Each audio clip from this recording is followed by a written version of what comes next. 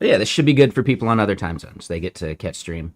Like I used to start like I used to stress about starting by 10 a.m. And then it became 11 a.m. and then I got some jobs and then it became 1:30 p.m. Oh no. Yeah, Space Case. I'm familiar with Terraria. I've never played Minecraft. I'm familiar with Terraria. What I'm getting at is, does the Pal World crossover actually have like terrain changing, right? Or is it just there's like other elements from Terraria? Like maybe some of the bosses or something. Oh, okay. Yeah. So it's probably just some bosses. Like, what is the stuff that's actually a crossover? Like, there's some new islands, I bet, right? And what's up, Dot Nord? How you doing? Let me pop out the YouTube chat. Oh, wrong thing.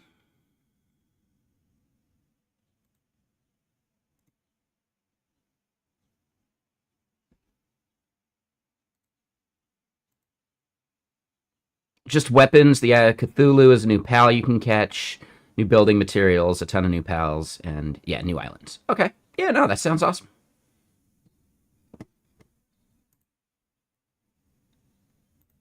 Didn't realize we had Brave going still.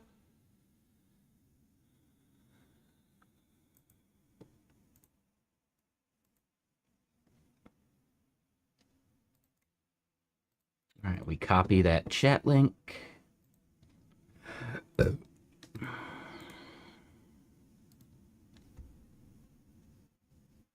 They added new breeding mechanics. You can do a ton of new stuff. Yeah, I heard there's like a surgery table thing where you can maybe like just remove abilities you don't like and maybe like add a new random one. So maybe it just prevents you from having to do the rigmarole of spawning thousands of the same one. Just to find that right sweet spot of mechanics.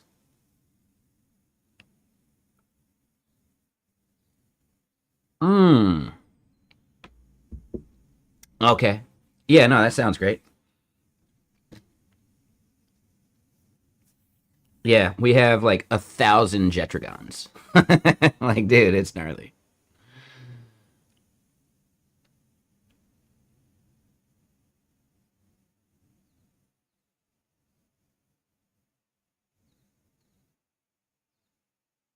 Oh, interesting, Dot Nord. Yeah, ligatures can get you in surprising ways. I'm curious about that in Elixir, or not Elixir, in Figma though. Sorry, brain. I read Elixir on screen and auto completed, but yeah, that's tricky. Hmm.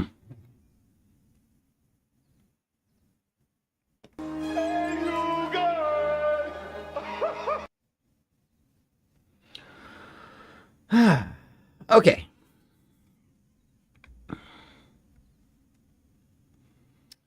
So the part we left off on was we need to fill out what happens in this batch send function. I think for now we'll just do like an IO inspect.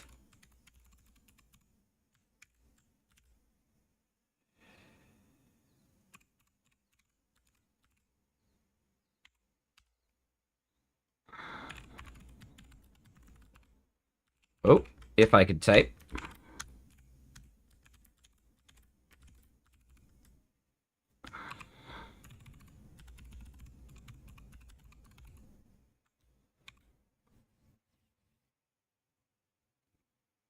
All right, I want to be able to spot that nice and easy. So I'm even going to do stuff like this to it. Sure, why not? And then eventually this functionality will replace with the logic of sending the templates. And actually, we can do that now.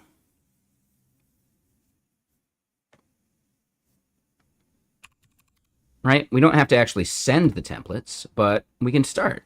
So case, and this will be state dot events.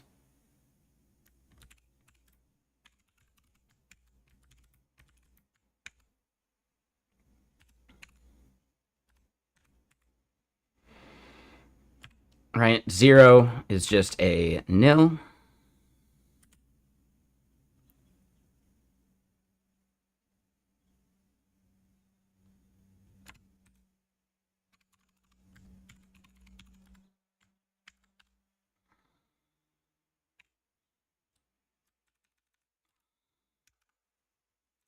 Actually, we can just do 1.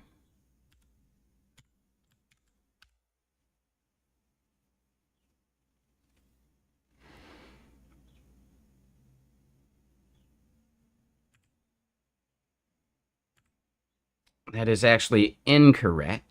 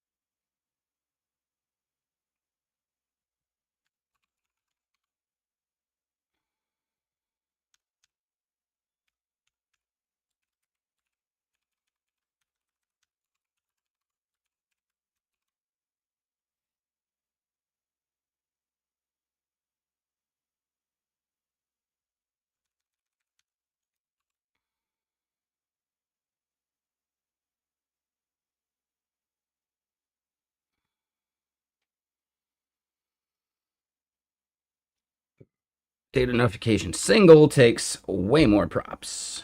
But yeah, we'll just comment it for now.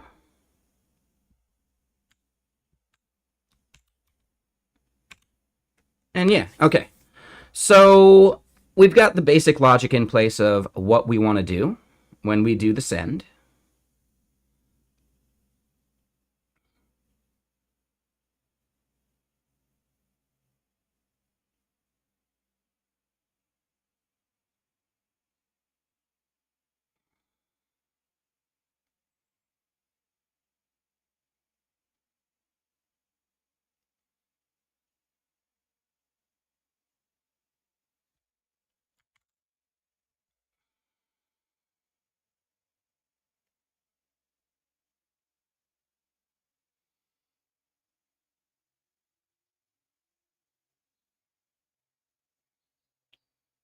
I'm curious what the difference between these two are.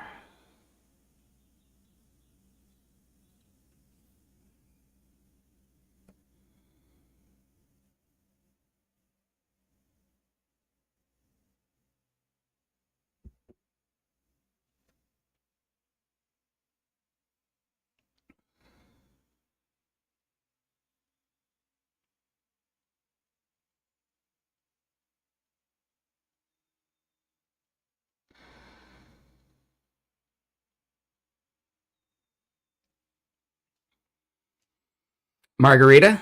Not quite. Close enough. And yeah, we started out way early today. So yeah, I assume people will be showing up here in like an hour. I would like to start doing earlier streams on weekends. And we can totally start doing that. Like, I went to sleep at a reasonable hour yesterday. It's crazy. It's crazy. I even, with as much whiskey as I had in me, again, sorry to Spiridon. He's a dude. I'm glad that we were able to meet in the middle about our disagreement. Which is good. But yes, I may have had too many whiskeys yesterday. I'd say just enough. But I brushed my teeth. I did some exercise before I went to sleep. And I woke up at like a really reasonable hour today. I'm feeling good about it. If I can just keep it up, I think we're good to go. I could start making early Saturdays a thing.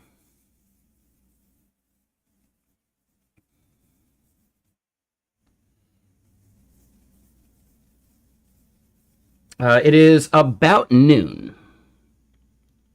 and we've been going for about 20 minutes. It's still pretty early for normally when I start, right? Normally this is like a 1:30 p.m. kind of stream. But yeah, I'm thinking on Saturdays I want to start a little earlier.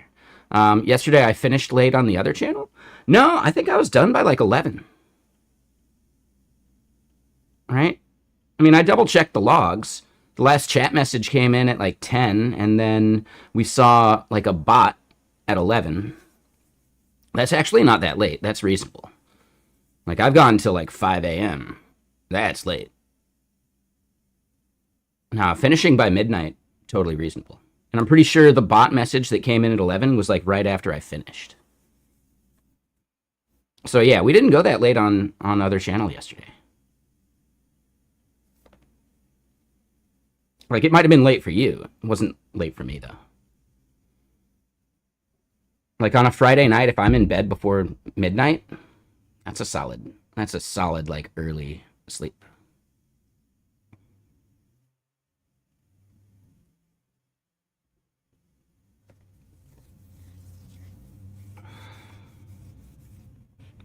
And yet,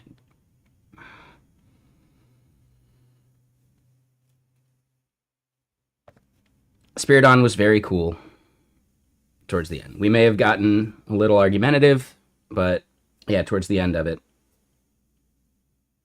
I think we're in a good place.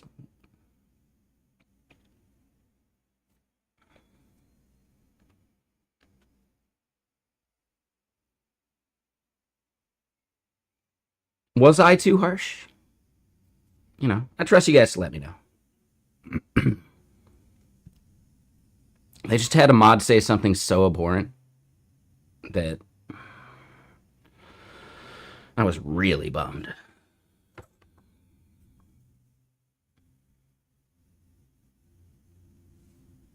Like, dude, I would ban a mod that said that shit.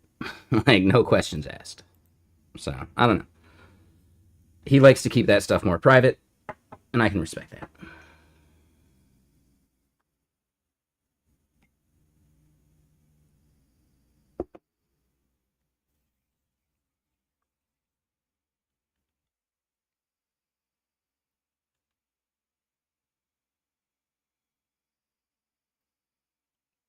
But, yeah, let's do this bit. So, I think we have all the events. I'm just a little less sure about it.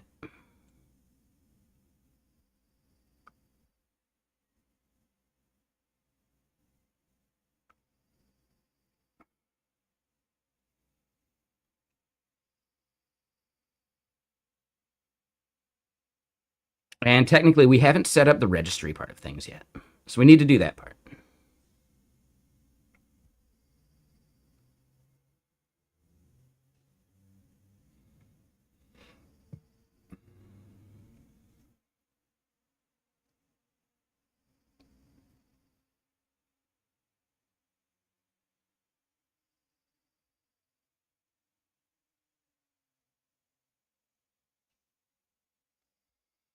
All right, so dashbit.metrics is a supervisor. Yeah, so they're calling it dashbit.metrics. What I want to do is just put it as like batching here in this scope.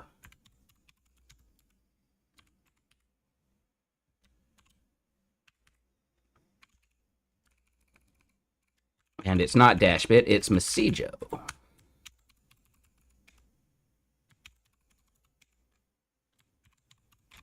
Right, so messijo.mailer.batching.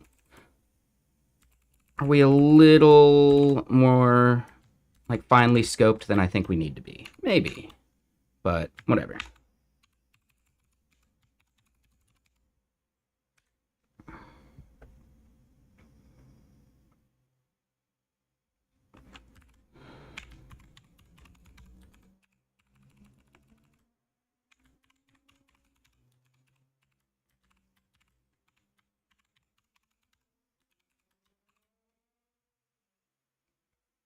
All right, so here we got messijo.mailer.batching.worker. All right, so we did that part. Where are we defining the registry?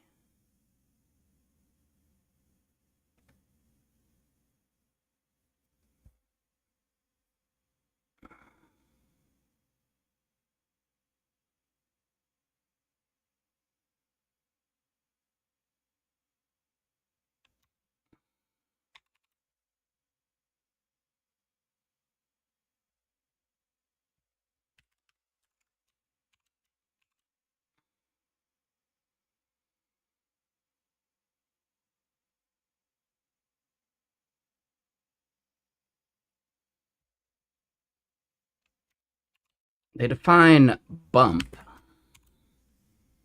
which, I don't know. I think the name bump is a little ambiguous.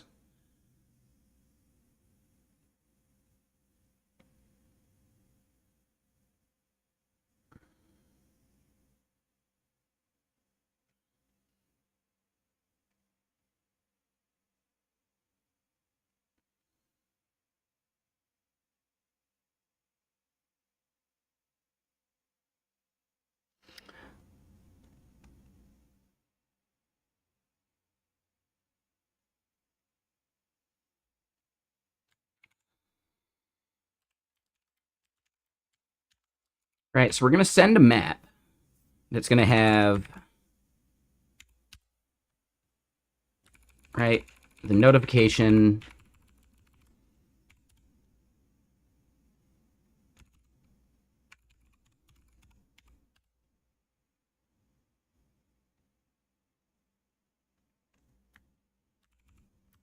And honestly, path, we don't care about in this case. Right, so notification, keyword, event.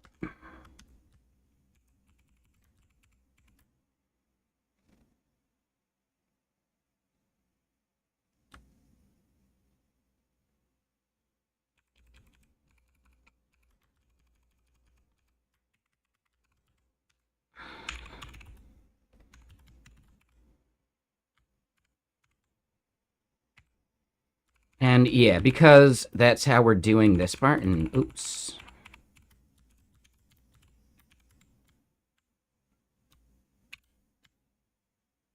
That should be that. Right, we go keyword notification instead of notification keyword.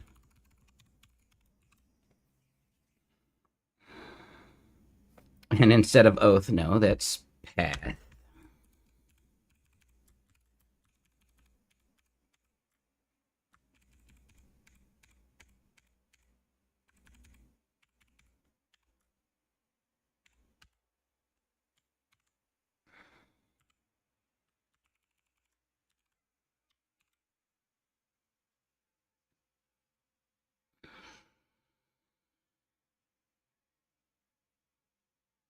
Right? So then I think we're good. Now, here's something, right? Registry and worker supervisor. I don't know where those are even coming from.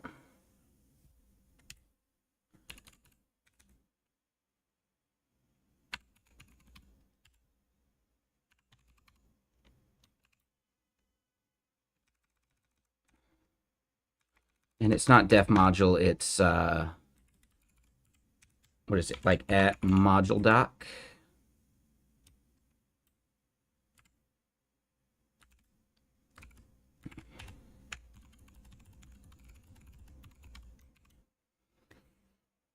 Sure.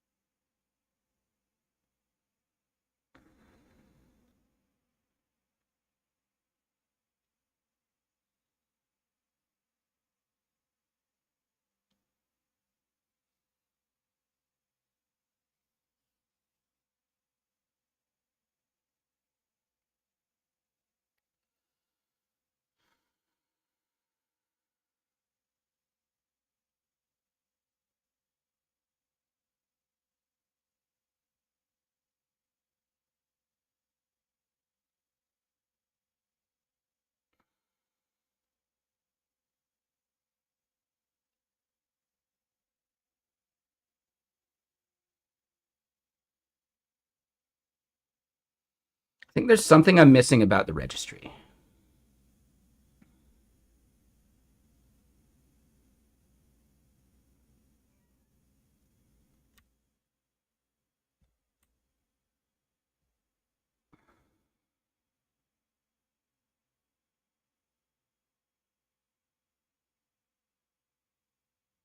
Oh, interesting. So yeah, registry is just key value process storage. Okay. I wonder if it's ETS under the hood.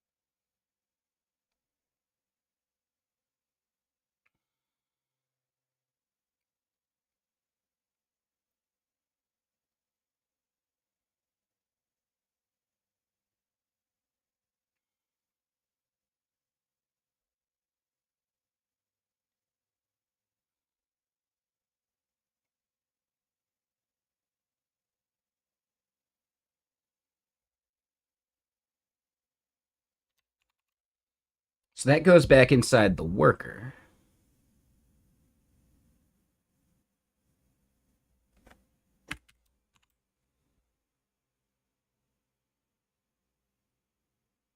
And we didn't have a start link. So, yep, that's good.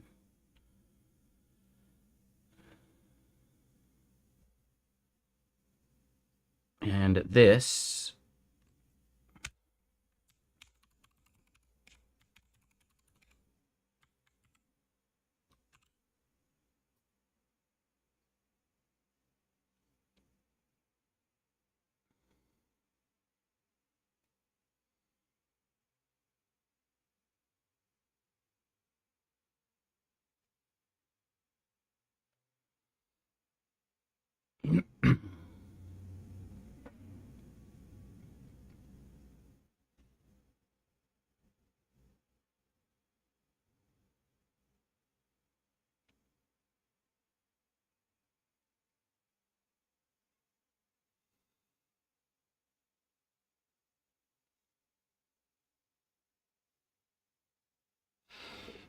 I guess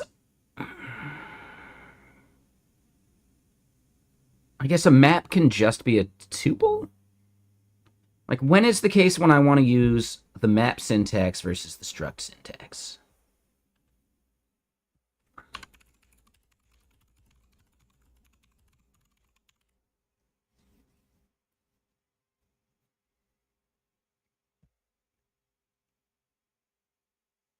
So use maps for flexible and changing data, short-lived anonymous data, situations with varying data structures. Use structs for fixed and consistent data structures. Compile time checks, which we don't care as much about.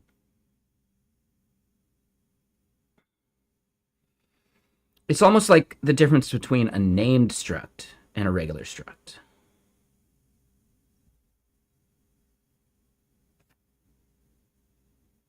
Ooh, and I guess I haven't done nearly enough with polymorphism, even though we are using it. Sorry, I saw this graphic. No, show me the graphic. That's a good graphic.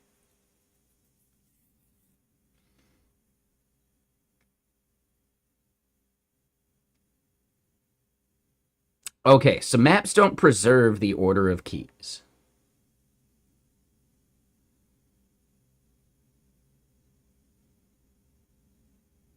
Maps also don't restrict the key's type.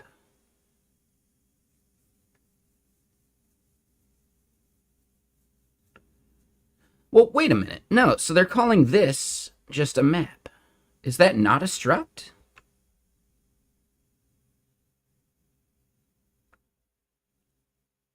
Oh.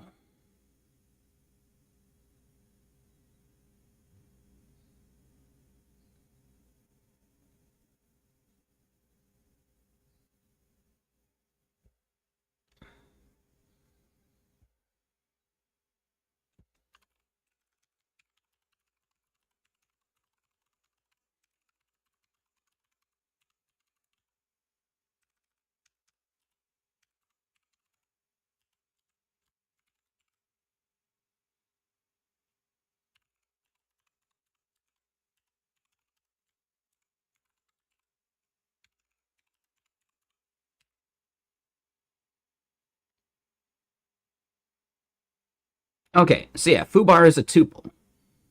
Fixed sized collections of elements. Okay. So that is not a map. Got it.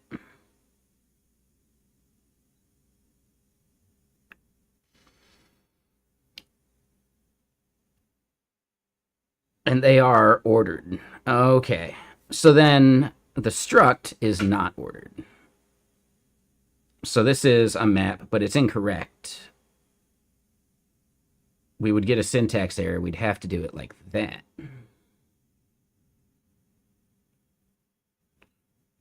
Got it. Okay. So then in this case, yeah, we have to define these that way. Whereas this is just a tuple. Now, can tuples have any arity?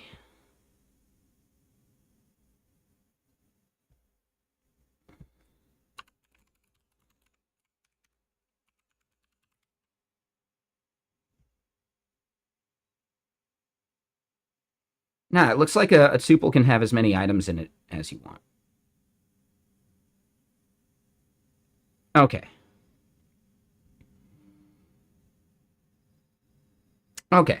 Yes, that makes a bit more sense.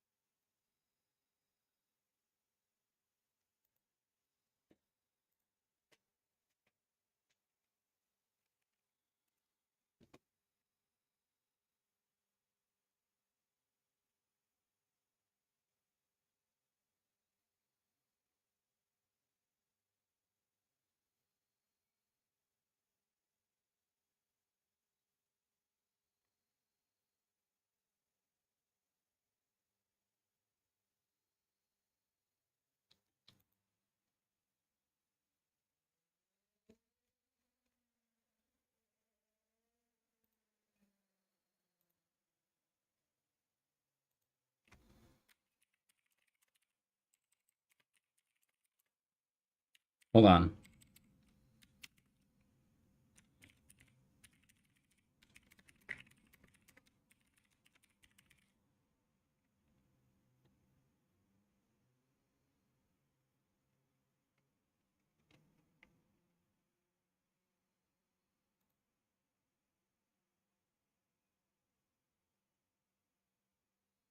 Dude, this is awesome.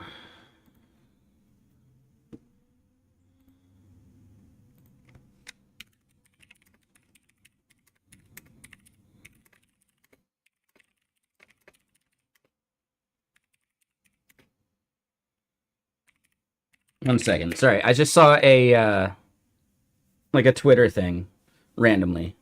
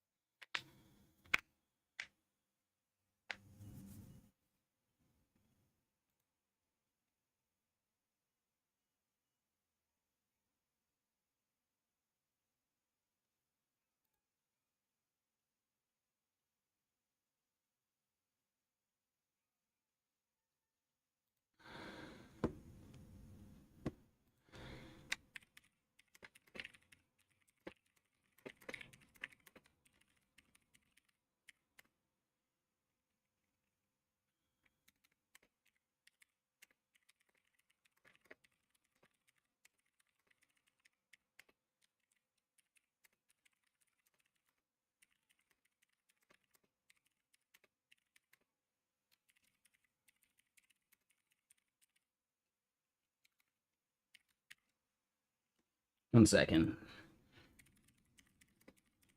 Sorry, I made the mistake of looking over at Twitter. I shouldn't have.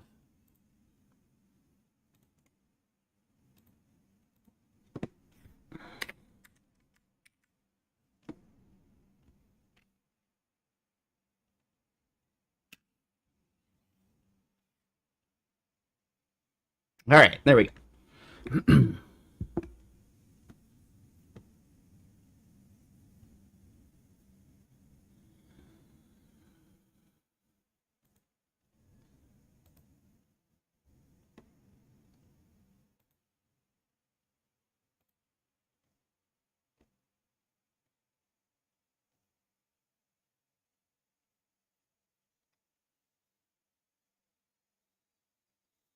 Okay, cool. Just double checking something.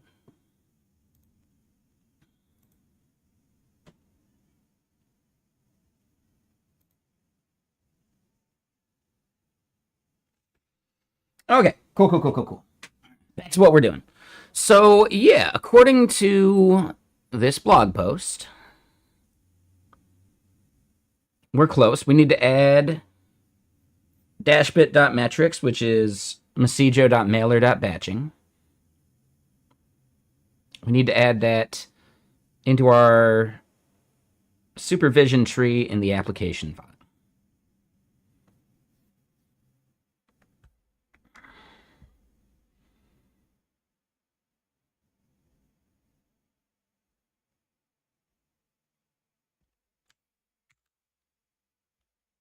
I'm okay with the inspect statements, so we're good there.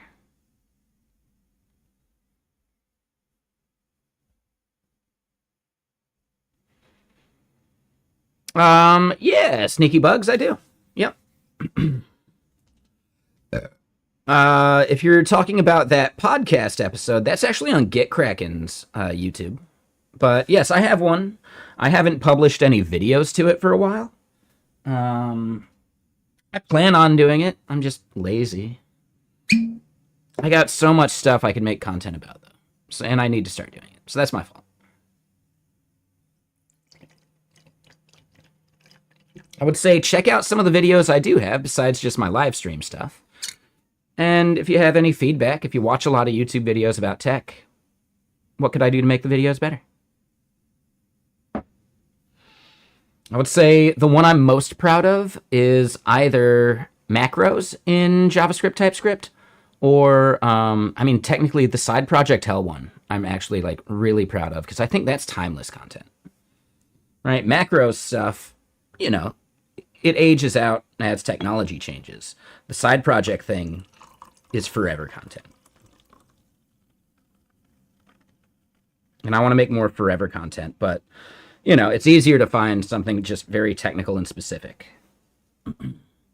So what videos do I have planned? I want to do one about shaders in Ghosty, because I think there isn't enough content around that.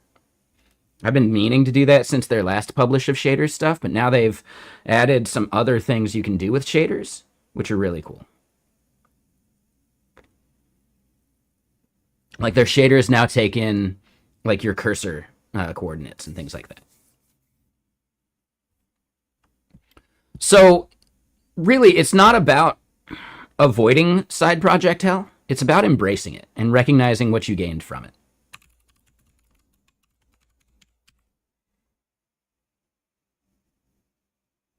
Now, did I link to the post in here? I did. Yeah, so watch on YouTube. Wait, what? What? Wait, what?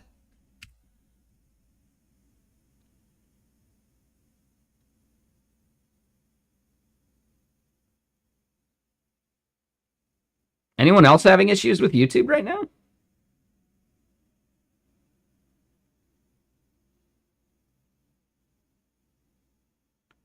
I've never seen this before in my life.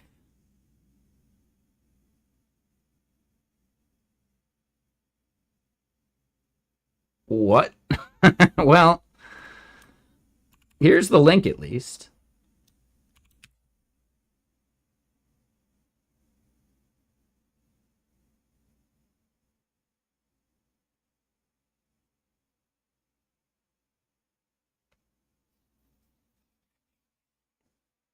Yeah, so it's not necessarily going to give you that inspiration.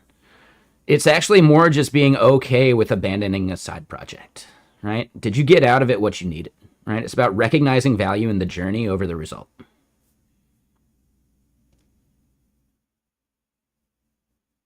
I don't know. If you'd be willing, go ahead and watch that video. It works for you, so it's just working or not working on my network,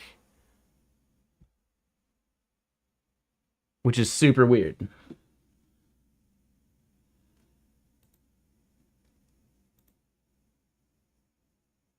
Right? Maybe it's just on this machine, which would be even weirder. Huh.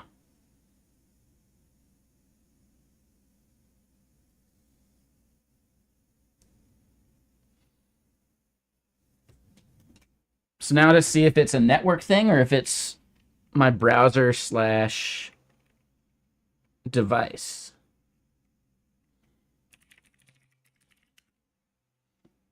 All right, YouTube loaded there.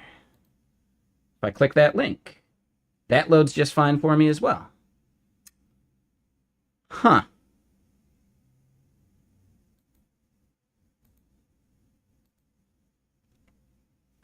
Do I have parental controls? Starting to feel like I do. Maybe it's just something I did. I don't know where I would have done it, so that part's weird.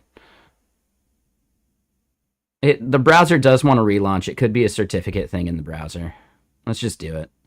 Maybe my browser's too old and YouTube's blocking it for that reason. I don't know. Yeah, so that worked. Chrome just really, really, really wanted to update.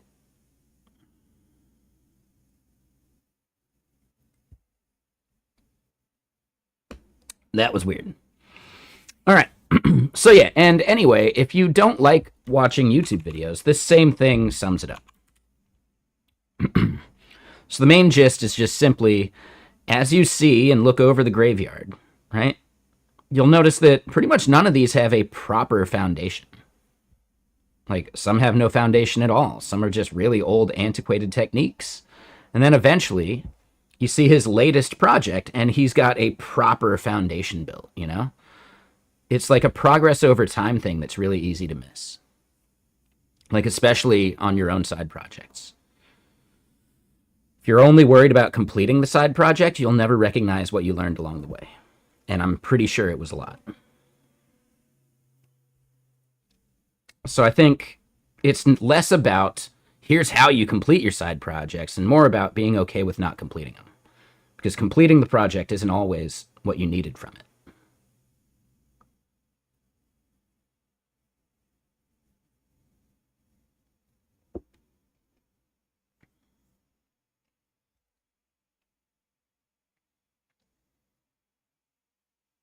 So yeah, you know, spoiler alert, you don't have to watch the video now. But if you are someone who watches a lot of YouTube videos, I would love your critique.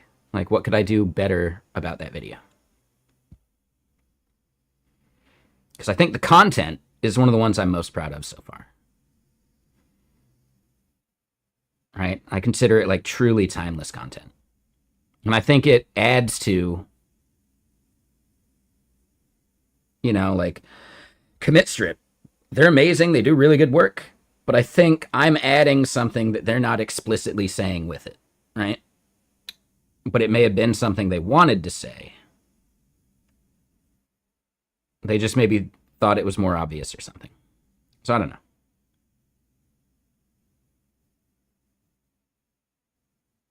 know. If you drop it before learning, oh, I mean, you learned something. You're just not focusing on it properly, right?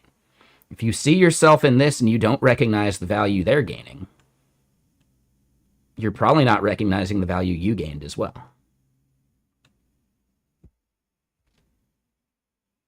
I guarantee there is something you learn about starting every single project, whether it's with new technology or just whether you think you can do it. If you get past the point, then you're good. Okay, so the link doesn't work for you. Interesting. Do you need to update your browser?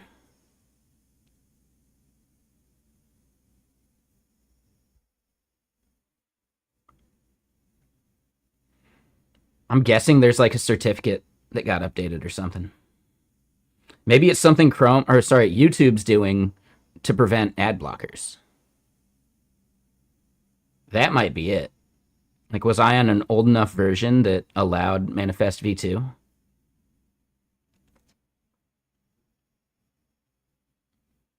Chrome has no indication. You're using Brave? Interesting. Could be Brave's blocking. Yeah, I don't know. Try a different browser. See if it fixes it. That's something I should have done too.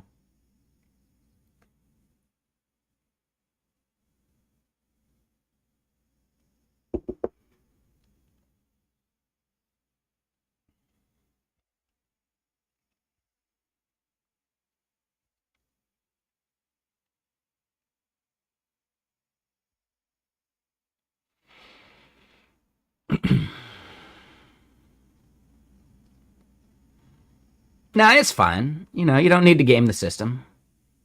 I get views. Whether I get views or not, it's totally fine. I make like a whole $6 a month from YouTube. That's big time. So it works in Firefox, Chrome blocks it. Interesting.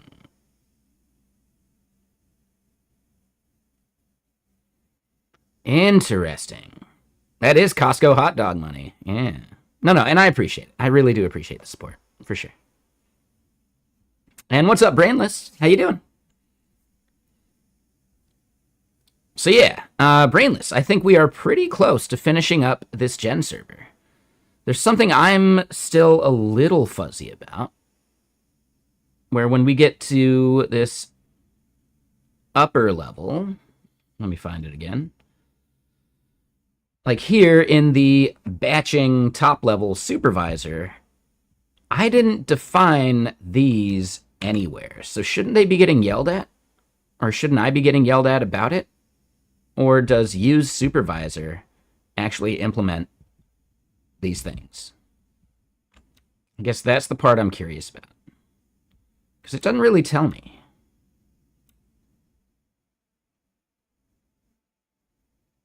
My guess is use supervisor is what's bringing those into scope.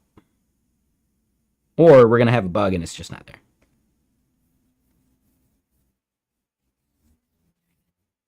Right, it's just not showing us via some stuff.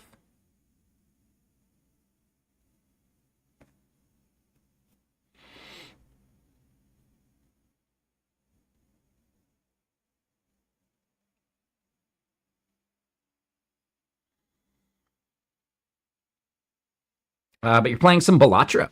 Nice. I've never played Balatro.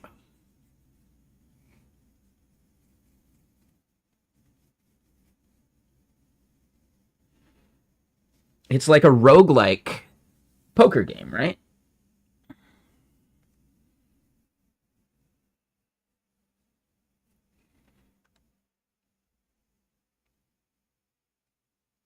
Yeah, that sounds cool. Yeah, I want to make like a poker management sim kind of game. Like you're the bankroller. You start with X amount of money. You can start like playing your own poker games, going around doing like the local underground poker circuit or whatever, right? Maybe it's just like friends games and casino games, and then eventually you break into the underground or something, right? And then eventually you start managing a stable of poker players. Yeah, right? Like, wouldn't that be fun? I think that would be a kind of like a really fun game. So then you start managing a stable of them, and they have personality types that fail against other personality types, and blah blah blah, right? Like, I don't know, the amount of money they cost you, like tournaments, like there's just so much extra stuff you can do that I think it'd be really fun.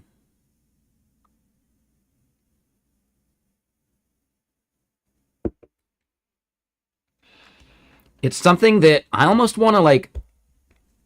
I don't do much vibe coding. This seems like something, if I define it right, we could maybe vibe code.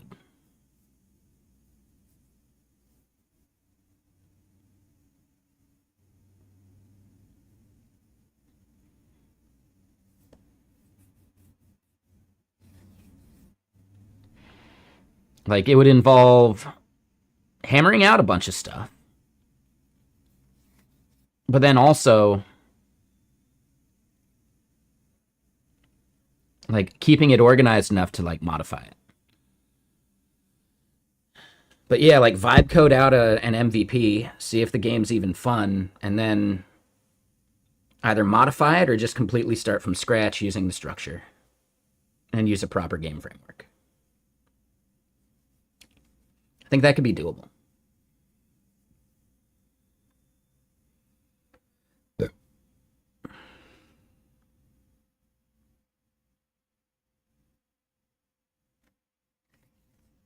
I get that, Sickwy, and thank you. The video's good. Yeah, if you have any feedback about what can make it a better video, right? Not just the content, but the way it's presented, maybe. I don't know.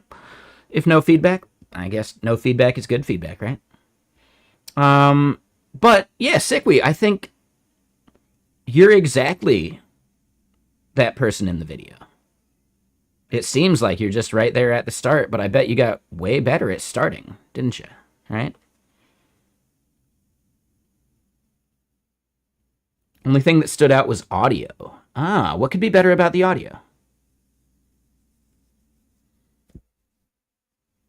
It was before I discovered the Adobe podcast, like audio fine tuning stuff. So I might start doing that to my videos more. I do it for work videos all the time.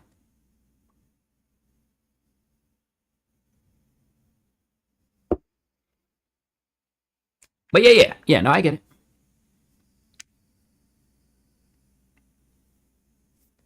Yeah. Vibe coding, I don't know. Some people expect too much of it. Some people don't even try it right. It's really a prompting issue. And I need to practice it somehow anyway, so whatever.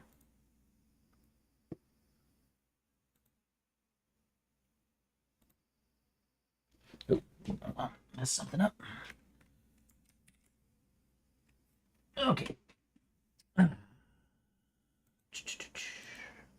me just close a few things.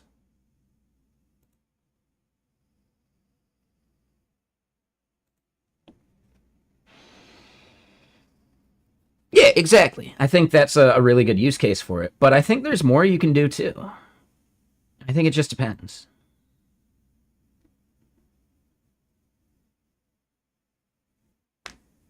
I get it. So I will say there is definitely like a value in learning how to finish a project. But I think you're getting better and better. You're just missing what you're getting better at. It may not be the things you care the most about, but I think they're still important.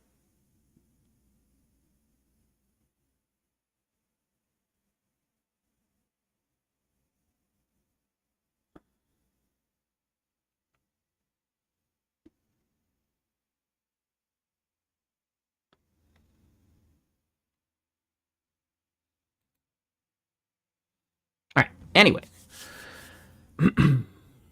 So yeah, I don't think we need this part anymore. I think I get it.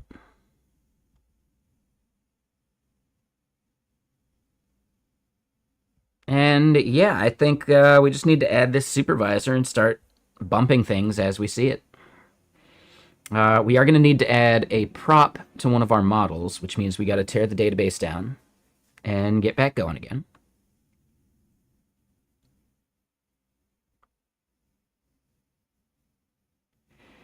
And yeah, I think some of this may be bugs, but we'll call it good for now.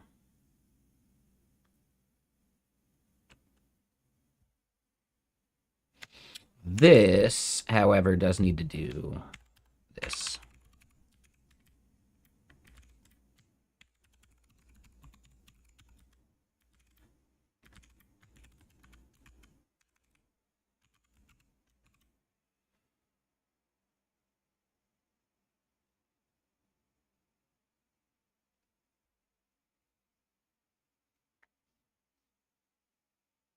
By the end of the year, you'll be a software developer for application development. Yep. Yeah, I mean, you should be self learning alongside your learning if you have the bandwidth for it. Like, you should definitely be doing that.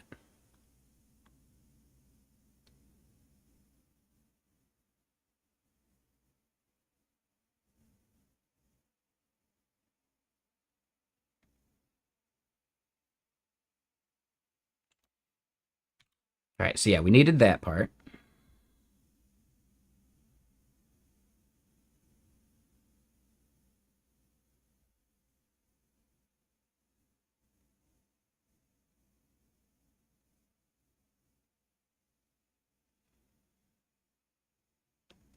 Okay. So yeah, then it looks like what I'm doing here with the batching with these module names, I think they'll work. Like worker we know will work, but these two, I'm not sure where those are actually coming from.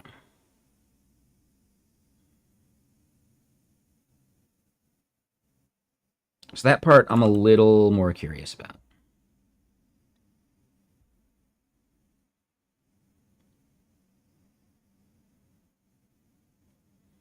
But we'll figure it out as we add it to the application.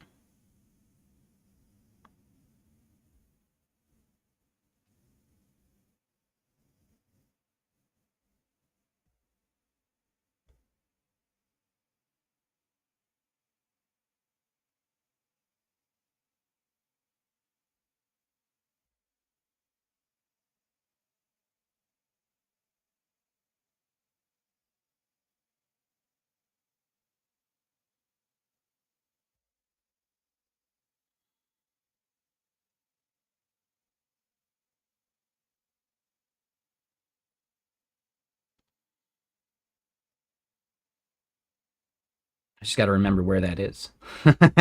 Oops.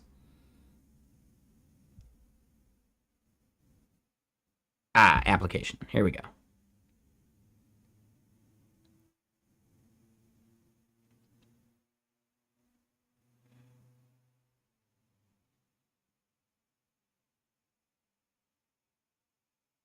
So if we look at where they are putting it, they're throwing it after repo, but before endpoint, which means we can kind of put it anywhere we want.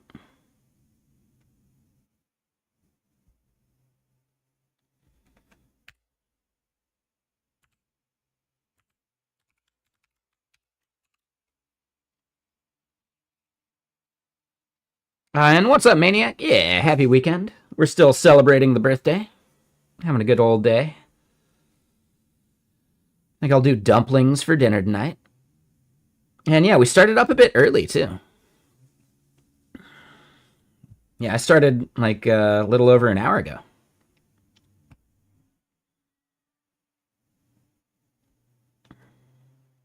It was, yeah.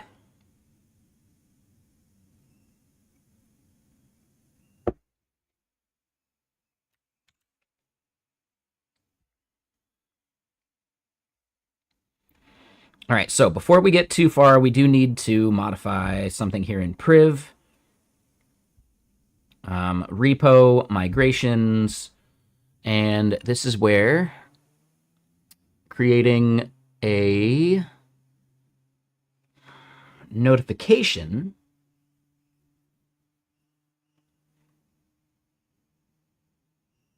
it's going to be on the notifications. Yes.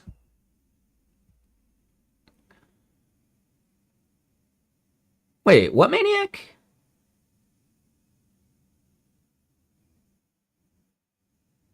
I don't remember that at all. Thanks, Sickly. Yeah, no, Maniac, I don't think you pissed me off at all. It happened for a second yesterday. It didn't stick with me, so it's not important. Don't even worry about it. Now I had the whiskeys in me, so that's my fault too, but no, I didn't even register it. I just remember being a little bummed about being so harsh on Spiro. And maybe it was during that part. But yeah, that's the main thing I remember. Like from waking up and thinking about yesterday. I was a little harsh on Spiro.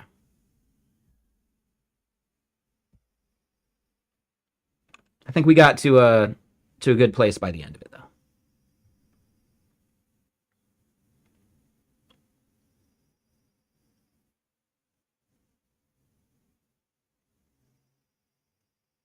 Comparing flow and other options. Oh, that was 2 days ago, dude. No, that was Thursday. I know time zones and they seem to like mix up. Like, no, Yesterday, I wasn't even talking about flow and all that. So yeah, you must be thinking about Thursday. And it wasn't you I was upset with, like at all. No, no, no. That was full stacking. He was talking down to us.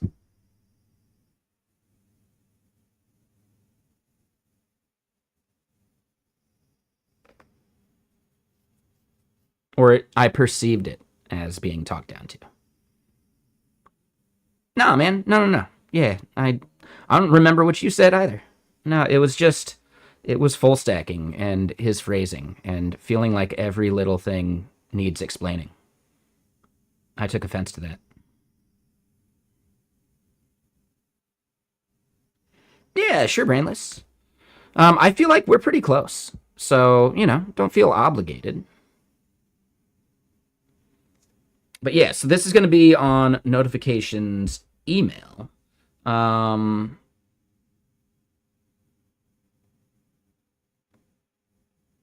yeah, no worries. No, we're chilling. Yeah, yeah, no stress there, maniac.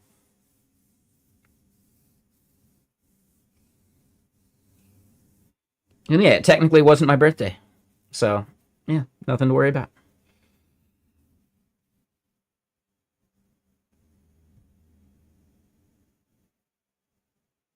Hey, good work, maniac. Yeah, yeah, I should probably cut down. Like, yeah, good job, man. Happy for you. I should cut down, but not today.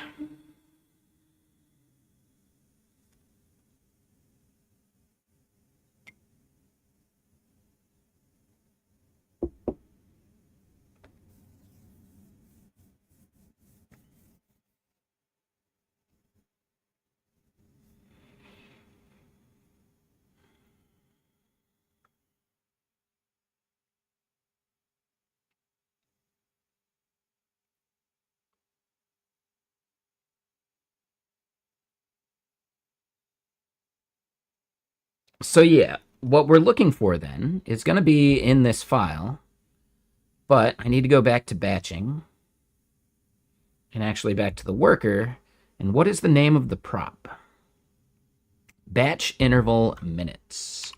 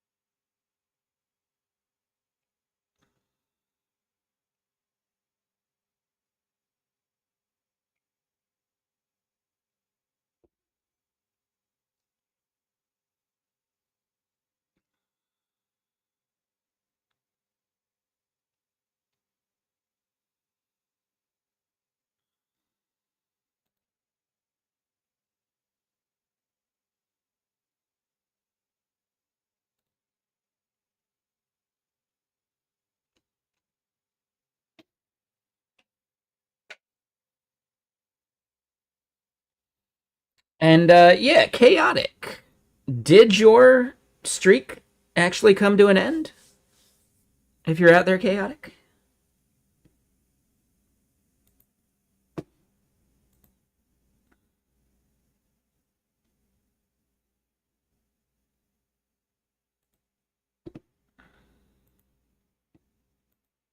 All right, so without going too deep, um, with your reason to quit, it was easy for you to quit because you did something that cost you a friend. Yeah, no, for sure, man. I get that. I totally get that.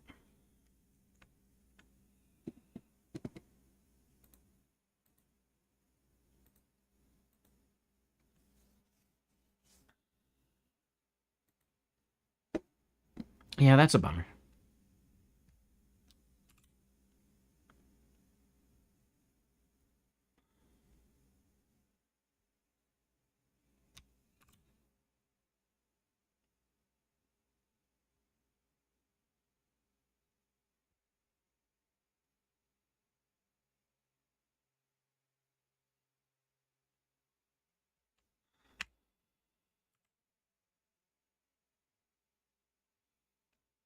All right, so we add that field.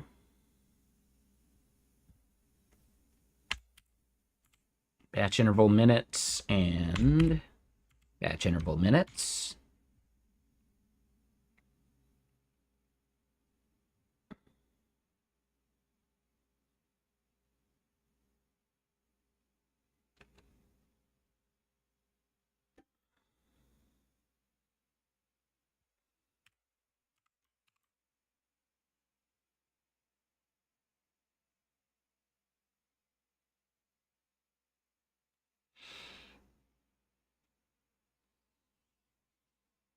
We probably want to do the same for SMS.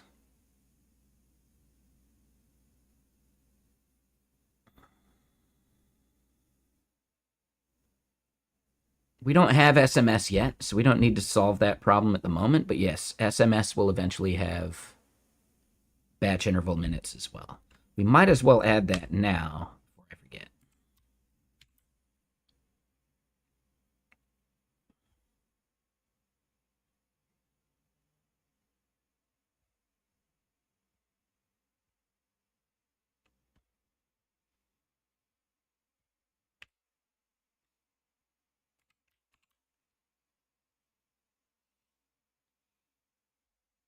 Right? Because it's something that we'd have to end up running migrations for. I don't want to have to create a whole new migration for it later.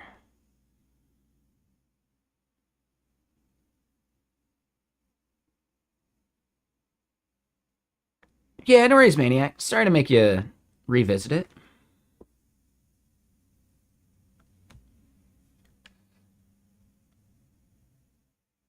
And yeah, thank you for sharing.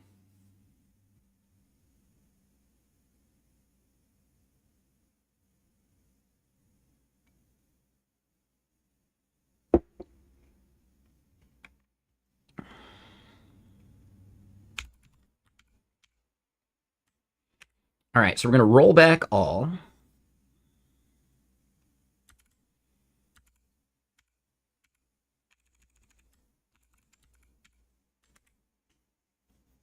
We reset.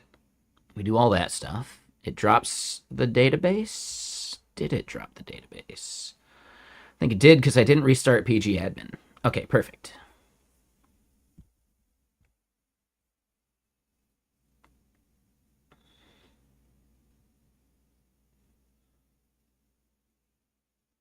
All right, so now we start the server back up again.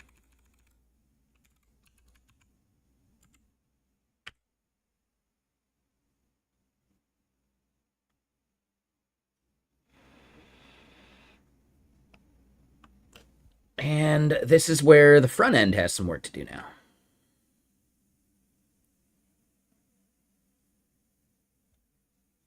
Hey, that's awesome, guys. Like, I sometimes start to feel self conscious about the fact that I do drink, and I do it right in front of you. And I wonder if it's, a bad thing. Like, am I a bad influence or whatever? The fact that you guys watch as much as you do, and I don't think you're tempted, I think that's better. I bet, KooCast. I think you're better than that. But yeah, I don't know. Yeah, I'm sorry if I'm a bad influence. It seems like you guys are good though. So yeah, I am gonna have another soda though.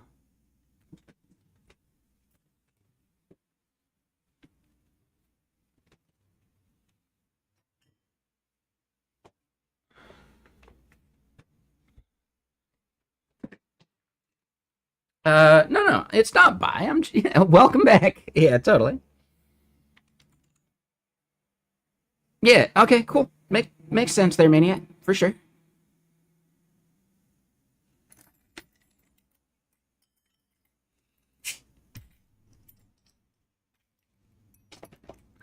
And yeah, how you doing, Ashley? I was just gone for like a second. Come on.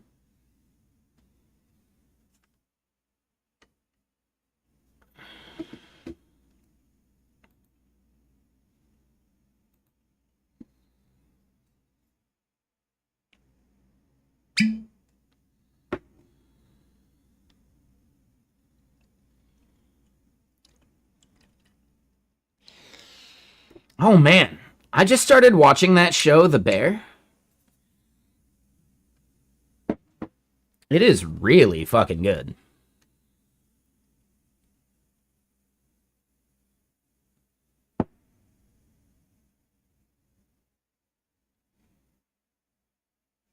You got a 404 daily streak not found. On this channel or another channel, Ashley?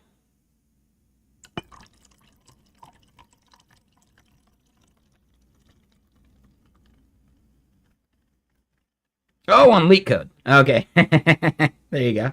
Well, good work. Hell yeah.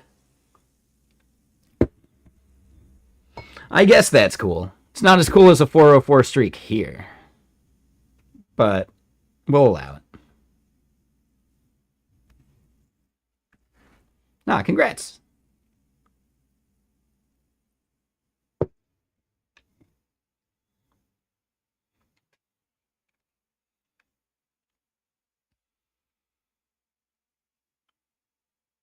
All right, so server is up and running, which means we didn't totally bail out, which is good. Oh, it's really impressive. Yeah, for sure. You should probably get yourself a job in coding. I know, easier said than done, but yeah, you're doing what you can. Yeah, so JLem, the big thing is just like being familiar with some of the patterns for solving those problems. If you wanted a job, you can get one. Yeah, touche. If you don't, that's fine. Oh, I mean, Ashley, when you get laid off, you get unemployment. It's nice.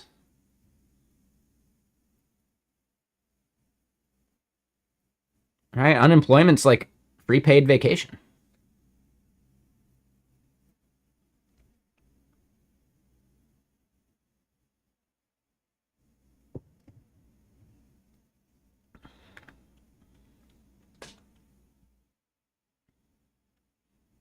Okay. Well, yeah, there's value there.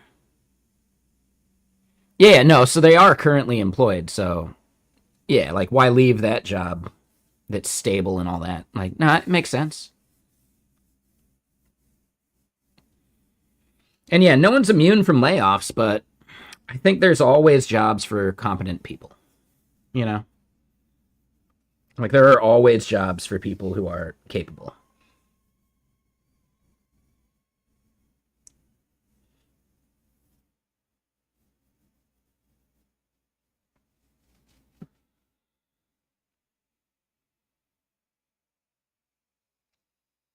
So what you're saying, Ashley, is you could go be a coder for a while and come back to it.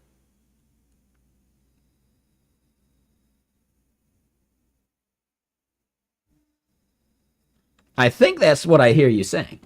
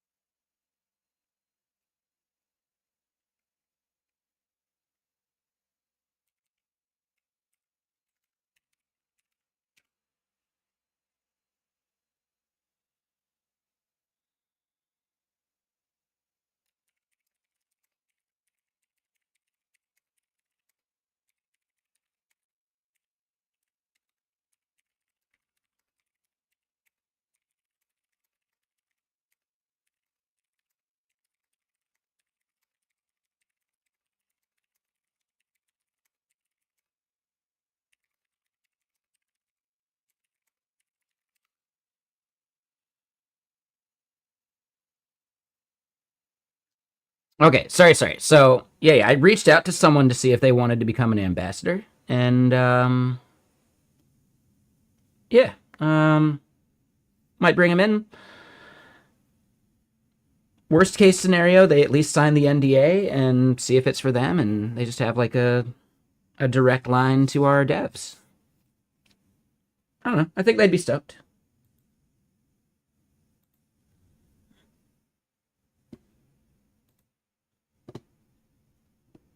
Yeah, that's awesome.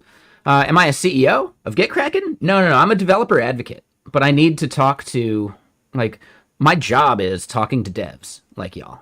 Um, like, which is why I don't necessarily feel like obligated to a 9 to 5. Chief Entertainment Officer. There you go. Yeah, because when I hop on stream here, like, I get to talk to devs all the time, right? Talk about our new features, hear feedback, pass it on, that kind of stuff. I think there's a whole lot of value that the company gets from me, maybe not being a butt in seat from 9 to 5, but still just being out there and talking to devs.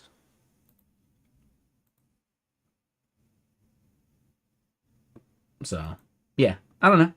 I like it.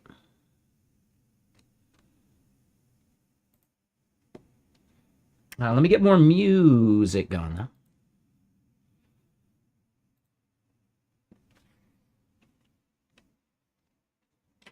Yeah, exactly. Like, for the most part, there's nobody at the company that talks to devs outside the company on a regular basis.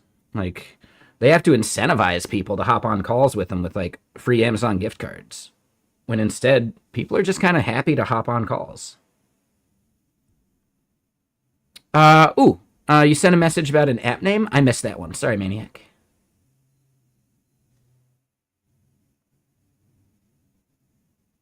Okay, so here we go. Came up with a name for the project you're currently working on. It's for payment reminders. You named it Do Who. Yeah,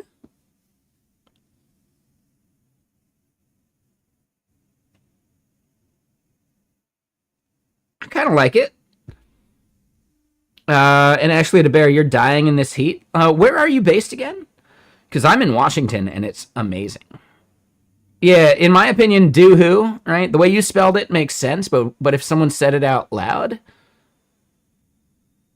I'd think, oh, is this like a meet singles in your area kind of thing?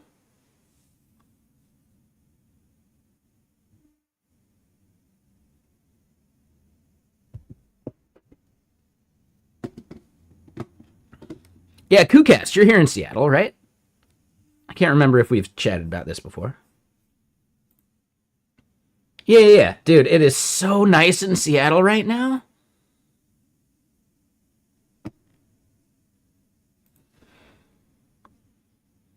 Oh, that's right. You're over in like the Bremerton area. Or maybe on the peninsula. Dude, Bremerton, how do you like it over there? Land and property is super cheap.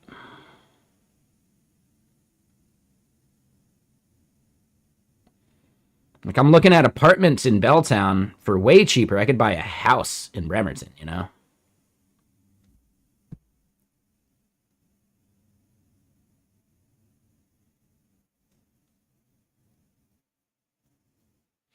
Luckily, MXPX didn't have the reach that they thought they did.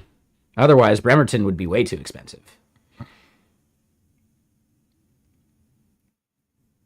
Not the best neighborhood. Yeah, that's the thing I was worried about. When I look at some of the images and stuff, it seems to me a bit like, I don't know how to phrase this any better, but like Fall City type, like meth town, right? Like, not too much to do other than just drugs and get up to no good.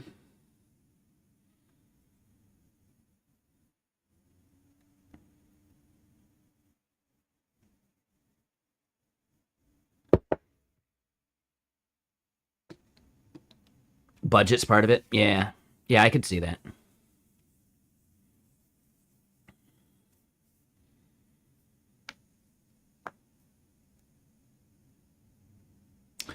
Yeah. I mean, same thing about Belltown, right? Belltown, you got the homeless people, cars get broken into, but I've never felt totally unsafe in pretty much any part of Seattle. But I did have a friend who just got mugged the other night,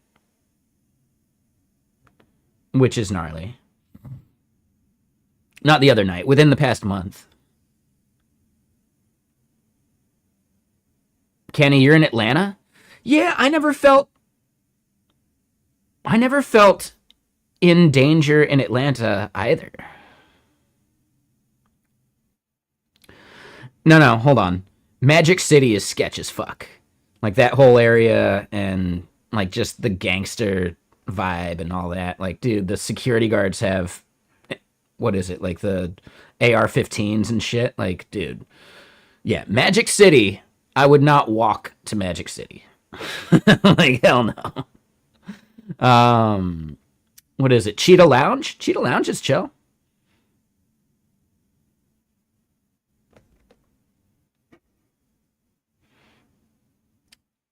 Or Cheetah something or other. Claremont Lounge. I mean, it's grungy, but it feels pretty safe up there. I went to there's like a barbecue truck that's open till 5 a.m. I went to that at one point. It was delicious. That one seems safe just because like the cops eat there, you know.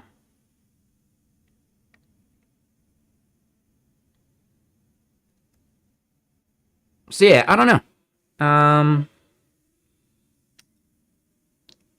Yeah, Magic City was the only place in Atlanta where I was like, okay, definitely not walking home. You know, like, yeah, I'm gonna stand within view of the AR-15 security guards.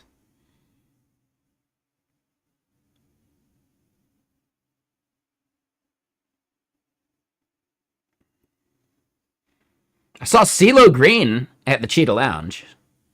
That was cool. He had his birthday party there, I guess, a week before or something. But he's like a regular. He has his like own special booth and everything. Like, dude, yeah, it was cool. I saw CeeLo Green.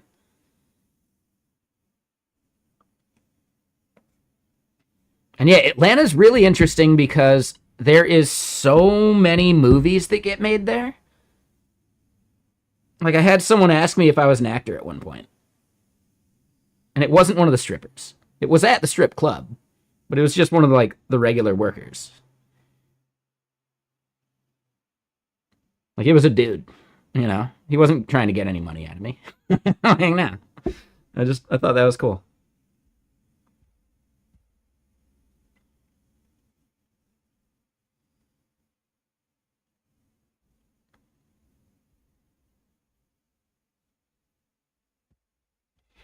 So you've tried looking for good first issues to try and contribute, just haven't done it yet. Yeah, that's awesome.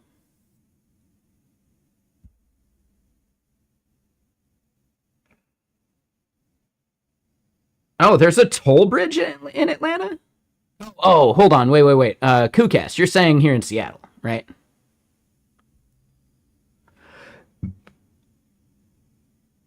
Tacoma Narrows. Right. Okay. Yeah. So from like Bremerton or whatever to Tacoma. Got it. Yeah, that part's gnarly.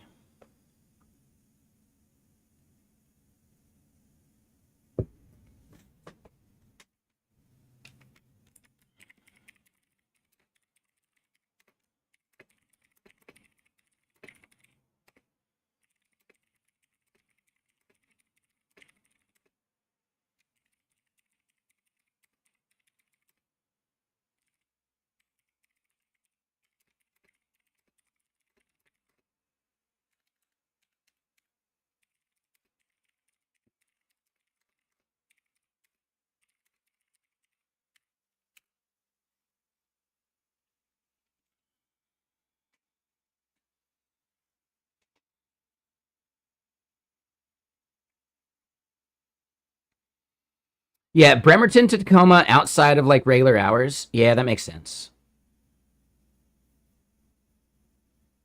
Yeah, I mean, I think Atlanta and like in general and Georgia, then by proxy, is just making a shitload from so many like Marvel films being filmed there, right?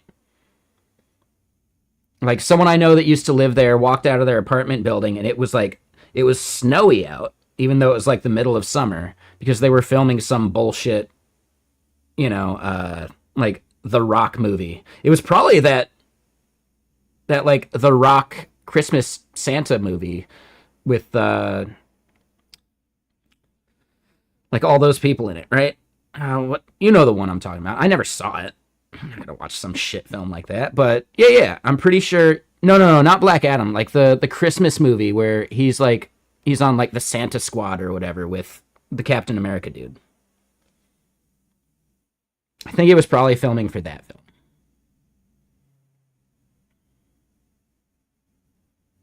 So maybe not a Marvel film, but a lot of just like films in general happen in Atlanta because the weather is consistent and you can film year round.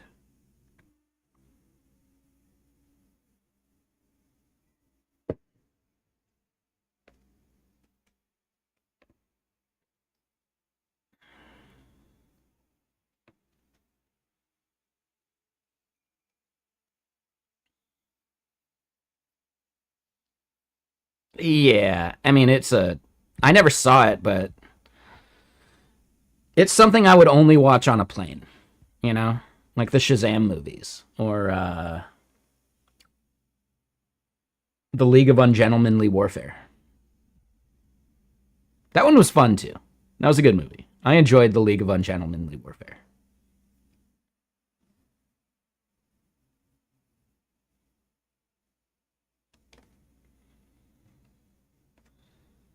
It wasn't life changing, but it was a good Guy Ritchie piece, and it had like a scope that's bigger than the typical Guy Ritchie film. Nowhere near the scope of like the King Arthur movie he made, but it's nice to see him have like larger scoped films. If you consider his early career stuff like Snatch or Lock, Stock, and Two Smoking Barrels, they're all in very like tight spaces. Right? They're all like very like small scope, small area kind of films. So to see him do larger, sweeping like scenery and stuff is like really cool. So yeah, I'm a fan of how Guy Ritchie's films have grown because I like the pacing and like the banter of them. But he can become like a real one trick pony if you just consider the early films. Any hangover, Rondolph? No, not at all. I drank a bunch of water before bed. Like I had time. I brushed my teeth. Like all that stuff. Like no. Yeah, I slept good. I didn't stay up too late.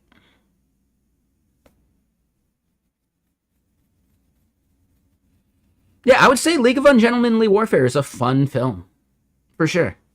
No, it's definitely a fun film. Like you can pick it apart and find stuff that's not good about it, but as an overall experience, definitely worth watching at least once for sure. Like the dialogue and the banter of it is very much like it's a Guy Ritchie film for sure. Right? Like the pacing of certain scenes, how it's like, and then bam and bam and bam, and then we do this and that and blah blah blah. Like there's definitely a few of those where it's like the signature Guy Ritchie feel to it, but then there's other parts that go beyond his normal scope, which I think is cool.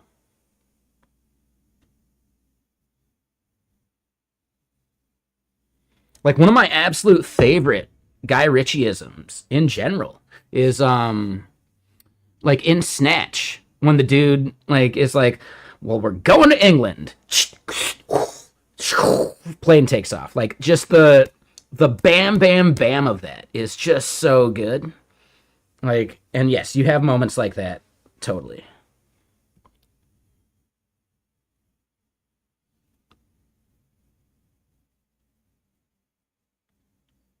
Like he has very much like a signature style, and you definitely see that style.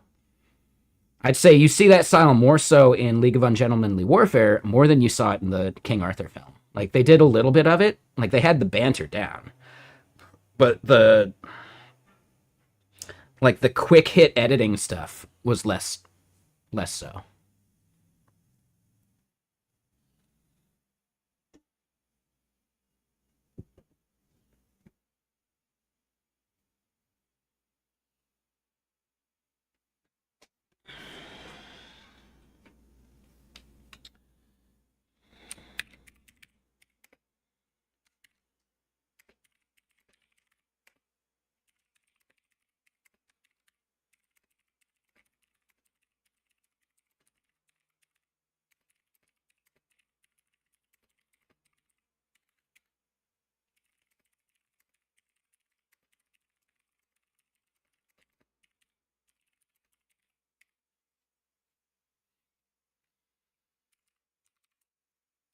Sorry. One more thing.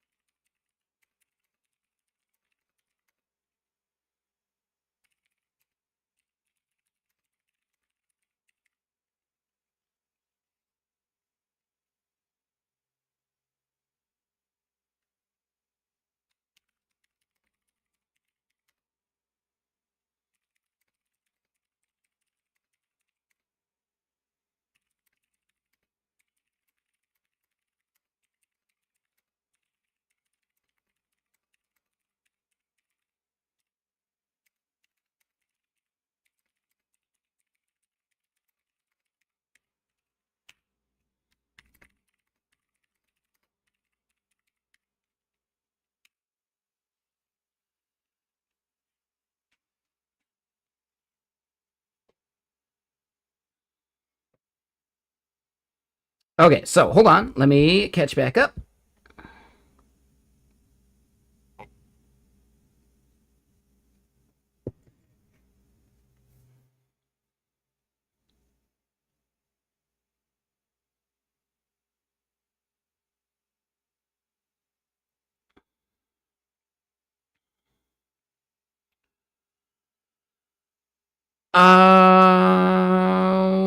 Okay, so hold on. I'm not sure what you mean, maniac. In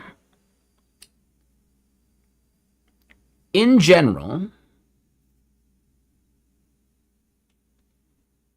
if you're deploying a Docker container, you have Docker installed on that machine. I think that's what you're talking about as the engine, right? You're not going to have Docker desktop on some VPS that you deploy because you don't have a desktop on VPSs you deploy. So then it's just Docker, the daemon, running, and you use Docker Compose or whatever to spin up the database and some other bullshit, maybe. Don't tell Robert Tables. But Docker Compose is an orchestration engine. Is it as good as Kubernetes or some of the other stuff? No. But if you're just deploying to a single VPS, it's totally fine. Like, it's more than fine. That said, you don't necessarily need Docker Compose if you just spin up the database locally and some other stuff. It's really up to you how you decide to do that. Yeah, I'd say Swarm is already, like, overkill for a single VPS deploy.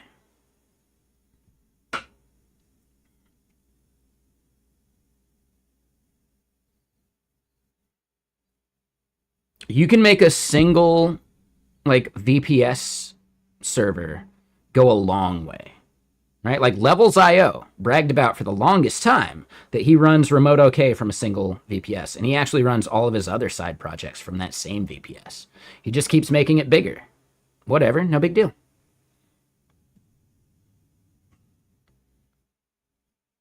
You can get away with that for a long time. I believe Cursor is operating most of their stuff from a single node, right? Like server-side wise. Yeah, just crank up that database. It's still a single database. They don't need to grow beyond that yet. Now, that may be old news, and maybe they've done so differently. But for their initial growth, dude, single node. Fuck it, whatever. Back things up and make sure it doesn't go down.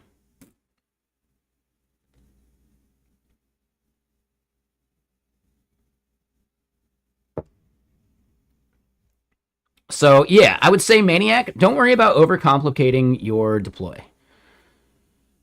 The need to change how you deploy things because of your scale and growth is actually a really, really Like, nice problem to have.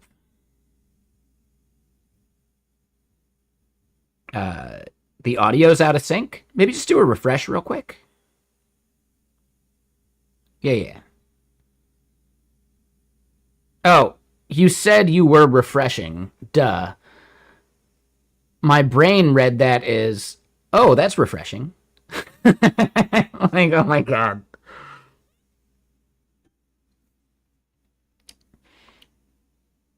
Like when you run through a sprinkler while you're jogging. Oh, that was refreshing.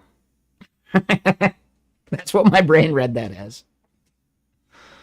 Refreshing.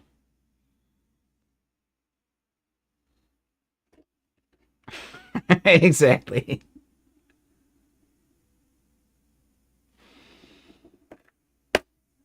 Oh, damn. Looks like the heat's coming here soon. No, we're celebrating. We're chilling. Yeah, yeah, exactly.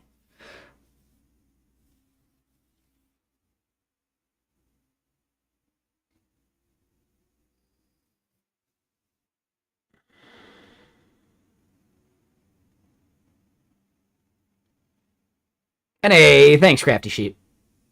Yeah, yeah. Dude, no, you just, yeah,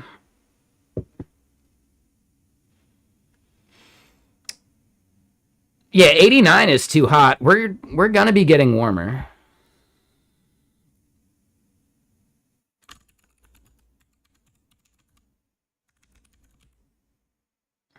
Right? I mean, right now it's beautiful. So it's a little warm, 74 degrees, sure. Monday, it gets a little too warm for me. Tuesday, not ideal. The rest of the week, not terrible, but then, yeah, we start heating up in July. Ugh.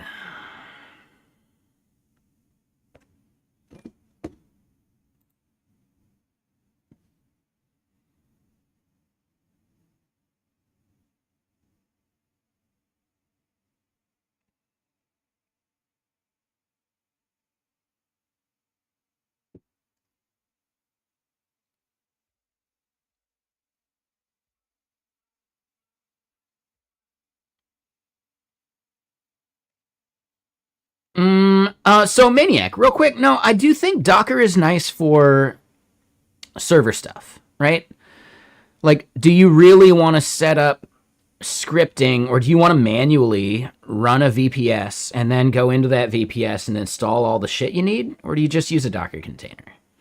I would recommend a Docker container for the platform specific stuff, right? Like, framework, or not framework, but like language and some of that stuff. Like reproducible builds is incredibly important. You don't want to run apt-get by hand on your server. Like, no, dude, that's what the Docker container is for. It's up to you if you want to do your database within like a Docker Compose setup, or just have the database run locally. But the idea is just simply like reproducible builds. So, and what I was getting at is DigitalOcean, they have a base Docker image,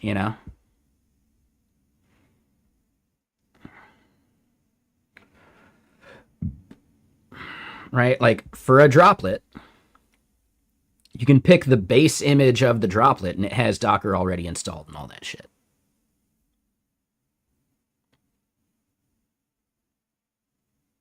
Like it's something you pick when you're deploying.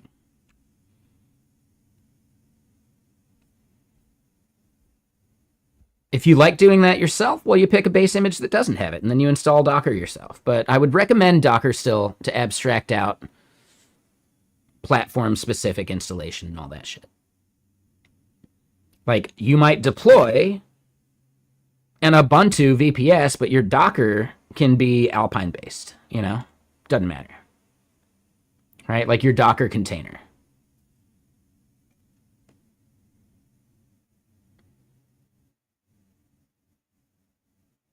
Yeah. Okay. So in that case, absolutely. Yes. Dockerize it. Yep.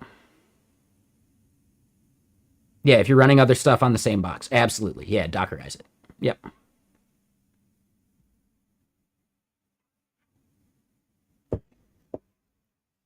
Yeah, I think you're on the right track, Maniac. I think you're totally good. I think Docker is the right approach. Now, is Docker installed on that VPS already? That's a trickier bit.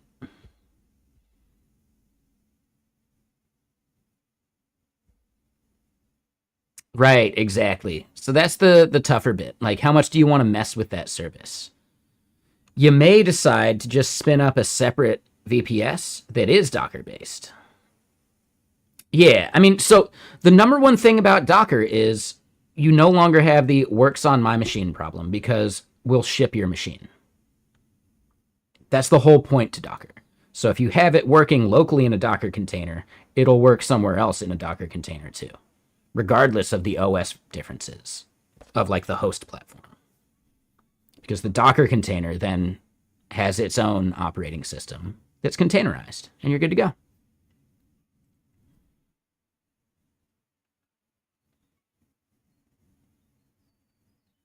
Yeah, that's my recommendation.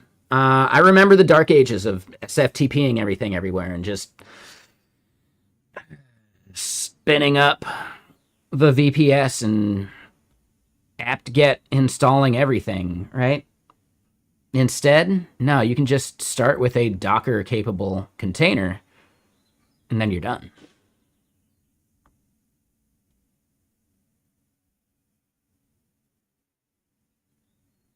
Nah, that should actually be the easy part, too.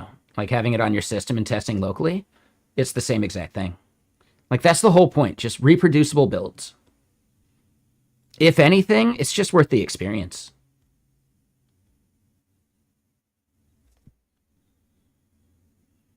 I highly recommend it, for sure.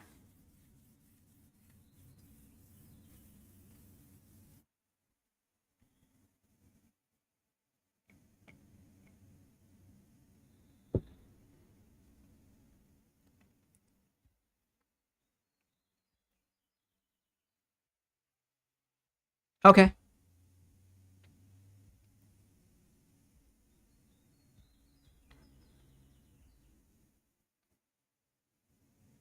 All right, and yeah, the Broadway slash flow stuff. I don't think we care.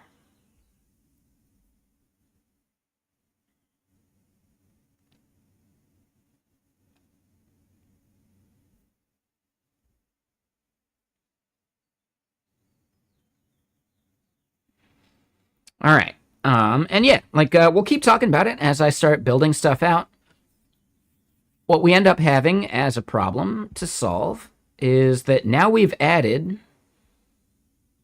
a whole new field for how long we should be doing interval stuff.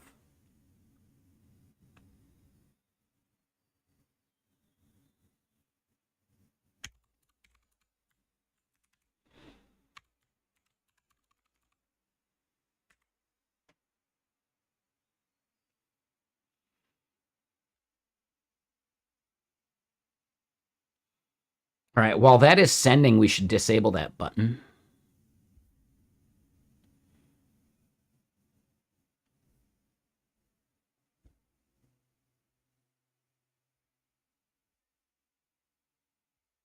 Okay, hold on. Let me look at this for you.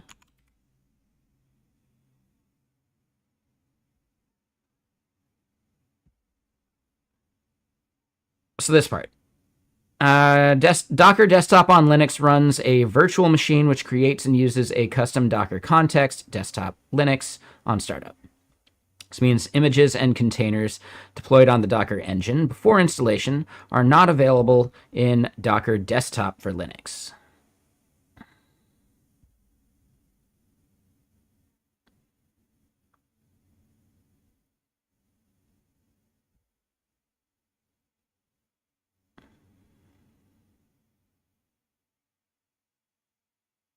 So all this is saying is if you set up Docker containers using just command line Docker, Docker Desktop for Linux wouldn't see them. That's it. That's all they're saying. So it's up to you if you require Docker Desktop. I don't think you do. I think you could just use Docker via the command line and be done.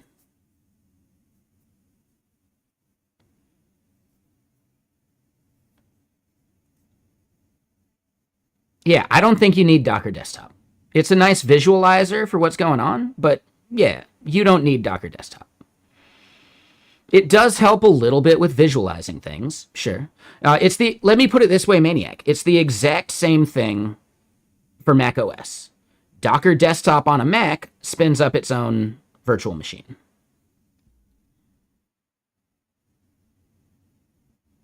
Lazy Docker. I'm not familiar with Lazy Docker. But yeah, Maniac, I would say just in general, you don't need Docker Desktop. So if you're familiar with the CLI, then just use the CLI.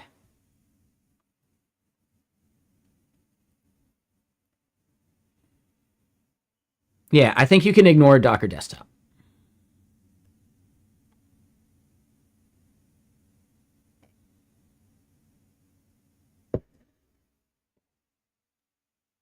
Similar to LazyGit. Oh, yeah, I've never even heard of it. Lazy Docker.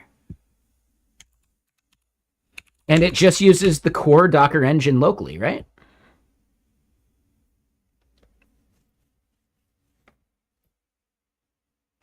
Yeah. No, this seems great. Yeah, thanks, Brainless. I'd never even heard of it. No, this is great.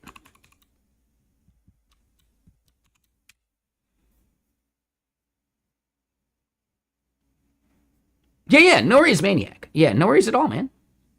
I think that is exactly what this stream's for, talking about this stuff.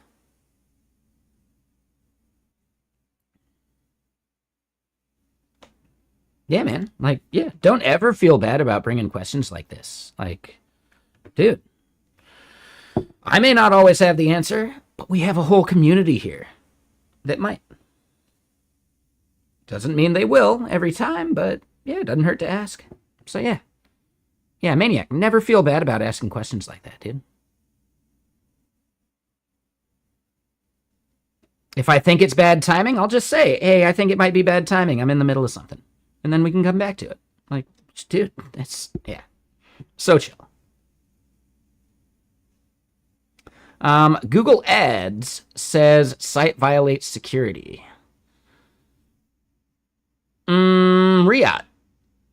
Is it an HTTPS website? Because if it's just HTTP, that would probably be a thing Google Ads says is a problem. Okay. How is the certificate acquired?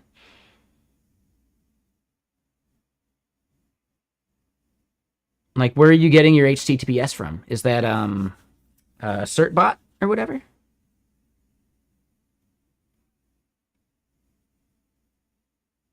Yeah, I don't know, Ria.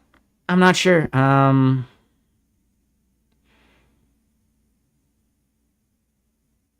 Yeah. I don't know. I don't do much with Google Ads, so I'm not sure. I've never posted a Google ad myself, so I don't know.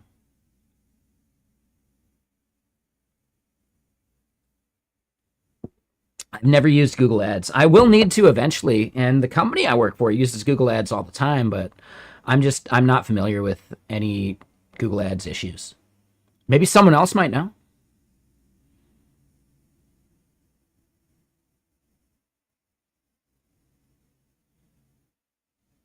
Yeah, there you go, Maniac. Yeah, for sure. Right? Like, there's even ways to get LazyGit into NeoVim. I believe Dylan Mulroy worked on something like that.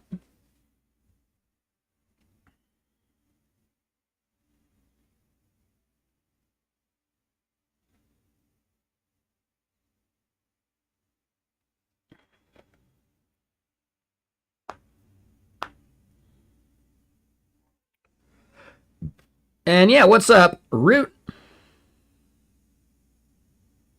Oh, it's fine, Riot. Like, no, we're chilling.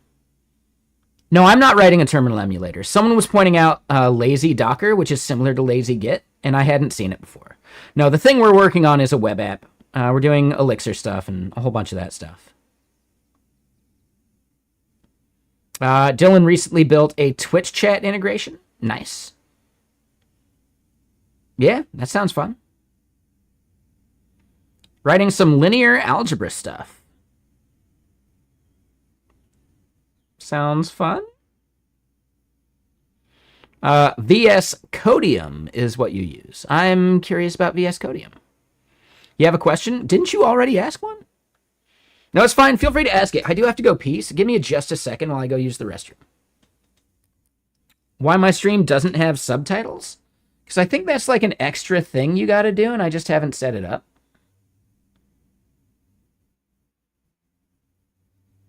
I'm pretty sure it's maybe just an extension I have to add or something, but I don't know.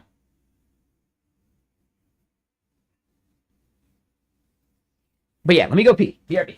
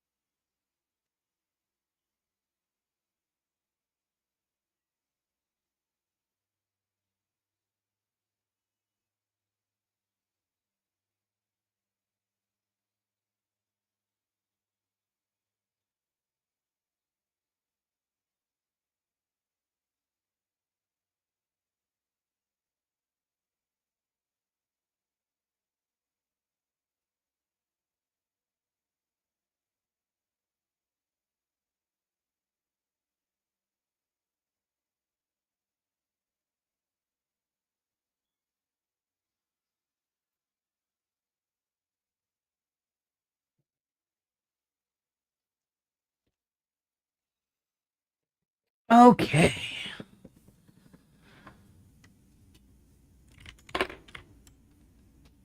No, and I get it. I get it. I think there are things that Microsoft did in the past that deserves the persistent hatred people have for it now. But I also think that they've done a lot that helps. You know? Like VS Code in general. Man, that's just really cool of them.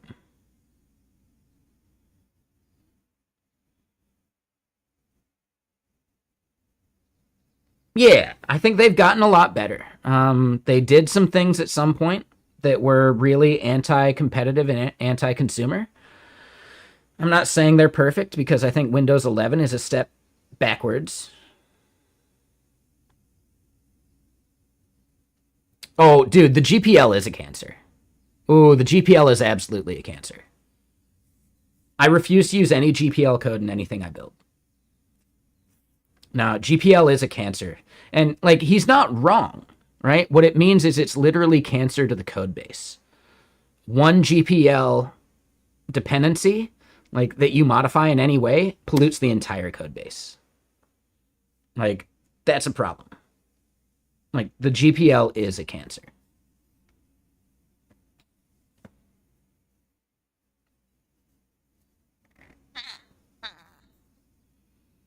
I get that. I just think there's better ways to go about it, you know?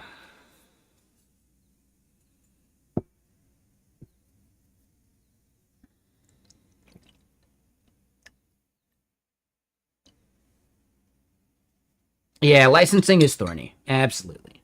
You know, it works for certain things really well. And then for other things, it is absolutely cancer to the code base.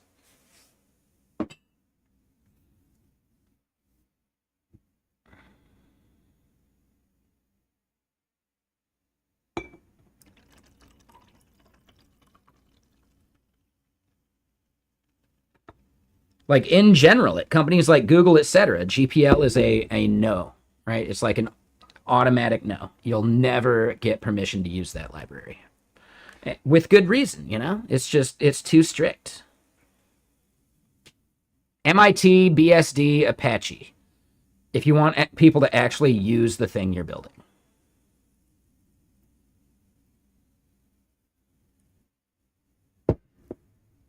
Even the fair source license works, you know?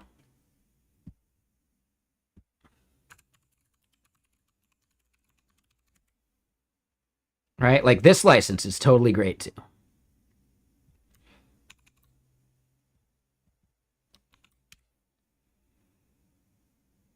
I mean, root, it depends on the companies you're at.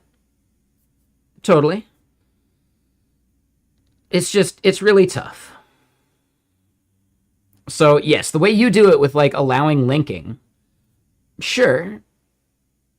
And I guess this is more like it's less of a GPL issue and more of a like what is it, like the GPU Affero, not GPU, GPL, sorry, like the Affero license or whatever. Like some of those are way stricter, right? Regular GPL is actually more fine than like the Affero license and some of that shit. Yeah. Affero is like way stricter for sure. Exactly. Yeah. Regular GPL less toxic. Totally. Yeah, the Affero license is the worst. I refuse to use the Affero license, but because this stuff gets so muddy, I don't touch GPL code either. It's just not worth it. I can normally find an MIT license thing that does the same thing.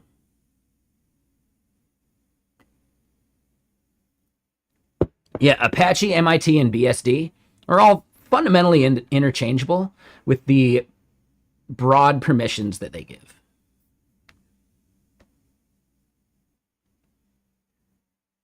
That might be a big part of it too. Yeah, if the GPL itself hasn't been tested in court, I could see most like legal departments saying, "Nah, we can't risk it." No, I would actually say that's the problem. I think it needs to be tested in court. There needs to be precedent. Otherwise, companies are just, you know. I think it needs to be tested in court. At least that way, people would know where it stands. Right, but it also means that people aren't sure how things are going to go in their favor.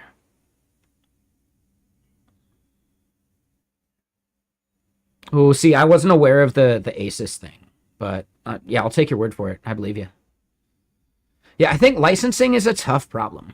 I think this is one of the best ways to protect your ability to monetize an open source thing while still giving people like the ability to use the thing you made, right? To fork it, to do stuff, right? It just simply, like the fair source license basically just says, hey, this thing, it's proprietary until 2 years later. And then 2 years later, that commit is now MIT, right? The difference between the fair source license and the Bustle, like the business source license, is just simply that this one has a dedicated, hard-coded amount of time, whereas Bustle is then like every implementation of Bustle is its own unique snowflake. So it's a lot harder to get your product into a big enterprise where every single software has to go through like license approval. Fair source, because it's the same for everyone, is a lot easier for a company to be like, yep, we sign off on it, good to go. Then every fair source license thing is totally good to go. Whereas with Bustle, every single Bustle implementation has to be uniquely approved. Even if it's the exact same as what MariaDB has. No, it's your own Bustle, and you could sneak in a clause or the amount of time or whatever, and there's work. Does fair source host your app? No, fair source is just a license. Yeah, OSI Fair and fair source are different. I forget the name, like the actual like thing. It's FSL, right? So the fair source license is different from fair. Yeah, no worries, Root. Yeah, enjoy your shower. Yeah, I'll be here. We'll be chilling. But yeah, so this is a hard-coded 2 years, whereas with Bustle, it could be 4 years, it could be 6. It's whatever you decide. And that's why every single Bustle license has to be individually approved. If your legal department approves fair source license for something else, or technically functional source license for something else, it's approved for all functional source licenses because it's the exact same license. There's no leeway to like modify it. So because of that, it's just a lot easier to get it into big enterprise.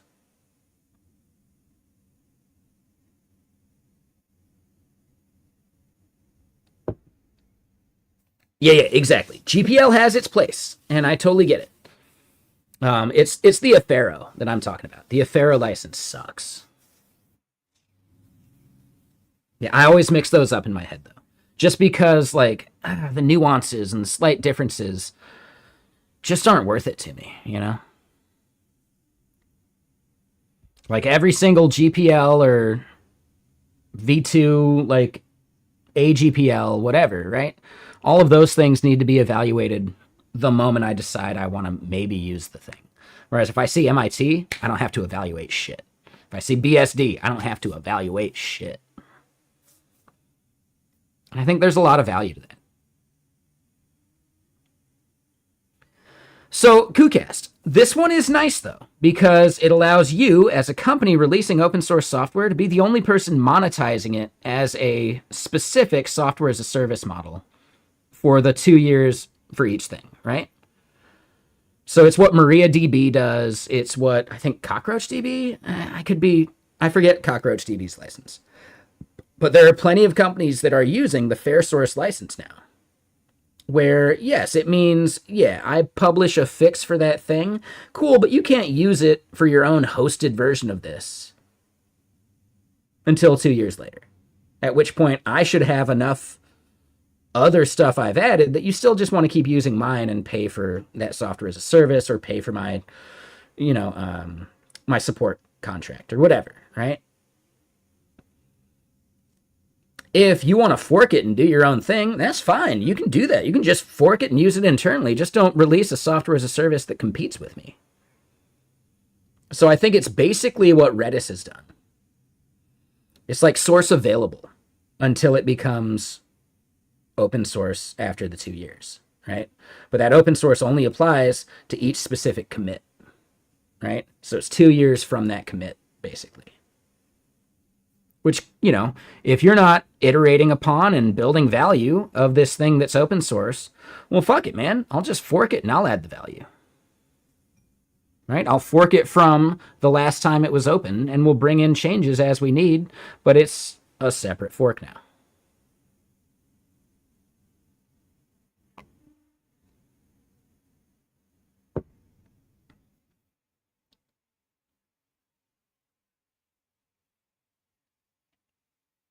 Well, I mean, this is nice simply because there is a guaranteed way for an organization to fork but still bring in fixes. Like, this is heavily publicized by Sentry. I believe Sentry is now on the FSL. Like, technically, Fair.io, I think, is owned by Sentry.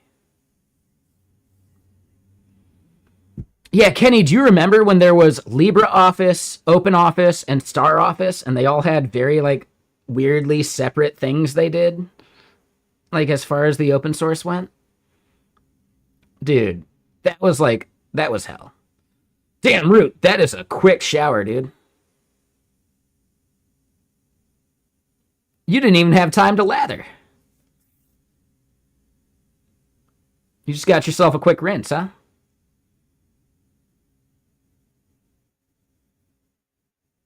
OpenOffice still exists at Apache. Okay. Yeah, I just remember the whole LibreOffice, OpenOffice, StarOffice shenanigans and which one was the one to use, and it was never as straightforward as it needed to be.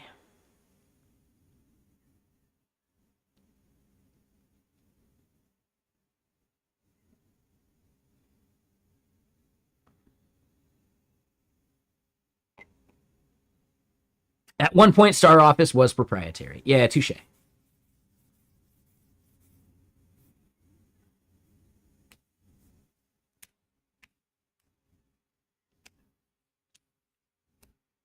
Yeah, it was just there was a long time where these things were siloed. I think it's better now that they've merged a bit.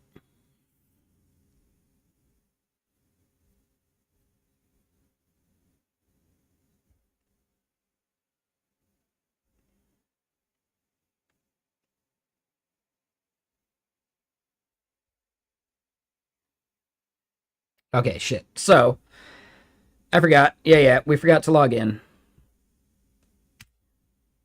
Let's just do it again. Whoops.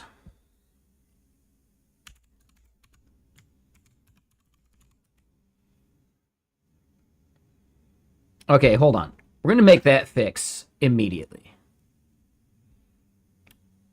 That one's going to get me.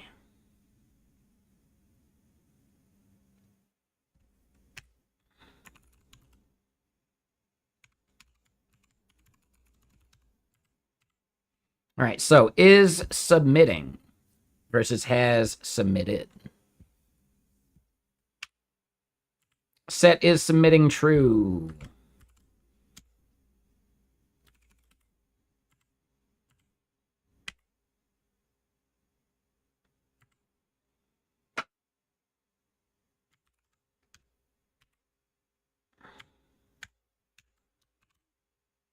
There we go.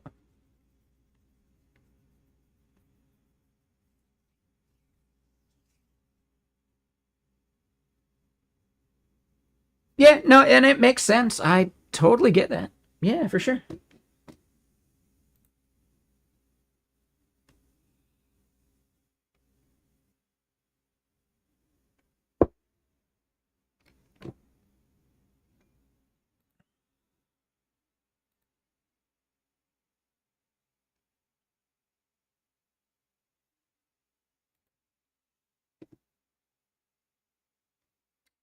Let me get more music going. Sorry.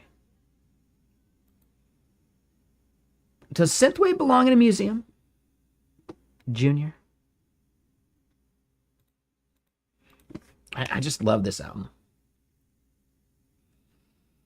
One of my favorite bits is the fact that, like, yeah, whenever, like, I raid the Primogen or whatever, in his head, he starts hearing this song, basically. That is the proper mnemonic.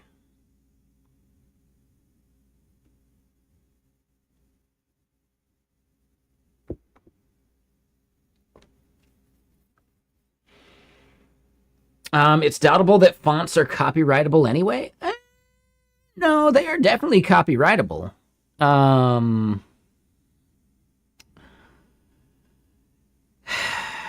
It depends on how you use them, right? Like, yeah, font licensing is actually a big thing. So vector fonts are. Oh, okay, okay. I'm misunderstanding that. Okay. So it's about bitmap versus vector?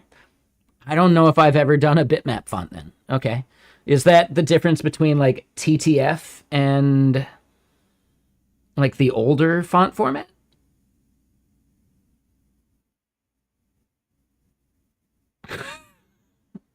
Okay.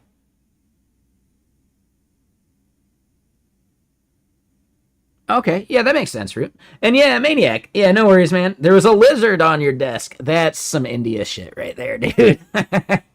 That's India or Arizona or Australia. In Australia, the lizard would be eaten by your roaming fucking huntsman spider roommate.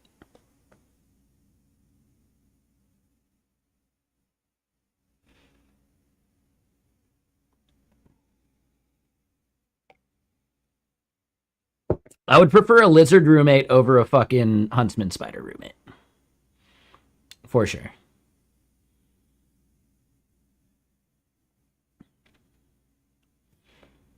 Like Australian huntsman. Like the biggin. Sorry. We can't be roommates, man. If I can't vacuum you up, I can't be roommates with a spider like that.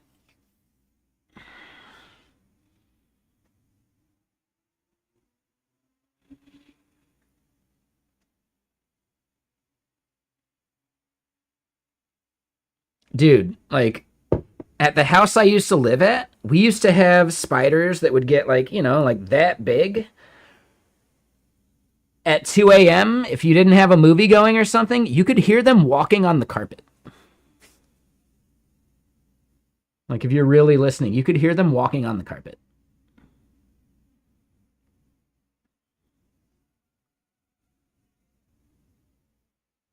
I don't like that.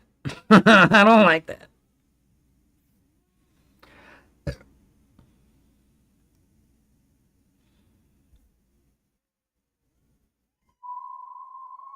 What's that really loud noise? You're like, what are you talking about? And then you're like, oh, the cicadas. Yeah, yeah.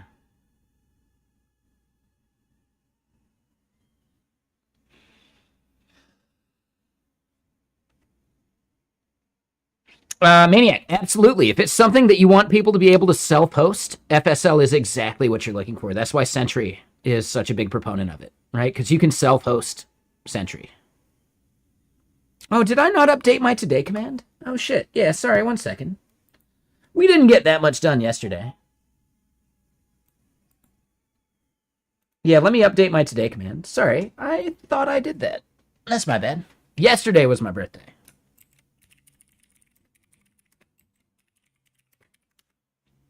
There we go. So yeah, celebration continues, starting everything a bit early today. That means stream and whiskey. Let's finish up this gen server and start testing it. I think we're pretty close. So that's the part we're on.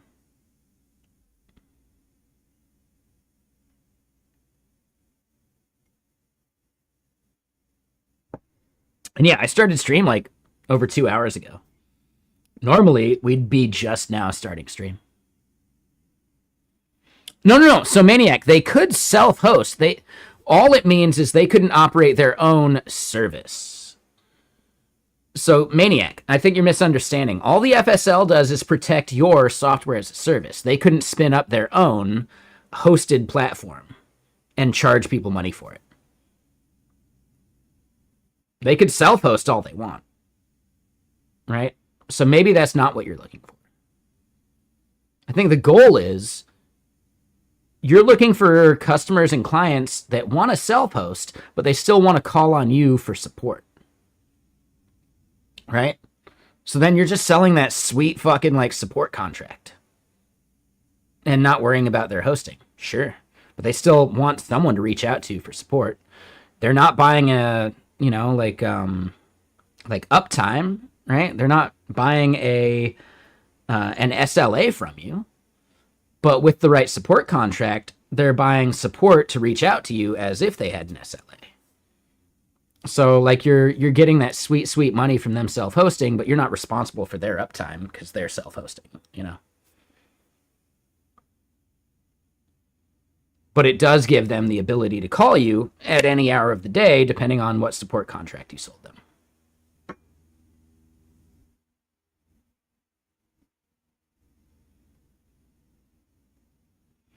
Yeah, I mean, if they want to self-host, you're not making any money off the hosting. You're making money off the support contract, which is $10K a year or whatever, right? Support contract with an SLA of 2 weeks? No, you're misunderstanding that. A service level agreement is typically about uptime. If you're not selling them uptime, you're selling them the ability to reach out to you and how quickly you would respond, right? So your support contract is really about response times, and the service level agreement is simply how quickly you respond to their tickets, right? What hours of the day can they contact you, etc. So service level agreement is more than just uptime, but when you're selling a support contract, your SLA is when they can reach out to you, when you will respond, like how quickly you will respond, all that stuff. How much effort you put into working with them to resolve things, etc. An SLA for a software as a service is how many hours of downtime are not your fault, which is a totally separate thing.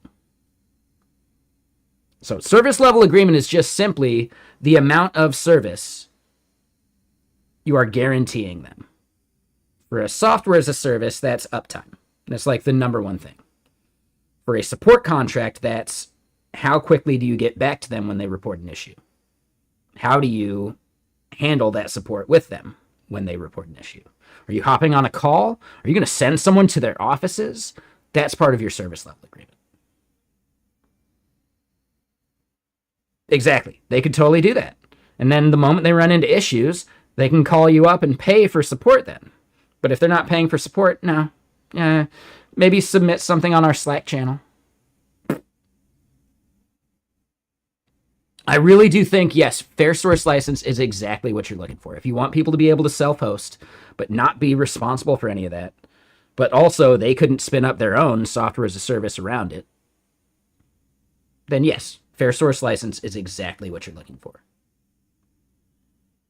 Consider Sentry. You can download and self-host Sentry completely free. No problem. They don't give a shit. I've been running Sentry on my own DigitalOcean node for like 5 years, and I haven't had to touch it. Do I get any support from them? No. Are they on the hook for my uptime? No. Now, granted, it's had many, many, many, many nines of uptime because I'm not pushing it past its limits in any way. But it just sits there, taking in events. I haven't had to touch it. But they're not on the hook for that. That's on me. But it means that I cannot spin up a Sentry competitor based off of like the latest up-to-date things. I could take their open source thing and spin up a Sentry competitor with it from 2 years ago. Right? Because after 2 years, it goes fully open source. But you're not going to get every single fix they make. You could spin up your own Sentry, using the 2 years ago version of it. And you'd be totally legal in doing so. So consider it like, I believe, how Redis operates, how MariaDB operates. I believe MariaDB is using Bustle, and it's a 4-year thing, but you could use 4 years ago MariaDB and spin up your own like cloud provider. No problem. It's fucking open source at that point.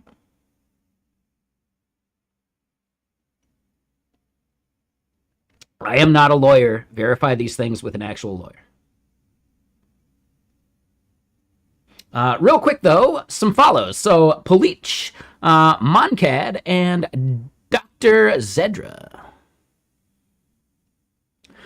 So, Maniac, Bustle and FSL are the exact same. Not the exact same, sorry. They are fundamentally the same. The difference is that Bustle allows the vendor, the person who created it, to define the amount of time. Right? So MariaDB can say 4 years instead of 2 years. But after that amount of time,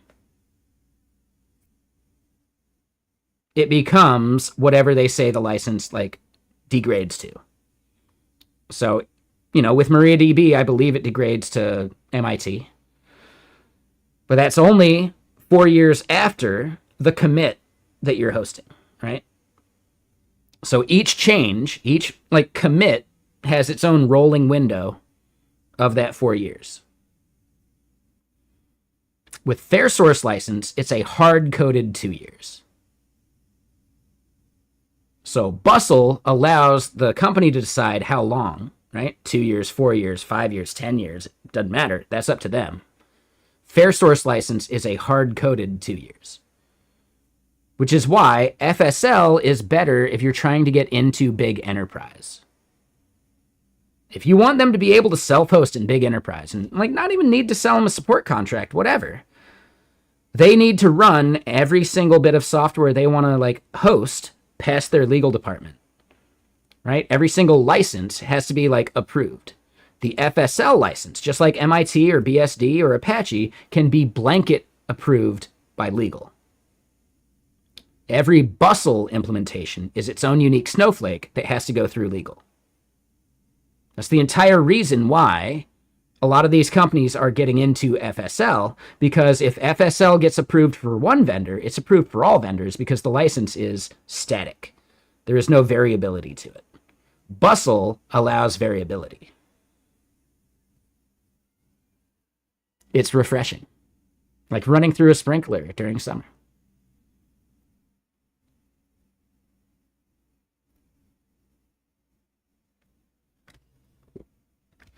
For your concerns as the creator, Bustle and FSL are the exact same. For the consumer of your product, they are not the exact same. Legal can blanket approve FSL as a license itself without caring about your product. Right? without caring about the software that is FSL licensed. Because FSL is static, there's nothing that can change from implementation to implementation. Bustle, every single implementation of Bustle is its own unique snowflake, and people can throw in other provisions, which makes it far more problematic, which means that you can't get blanket approval for Bustle at any organization, because each Bustle is its own unique snowflake. So the whole point is just FSL is the exact same from FSL project to FSL project. It's just about that same window. All of the other clauses and everything are the same. Your support contract is completely separate from FSL. Completely separate. FSL is their rights to use your source code. The support contract is their rights to reach out to you as a vendor, right? Like, how often can they reach out? How can they reach out? Is it just a Slack channel? Is it email, right? How quickly are you guaranteeing you will respond to a ticket? Like all that stuff. That is what your support contract is guaranteeing. Completely outside and separate from FSL. Your support contract has these stipulations, and your service level agreement is the amount of service you guarantee them. If you take longer than 24 hours to respond to a ticket, but it's in your contract that you say your SLA is a response within 24 hours, you owe them money. Or they can just break contract if you fail to live up to that, right? All your support contract is doing is guaranteeing a level of support, a level of service. If you break that level of service, you are in breach of contract. Does that make more sense? And it's the same thing for your software as a service, right? Your cloud offering. When someone gets to the SLA level of your cloud offering, that's enterprise contract shit, you are guaranteeing them some level of uptime and some level of responding to their tickets within a time frame.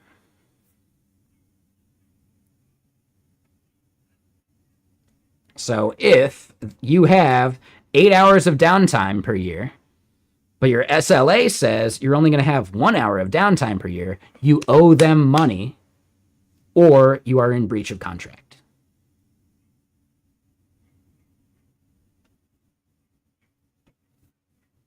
So yeah, just whenever you're thinking about support contracts, they are 100% separate from your software licensing, which is still technically a contract, but they have different concerns. And dude, you didn't have to do that, Maniac. The more I talk about this stuff, the better I get at understanding it. You don't have to gift subs, man. You're already a tier 3 fucking subscriber, dude. You're a tier 3 man. Right? Like, no. I know you didn't pay for it. I get it. This is not a transactional thing, but I'm just saying, like, I appreciate you. You don't have to do any of this stuff. I appreciate it. But, yeah, the more I talk about this stuff, the better I get at it. So I enjoy talking about it so that I can understand it. And if anyone out there actually, like, catches me misrepresenting some of these facts, please, I am more than open to refining the way I say it, right? As far as I understand, this is what I've said is correct. Feel free. Like, shout it out if I'm misrepresenting anything in any way. I'm not your lawyer. Talk with a real lawyer to get actual legal advice, but this is my understanding of these things. Right? I have not used TLDR legal. We can check it out. I am a little curious. You mentioned it earlier.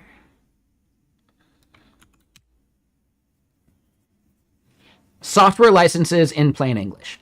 Okay. Sure, so like BSD. Almost unlimited freedom. Okay, yeah, no, I like this. Yep, yeah, but they got to clarify, like, this is only a short summary. This is not legal advice. What I am saying is also not legal advice.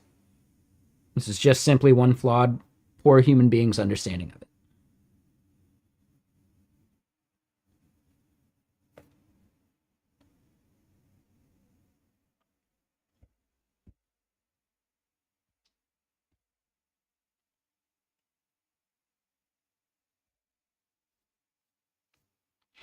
Yeah, I could have looked deeper.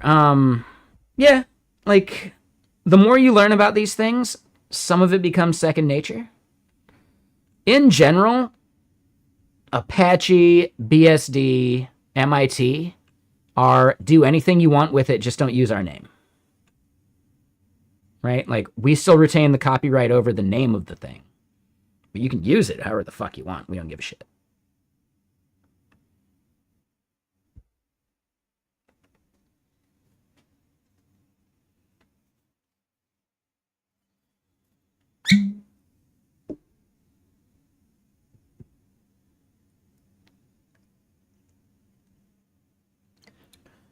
When it comes to other licenses, I basically refuse to use them because it's way more complicated. So that's where I was pushing back on GPL. That's where I was pushing back on AGPL. Like, as we discussed, GPL is more permissive than I had in my mind, but the fact that it's still like fuzzy, I'd rather avoid GPL code if I can. All right, let me grab another soda. I'll be right back. But yes, I love having these conversations. I love the fact that you guys enjoy them too.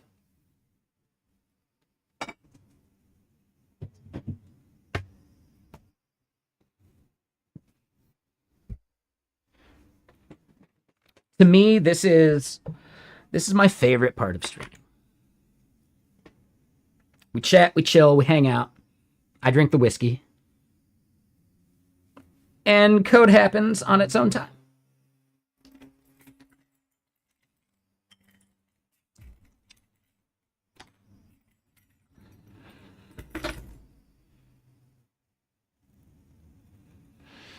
So yeah, what's everyone up to? Enjoying your weekend? Enjoying your Saturday? Yeah, exactly, Maniac. It's just so nice. I think you'd benefit from having a camera. I'm going to say it right now. I think you need a cameraman. Not a cameraman, but a camera man. That's up to you if you feel comfortable.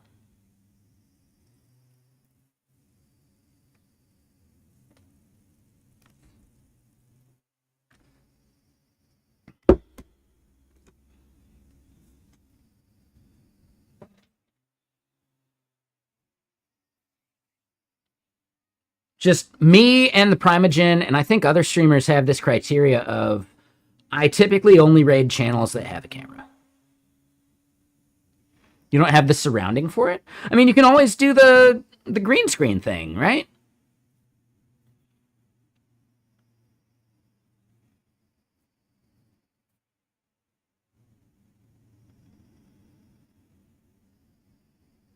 You could always do the green screen thing.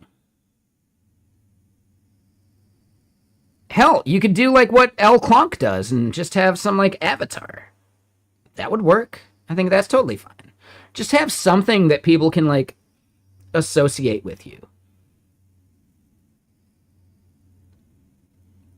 Like do a PNG tube, do a, like some avatar or whatever, right? I think there's a major win. Elgato has a foldable green screen. Yeah, I mean, green screens are pretty easy. Some software can do it without a green screen because they just use focus, right? Like Zoom can remove your background for you. Is it perfect? No, but it's good enough. Fuck it. It's way good enough. So you can get software that removes your background without a green screen.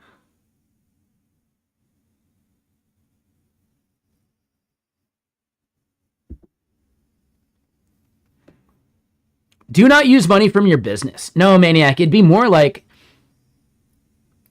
any money you make from streaming, you reinvest into streaming. Don't invest business money into streaming. No. That would be a massive like conflict of interest accounting wise. But any money you make from streaming, well then yeah, like reinvest that shit. I'm not even kidding. Like the camera I got, the lenses I got, the microphones I got, like all of this stuff. No, that's from streaming money. That's from amazing gifters and subs like yourself.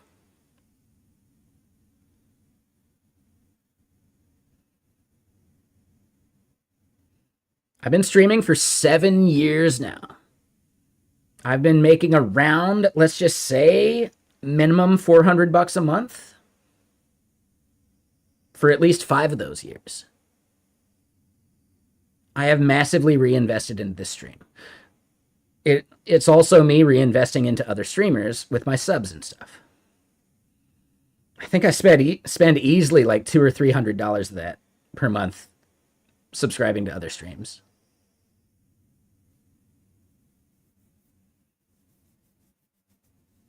Like, I easily have way too many subscriptions to other streamers. That's something that you kind of just get into as a streamer. You want to support people, especially the people that support you. So, technically, Maniac, I should subscribe to you too. Turbo is a massive help, Kenny. Oh, dude, Turbo's amazing. And as a viewer, like, it's a way better experience for you because you can go into any stream and not have ads. Dude, Turbo is a massive value. For everyone that subscribes to me, I appreciate it. Thank you so much. If you watch enough streams, though, Turbo is a better value. And if money is tight, do the thing that gives you more value, more bang for your buck. You're not going to offend me.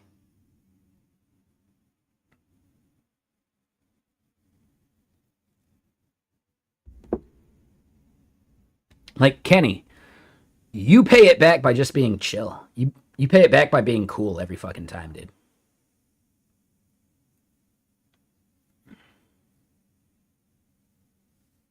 No, and I appreciate that. I appreciate it so much. But if it comes down to it, and you're having to pick and choose where you're throwing subs, like, ooh, Maniac, I don't think that's it. No, Turbo is a separate thing. You're thinking of Amazon Prime. Prime gets you the 1 month free. Turbo is you don't see ads on any channel. But you still pay the streamer as if you saw the ads. Now, I make more from subs than I do ads. But I didn't get into streaming to make a lot of money off it. I got into streaming because I love doing it. Like, I got into streaming for a separate thing where, you know, I kind of wanted to work at Mixer. And their CEO, not the CEO of Microsoft, but the previous CEO of Mixer, who I don't know what his title was, probably VP of some bullshit. That dude said, well, it'd be cool if you streamed because you'd understand our user base better. That was like a big part of why I started streaming.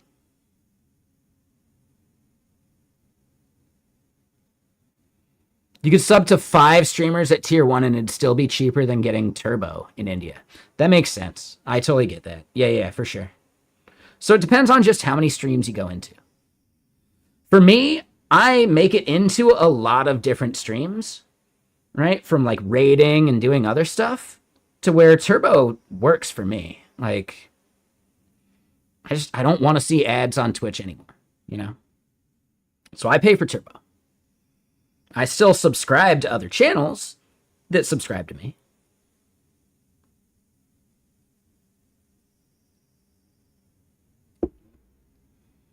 And that's like literally one of the biggest things I do. Like, the people I have subscriptions to, one of the biggest things is, do they subscribe to me? If the answer is yes, I'll keep that sub forever. If the answer is no, we'll decide. We'll see.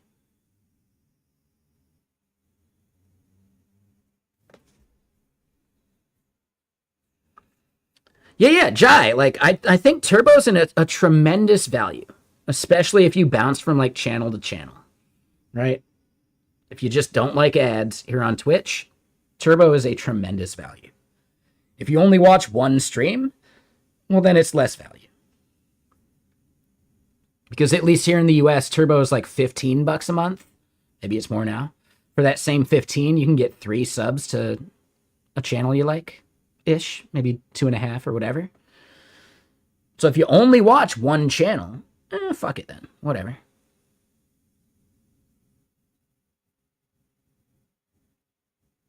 Oh. So you don't get a free sub with Amazon Prime India? That'd be weird because subs are so much cheaper for you then, right? So I'm curious about that. Why wouldn't they give you a free sub? That just seems wrong. That's the economics of that don't make sense to me, but I'm sure they have their reasons. I'm sure there's something I'm missing. It's very similar though. Like on Steam, games are extremely cheap in India because the amount of piracy in India is so fucking high. They're happy to get any money they can from you. Right? So like, yeah, there's something like interesting about just the economics of these things. And maybe it's related. I don't know.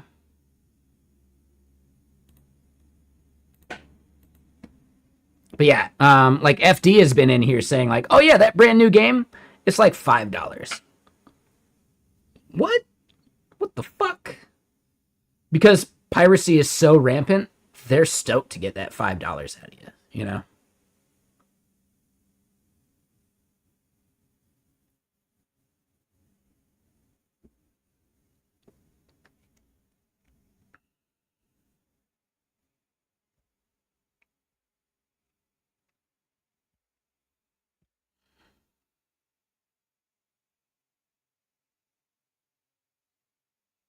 Jugad.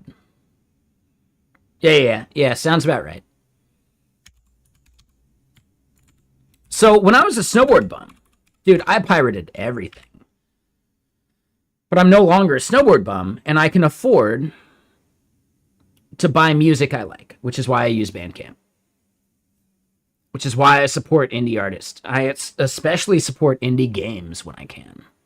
So yeah, like I did so much piracy back in the day that I owe. I'm still not gonna buy a fucking Metallica album, etc. You know. But indie artists, I will buy an indie artist album any day of the week, like for sure, man. I don't support mainstream musicians because fuck them, they don't need it. Metallica hasn't needed the money for ages. Right? Like that South Park episode. Ooh, Lars Ulrich can't afford that gold-plated bar outside on his patio because you decided to to pirate that album. Won't you feel his pain? No, I don't feel Lars Ulrich's pain. Fuck that dude. That dude sucks. Like, nah. Fuck that asshole.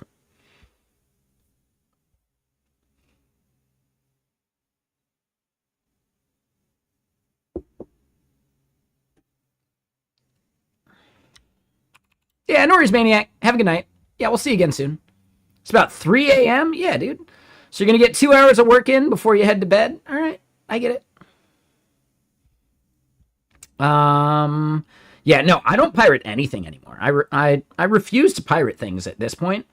Back when I was broke, you know, matey, you know. But yeah, no, I don't do that anymore.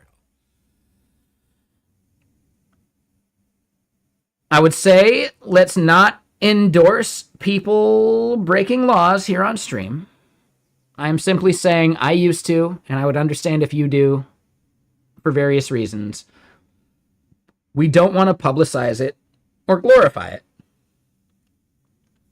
The moment you can afford to pay for the things that make your life better, you should probably do so. I'm not going to lecture you if you don't. I'm just saying, right?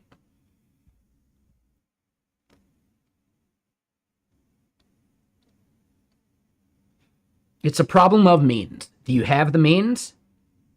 Then it might be a problem.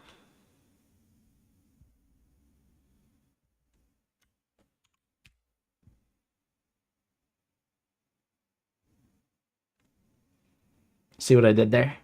I'm actually really proud of that phrasing. That felt good.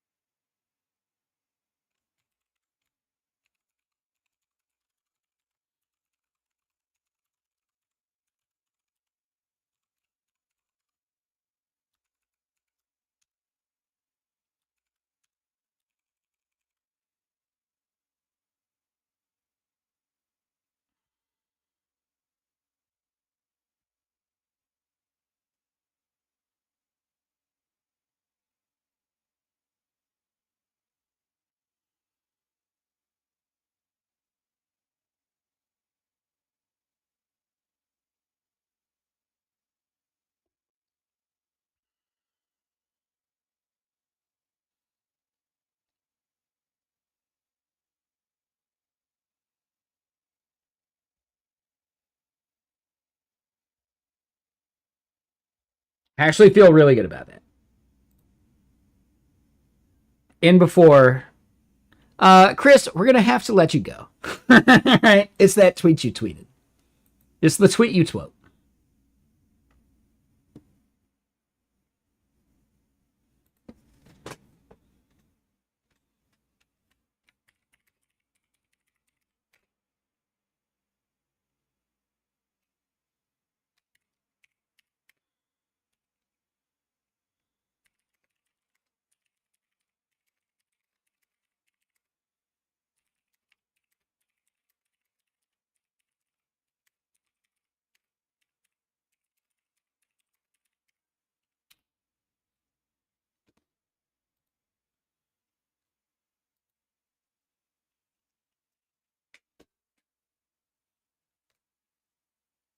Yeah, that felt like a good tweet. Especially the whole, this is not legal advice.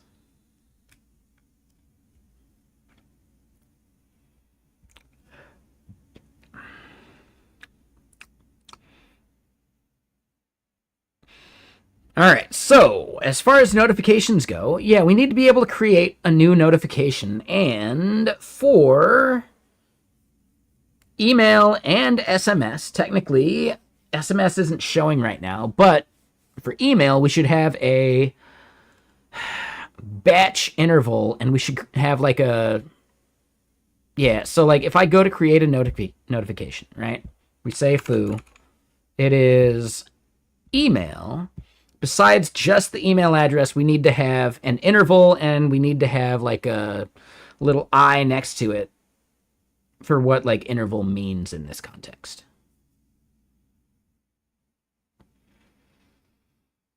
We probably also want to show intervals that they can't do to try and upsell them, right? And hey, what's up, Mr. Beta Skull? How you doing? Yeah, cheers, Mr. Sir. We're having a really, really fun Saturday. Dom, wow, amazing. Thank you for the follow 20 minutes ago. You already unfollowed again.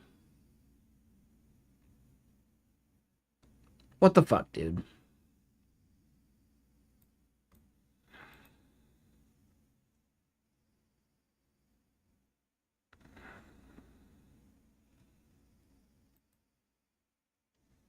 I consider follow spam a bannable offense.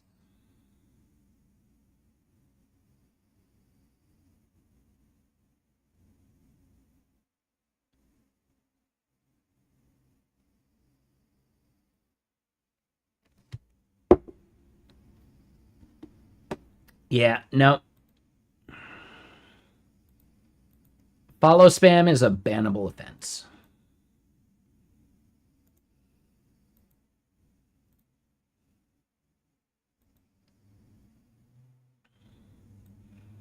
Hold on, I can add mod comments.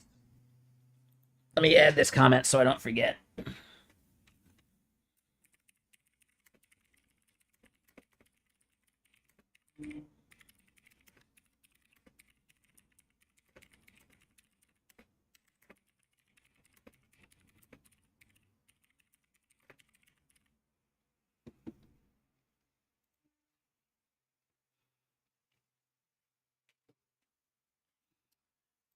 Do other streamers deal with that?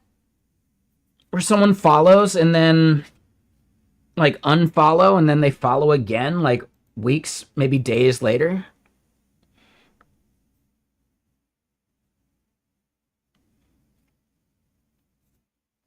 The process of updating? Yeah. No clue. People are interesting. Yeah, a little bit.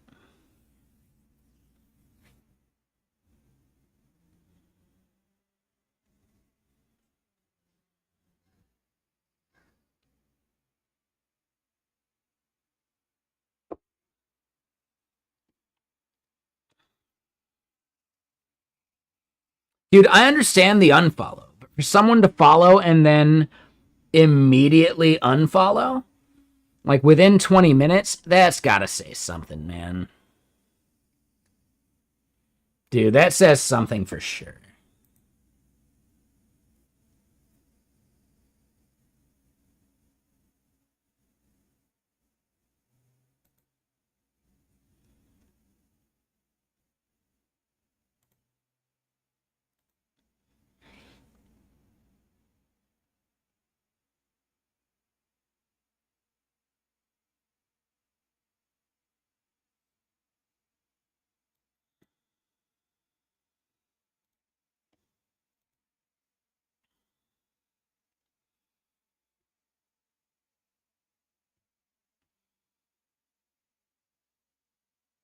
Yeah, dude, I don't have follower chat. You don't have to follow to chat. Like, you can just chat.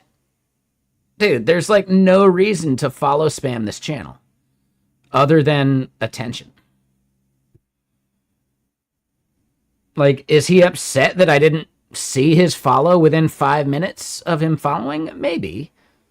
Yeah, no, and I get it, Mr. Beta Skull. I'm just saying, like, nah, man. Nah, that seems like follow spam. We don't need him.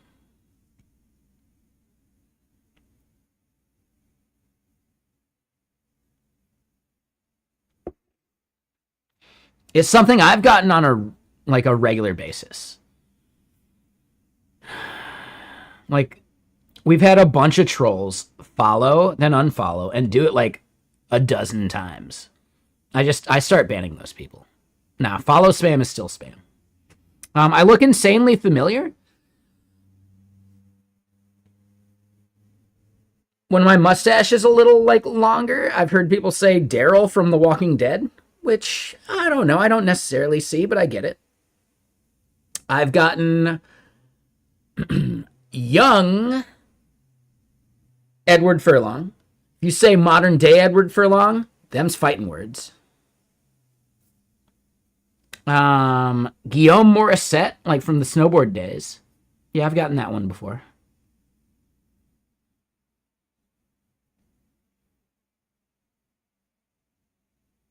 I feel like there's a couple others. Some people have said Eminem. No. Yeah, there you go. Yes, Mr. J, that's Edward Furlong. Here's the problem, though. If you say I look like Edward Furlong back then, but grown up, okay. But if you say Edward Furlong modern days, have you seen what he looks like these days? If you say I look like that right now, dude, we got a fucking problem. If you're saying I look like that, ooh, we got a fucking problem.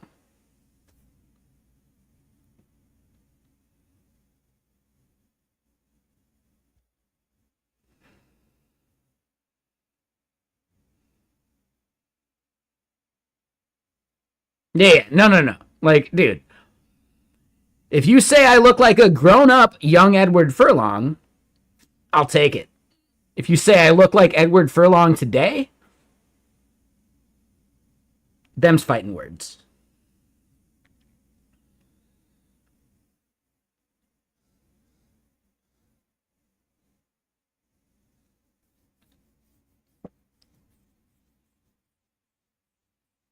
Larobi. I didn't know that's something YouTube does. Oh, that's cool. No, that's cool.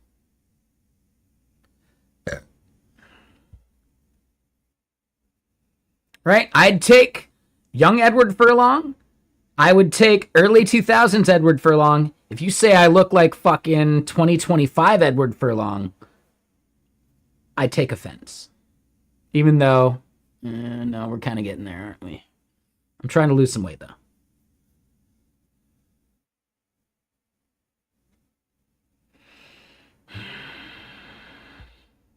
Like, damn, dude.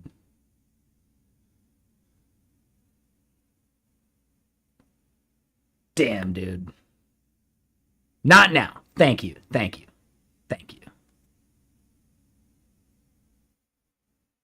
Like, thank you so much.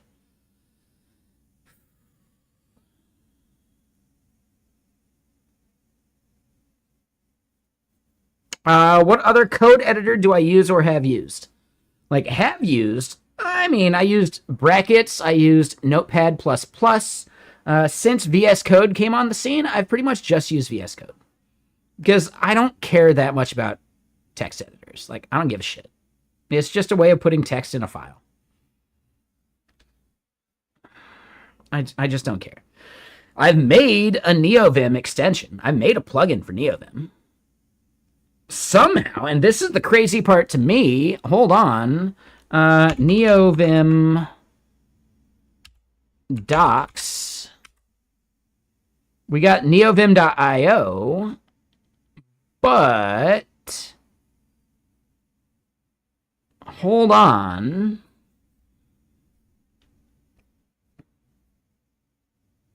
Does anyone remember my NeoVim docs tool? It's on Algoria, and Algoria keeps like re-indexing it.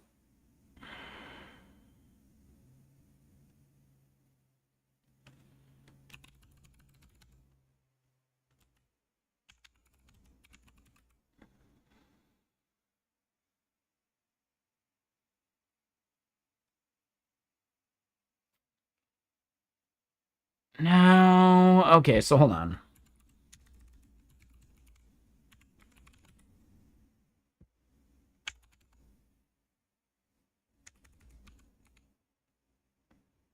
NeoVim docs web.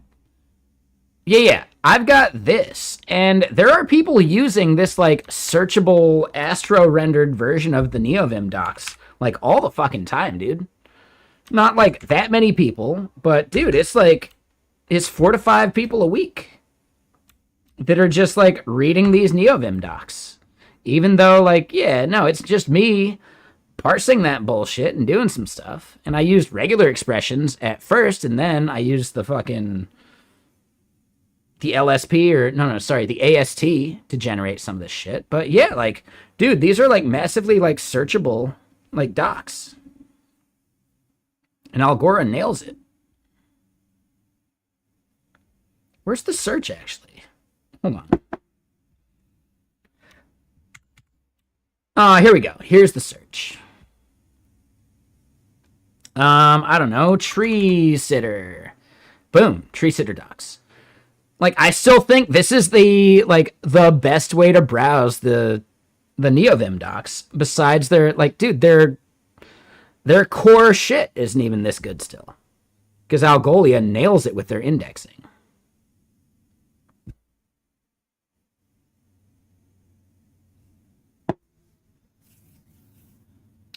If y'all don't remember the second VimConf or NeoVimConf or whatever that Prime and Tej hosted, I gave a talk about this. The year before that, I gave a talk about NeoVim biscuits, if you don't remember that.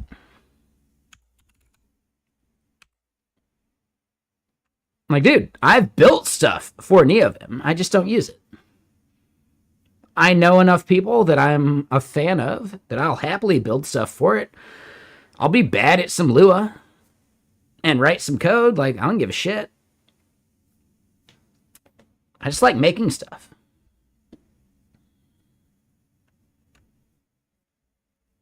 So yeah, if you're a NeoVim user, maybe check out NeoVim biscuits. If you don't want to use it, dude, no skin off my back. I don't give a shit. Doesn't affect me in one way or the other. But yeah, 3 years ago, we took their docs. I was doing regular expression bullshit, and then I created an actual tree sitter, like, parser version of it. And that was part of my talk, right? Like, oh, regular expression, gross, blah, blah, blah. Very similarly, someone asked, do I know Tej? Do I know Prime? I know them well enough that if I propose a talk for VimConf or NeoVimConf or whatever, they'll accept it.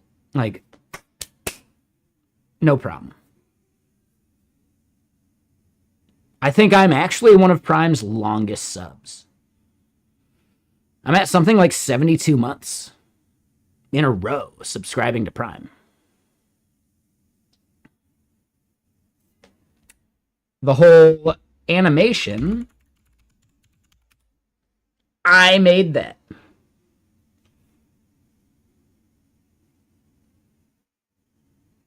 So yeah, I forget the exact name of the person. If I saw it again, I would recognize it. Who asked me the other day, like, do I know Prime? Do I know Tej? The answer is yes. He's too hyper. I get it. I have a hard time watching Prime when I just need something in the background. I don't consider his stream a good co-working stream. His stream is entertainment. And entertainment stuff takes my attention away from the task at hand too much. I think this channel skirts the line between entertainment and co-working in a nice way. But I could be wrong, because I don't watch my own channel. I have no idea. But hold on, I do have to go pee. I'll be right back. I'm just pointing out, I'm a fan. I like Tej, I like Prime. I especially like the people more than their content, even though their content's great too. I like the people. I think they're both good dudes, even though we may disagree politically on a bunch of stuff. I'm okay with it.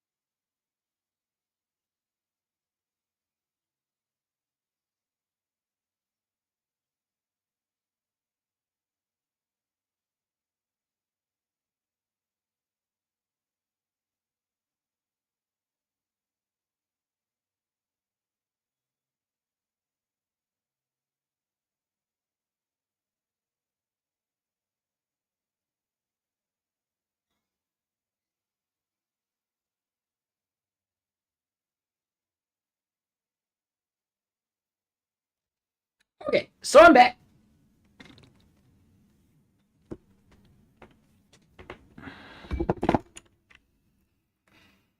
Yeah, I have too many friends that use NeoVim for me to completely ignore it. I just want to make tools that deliver value.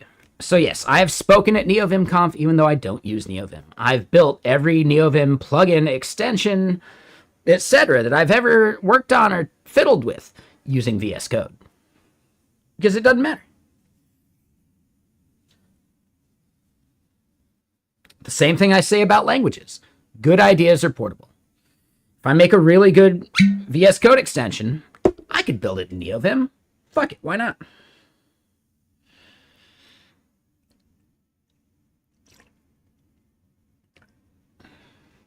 I think more people in this world need to be less dogmatic.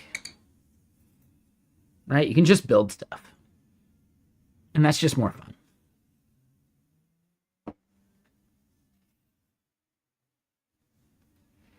How did I learn web dev?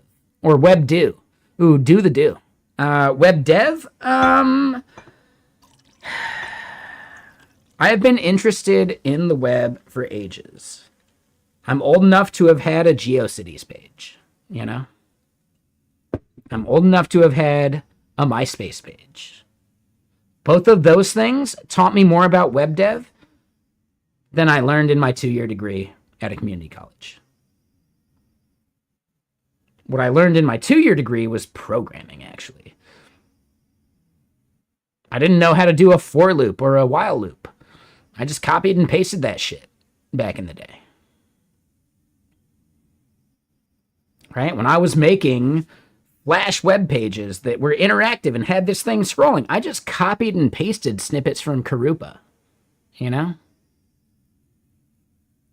Easy enough. And then I modified values because I could read code enough to modify a value. I didn't know code enough to write my own while loop. And I think that is totally fine. There is so much value you could get from copying and pasting stuff and modifying it.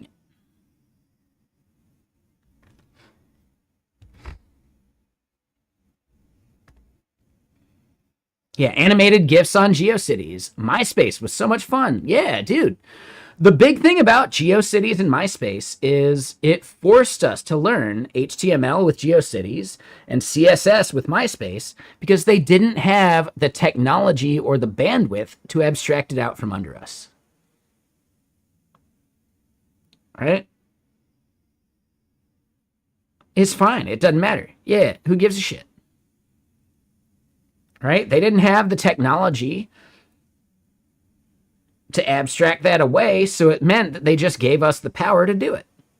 Awesome, man. That's even better.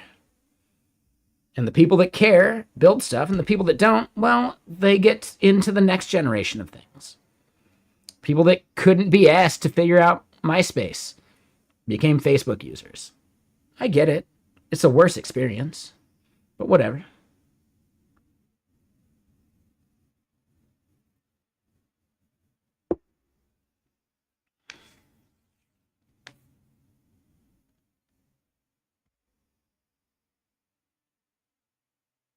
Ooh, Maywake. I don't even remember that part. That was the thing that you did on, like, someone was telling me MySpace had JavaScript access. I don't remember that at all. I think they were mistaking MySpace for, what was it, Zanga? I believe Zanga, you could do JavaScript stuff. I don't think you could do JavaScript on MySpace, though. Anyone remember that? Like, who here actually remembers doing JavaScript on MySpace? I don't remember that at all. I don't think that was a thing. Like, I'm calling bullshit on that one.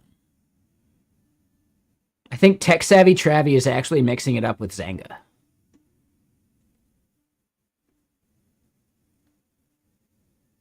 There were a few XSS issues on MySpace, hence Sammy the Worm. Oh, I don't remember that. Yeah, I don't know that one. Okay.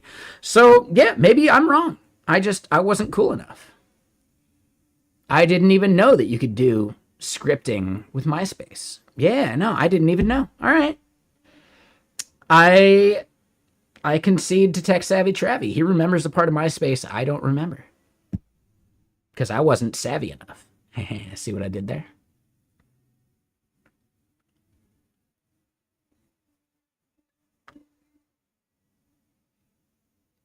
I don't remember that whatsoever. All I remember is being able to do CSS.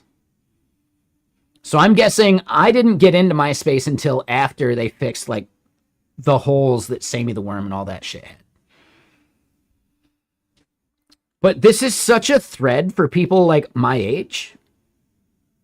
Right? Like, this is such, like, a common thread. Like, Tech Savvy Travie, me, Jason Langsdorff got into web dev because he was making MySpace pages and websites for the bands he was in.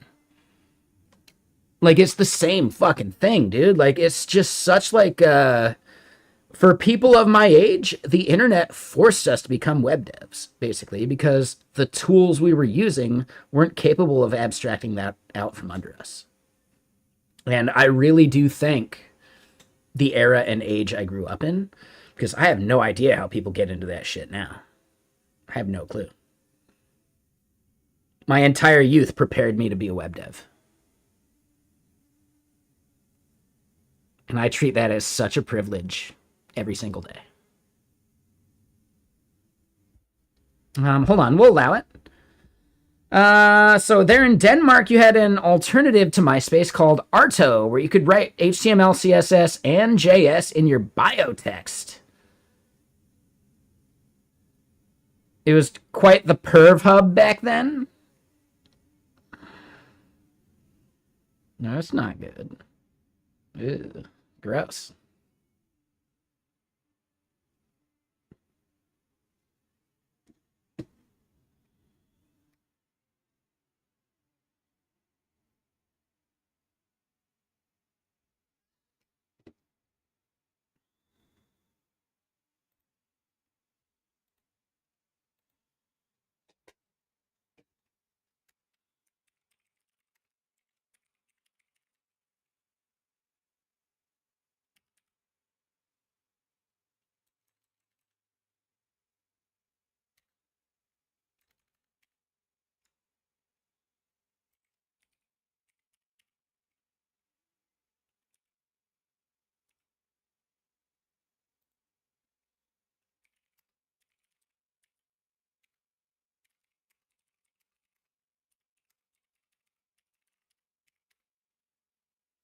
Hold on, sorry.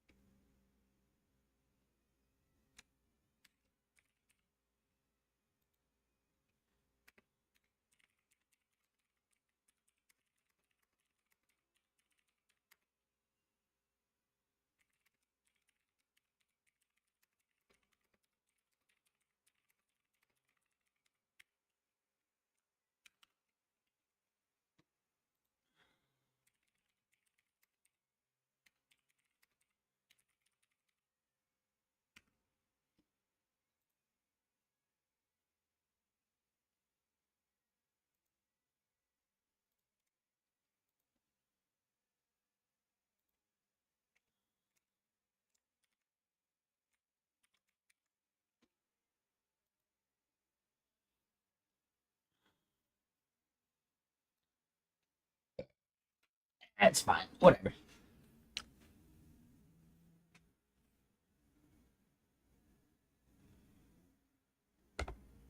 Ooh, Maywake. Yeah, dude. The first game I had that problem with was, do you remember the Crusader games? Right? Like Crusader No Remorse and Crusader, what was it? No Regrets? It was like no something or other. Whatever. I really, really, really wanted to play that game, and we just couldn't make it work on the Compaq computer I had because it was a DOS game.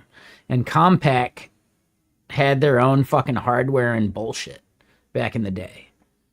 Like, Compaq was so far from, like, standard, PC compatible because they made a bunch of their own bullshit. And, dude, we tried so hard. It was like my birthday present, Crusader No Remorse. And I never actually got to play that game because we couldn't install it on the family PC. Dude, that shit sucked. Just trying and failing to make DOS games work back in the day was such a nightmare. Yeah, dude. Like, it's the same exact problem I'm sure you dealt with all sorts of games. But yeah, man. That game sucked. Like, no, it looked amazing, but I never got to play it.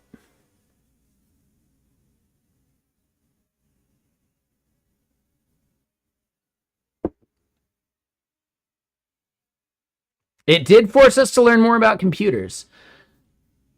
I never got to play that game, but it resonated with me so much that one of my first characters in Ultima Online was named Crusader.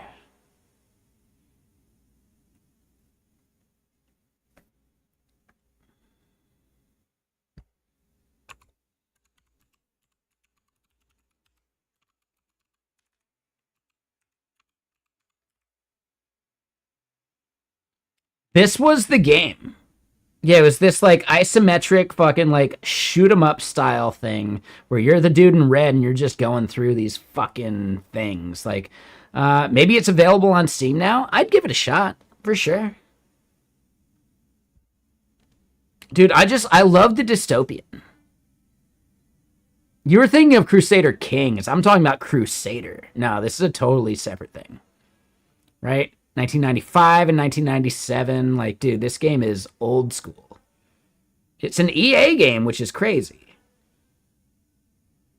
Yeah, totally different game. No. No, this is very much like,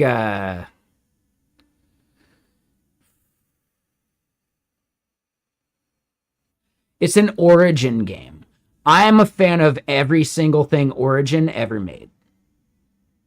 It just sucks they got bought by EA and drove into the fucking ground. Dude. Like, dude, yeah, Richard Garriott. Oh my god, man, like, dude. This dude is such a goddamn hero. Look at that rat tail. Dude, that rat tail is glorious. Ah, such a glorious rat tail. Oh, man.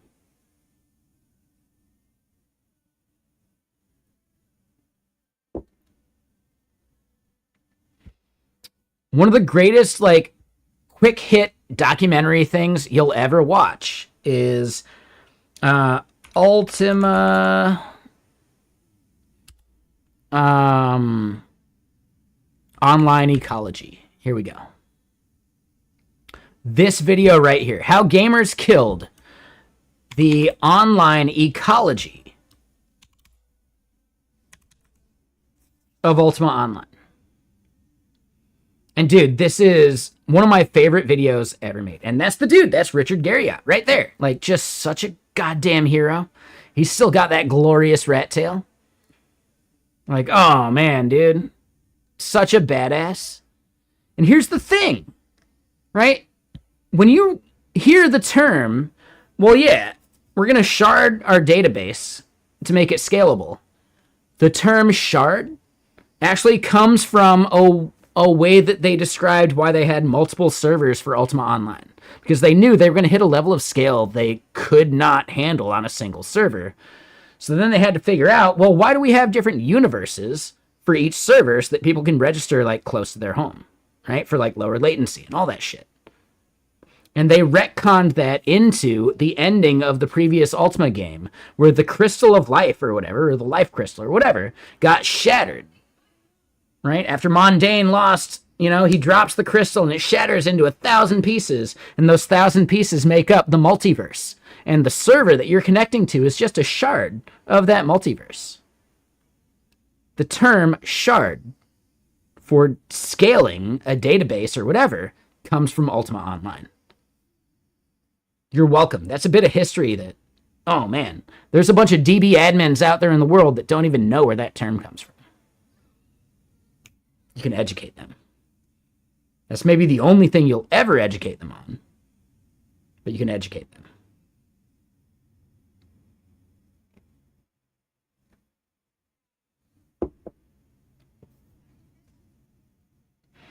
And the fact is, in that video I just linked, that's a side note. That's not even like the main point they're making in the video. He says it as just like a random one-off thing. Like, oh, and just in case you didn't know, we changed the entire world of scalability by just having to create an in-universe, in-lore reason for having multiple servers. Like, holy shitballs, dude. That's amazing. That's fucking amazing.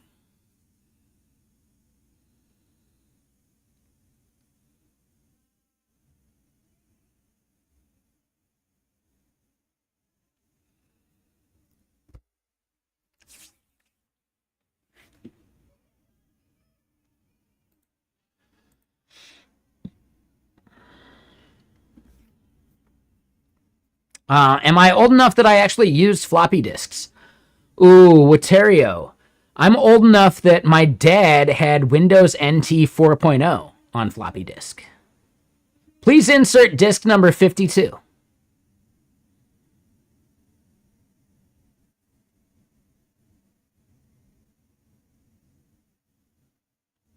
Brainless. I remember 5.25 inch. Here's the thing. 3.5 inch floppies were higher density. They had more data. Right? There was like the bigger, like 8.5 or whatever too, right? And that had less data than the 5.25 inch. It's insane how they kept making it smaller, but they kept jamming more and more data into it. It's actually kind of cool.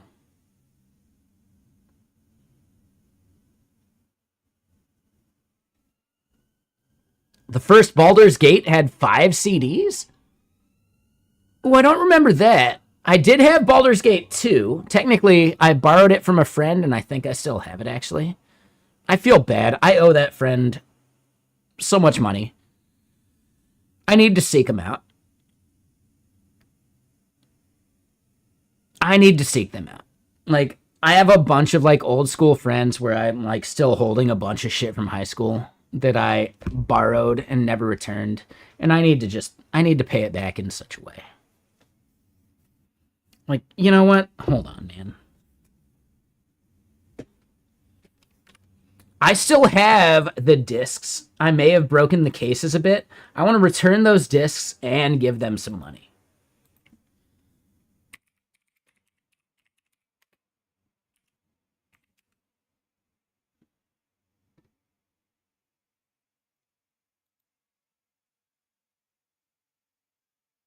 They just have such a common name, it's really hard to find them.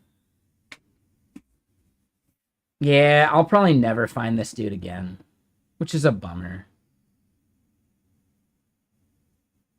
Worst part is he probably doesn't even look like how I remember he looks. Ooh, that actually looks like him.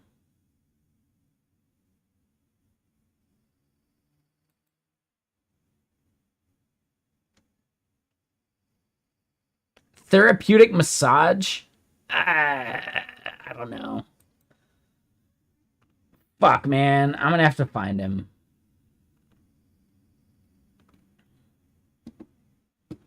Dude, it's crazy. Like, we're all in our 40s now. So, like, we don't look like the person we remember. Like, we'll never look like that person again. But he has such a common name. Like, Jeff Taylor. Dude. Good luck finding someone with that name. There's too many, dude. It's insane. Like, it's literally insane.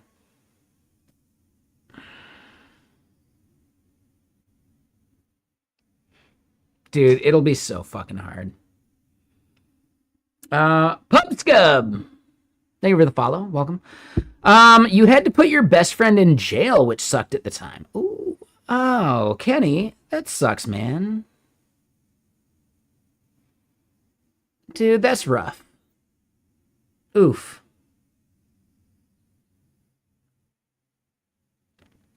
I get it. Dude, I called the cops on my younger brother at one point. I don't think he holds a grudge about it. And I think it was like the thing he needed at the time. I'd let him say. Like, I don't know.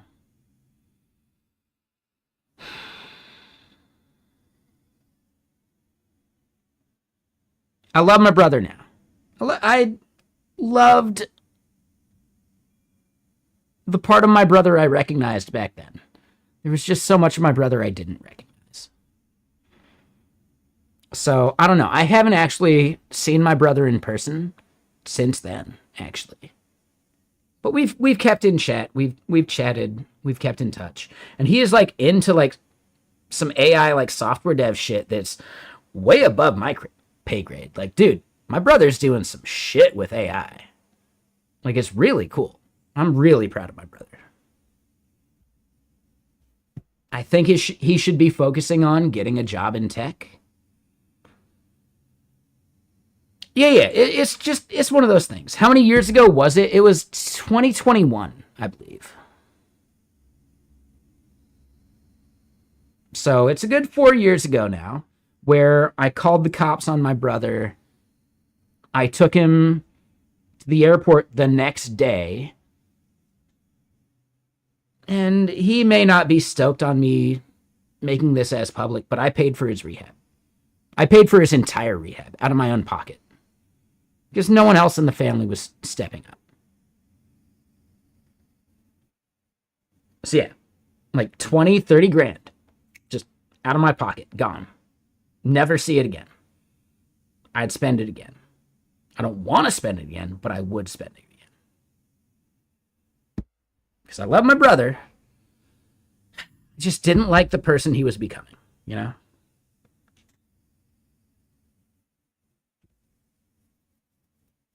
And I think he's in a much better place now. I love my brother. Exactly. I'd spend it again just to have my brother back. He'd push back and say that I never lost him. He didn't see what I saw. I looked at this person that didn't feel like my brother anymore. And that shit hurt.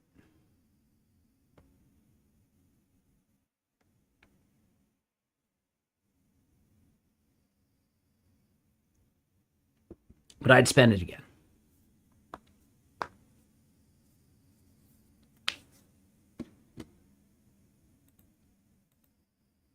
I know, that's a little more personal than I try to get. You know.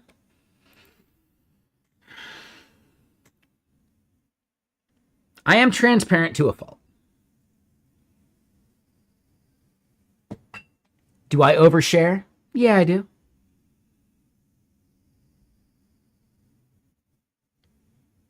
Need to hug it out? This was one of those things, like, back then we couldn't. And I don't want to get too deep into it. Like, let me put it this way. When I drove him to the airport, I said, I need to go with him to the terminal. And they were like, dude, we don't do that anymore. And I was like, do I have to buy a ticket? I'll do it. I'll pay for a ticket on this next flight. I don't care what it costs. They're like, it'll be like $500. And I was like, fuck it. Let's do it. And the moment I said that, they were like, you know what? Okay. Okay. We'll let you escort him to the terminal. At which point I bought him all the candy and snacks and everything. I wasn't going to give him cash because of the situation. But dude, I think that made something click for him. Like, dude, I work in software. I can afford to throw away $500 just to make sure my brother has everything he needs to board this flight. You know? And I really do think him seeing that, like, well, shit, could I just go into software? Why not? Now, has he yet? No, but he should. He totally should. He's so far more than capable. But I don't want to push it on him. He wants to be a musician. He's using software to become a musician in a really cool way. I just think he could be a software developer and then just do music on his own time. But the more I push it, the more he'll push back.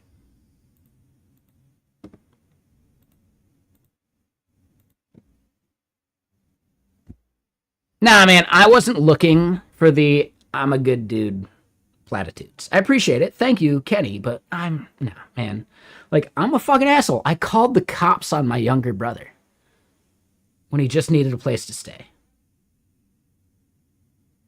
That's not something a good dude does.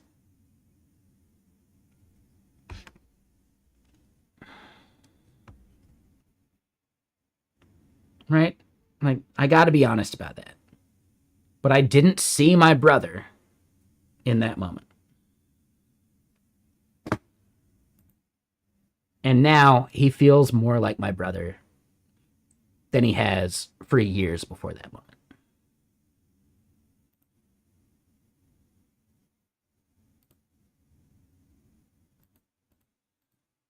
Anyway, yeah. I'm not trying to get misty-eyed. I'm definitely feeling the waterworks a bit.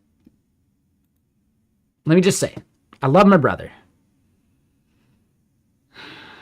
I'm happy he's still my brother. You know? He would probably be a little bummed that I'm airing this dirty laundry. At the end of the day, though, you can't deny history like that. All you can do is be better about it.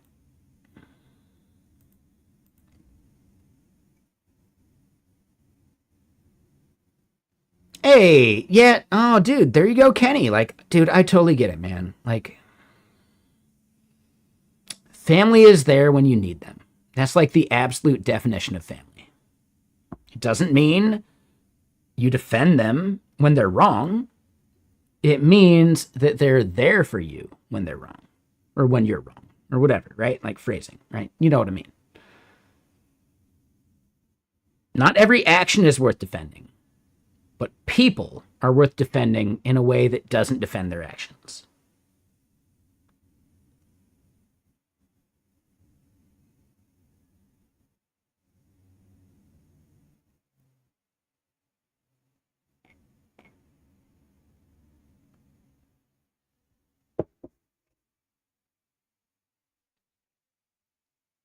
Ooh, so KooCast, like where I lived at the time, no, the cops were so understanding. They were very, very cool. In other jurisdictions, in other places of the country, shit could have gone way fucking worse, you know? Now, here in Washington, in general, right, not like Seattle PD, but in suburbs, the cops actually care, right? Their goal is not to fuck people over. Seattle PD, now they kind of suck. But even then, there's the good ones. In suburbs, now the cops are actually like so much more understanding. And it's really nice that way, actually.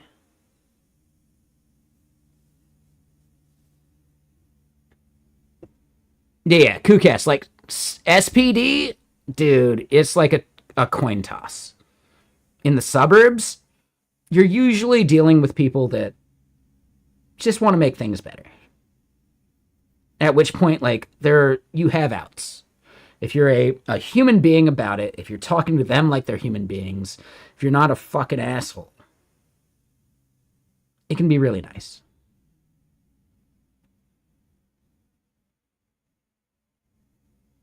Exactly, like KooCast. Like in the middle of a forest, rolling your SUV, like, was that even like a police department, or was that like state patrol? Was that maybe a sheriff? Because that doesn't sound like a police department to me. That sounds like either sheriff or state patrol. Or highway patrol, or whatever you want to call them. Sheriff, probably? Yeah.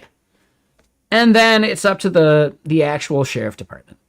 Normally, they're super cool, though. Like, I've never had a bad experience with, like, the Stevens Pass surrounding sheriff departments. I've actually never had a bad experience. I've heard otherwise, but I personally have not. Like, I've gotten stuck driving down Highway 2, and someone just pulled me out. And we were good to go. Problem solved. Hey, let's keep going. Main problem was I had some bald fucking tires. I replaced those tires. I was set. Hey, we're good to go. But yes, I've heard that it can go either way, depending on which sheriff you're dealing with. If you're smoking weed in the parking lot of Stevens Pass, nowadays, probably not a problem. 10 years ago, ooh, yeah, it depends on which sheriff saw you.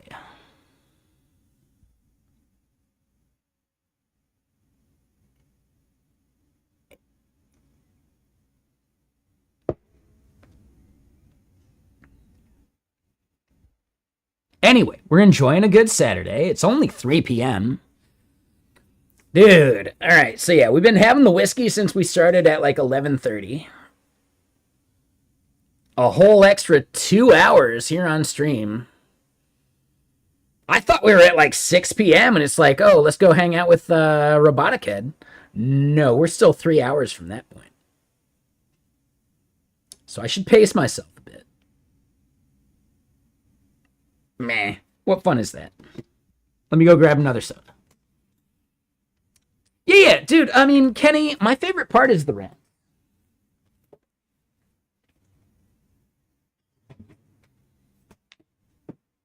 Right? We can write code anytime. Community, that shit's forever.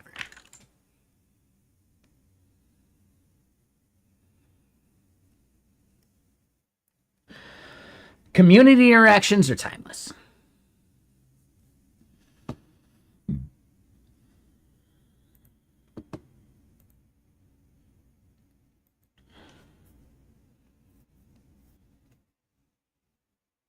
And I would not trade any of these moments for the world. This is a big part of why I stream. To be able to just chat with human beings, get the occasional code done, work on side projects that I've been thinking about for years.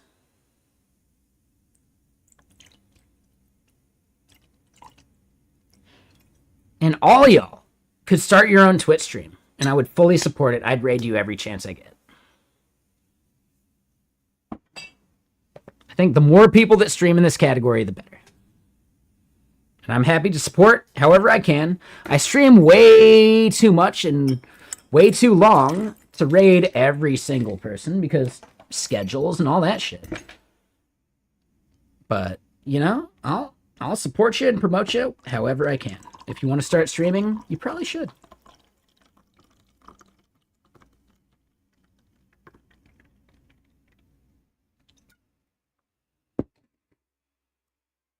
If not, don't feel bad about it. You shouldn't be pressured into streaming. It should be something you want to do. If you don't want to stream, well, then don't stream. I don't mind. No skin off my back. But the category is stronger the more people we have streaming. Where do I get the real Coca-Cola from? Costco. Yeah, this was an Instacart order I did yesterday because my car's still in the shop. But yeah, Costco.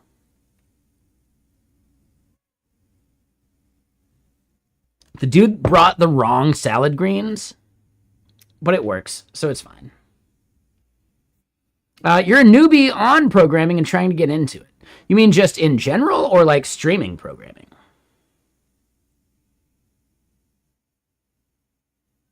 You got to get over your webcam anxiety one of these days. I mean, so KooCast, dude, do the fucking Elclonk thing. Just create an avatar. Dude, you could create an avatar and just have the avatar be you. You don't have to show your actual face on stream if you're self-conscious. I wonder why not, but, you know, I don't have the same reservations.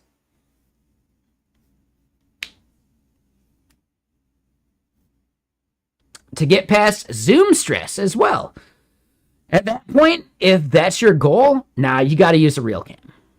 Because there's no way you'll get past that Zoom stress without being real on stream. But I just want to point out, like, dude, Elclonk.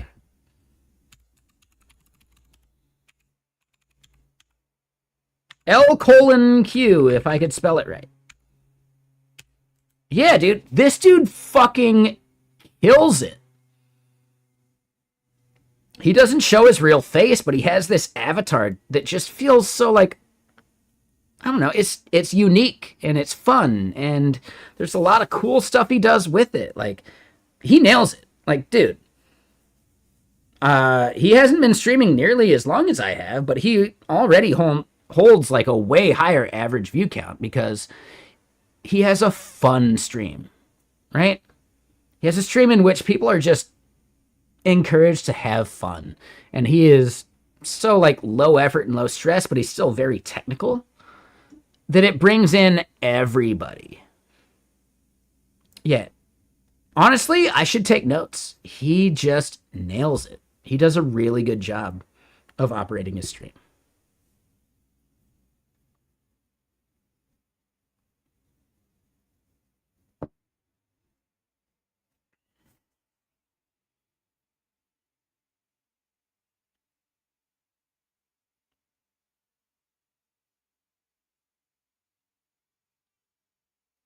Damn, Lightspeed. That's fucking gnarly, dude.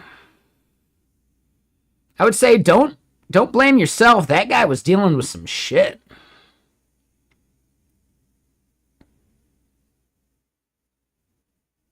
Yeah, no, that's a bummer, dude. Don't let that shit get to you, though. Instead, maybe there's a bit of, like, reading the room.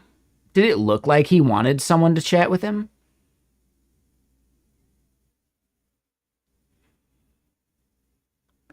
Yeah, no, that is a definite WTF moment. But there are some cases where, like, someone's body language was saying that they didn't want to talk to someone.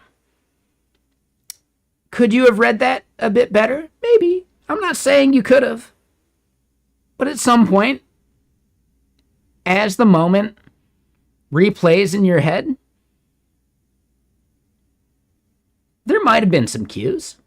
There might not have been. Like, dude, he might have looked like, yeah, I want to chat. And then he just slammed his drink and like, dude, I don't know, man. Fuck it. Whatever. Yeah, sometimes people are just unhappy and you can't predict it. But this is the opportunity to think about it at least a little bit. Just assess it. Think about the moment. Think about their body language. Think about all that shit. Is there anything you could have done to understand it more? I don't know.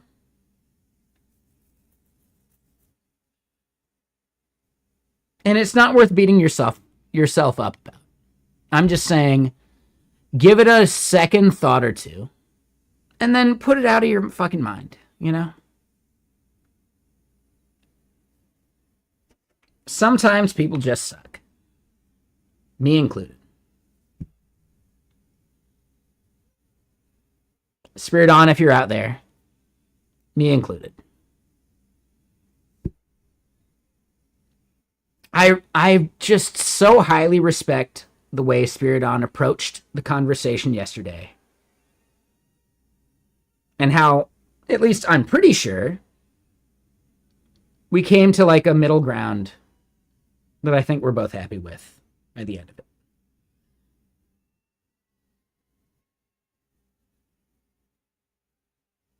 Did I miscategorize a bunch of shit? Absolutely. Could he have done more? Absolutely. But he was really good about trying to meet halfway, which I think is really cool. I really respect that dude. We may not agree on every single thing, and we shouldn't, because, dude, the world is so much more complex than that.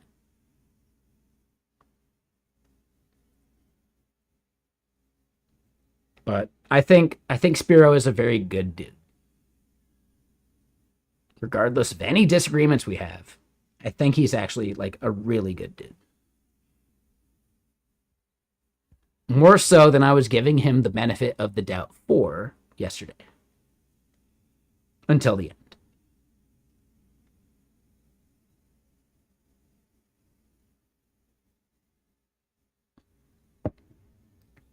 We're all only human.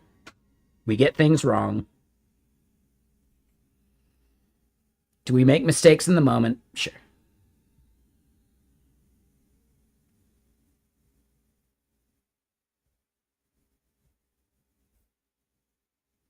Anyway, let's keep hacking on some bullshit. Yeah, we're having a good Saturday. I'm not trying to ruin it. My bad. Shit.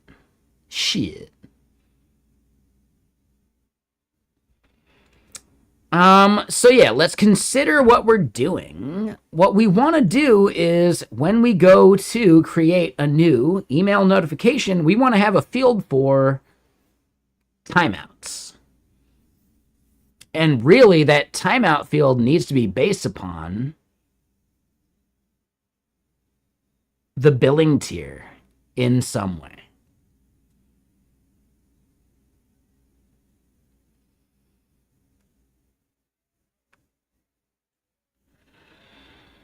So I think it needs to be a drop-down.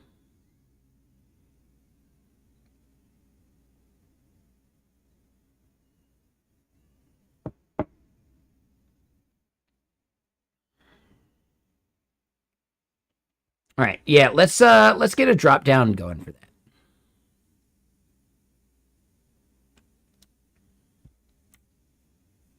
All right, so notification form is actually where that drop-down would live.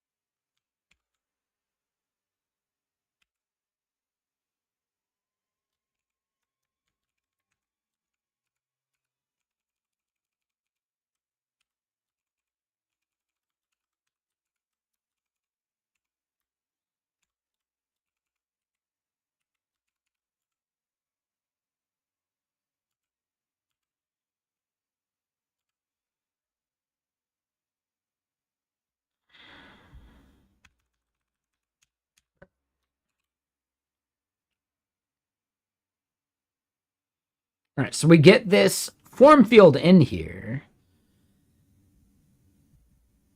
Email is totally wrong.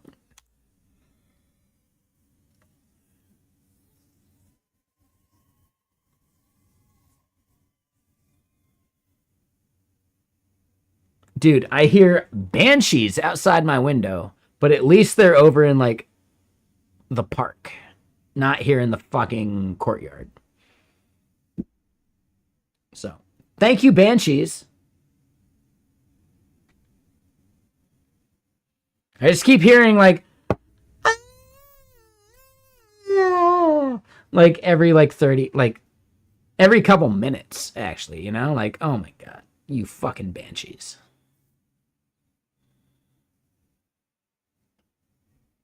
But at least they're not right here outside my window.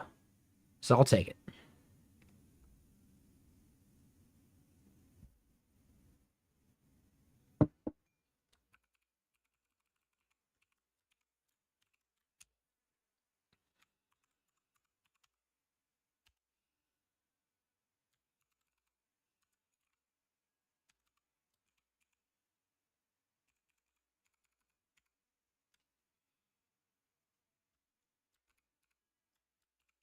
With buses full of school kids. Yeah, same basic thing. Exactly.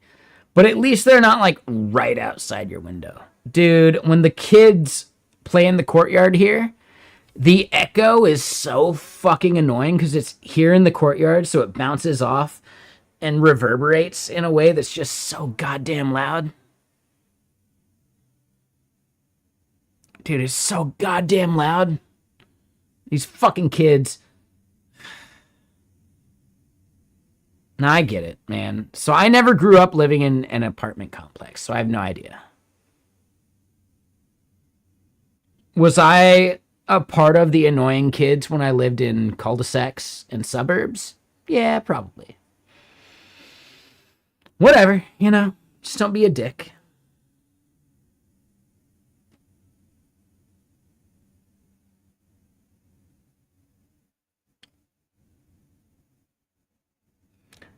There was a moment where, like, yeah, maybe a year or two ago, there was just like a kid crying out there, like nonstop for like a half hour, like just straight up just crying for a half hour. Where the fuck are your parents? I may have yelled that out the window.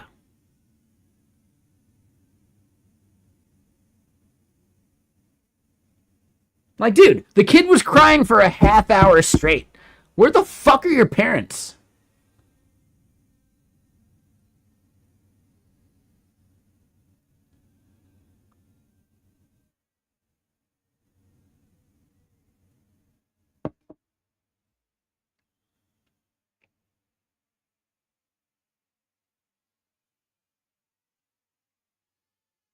But all right, hold on. Let me go pee. BRB. One sec. One sec. Cries every afternoon without fail for like 20 minutes. So hold on, wait. Around 4, they cry for 20 minutes, and then some stoner blows weed smoke in their face, right? And then 4:20, hey, no problems now, yeah? I'm not endorsing that. I'm just saying that sounds like what.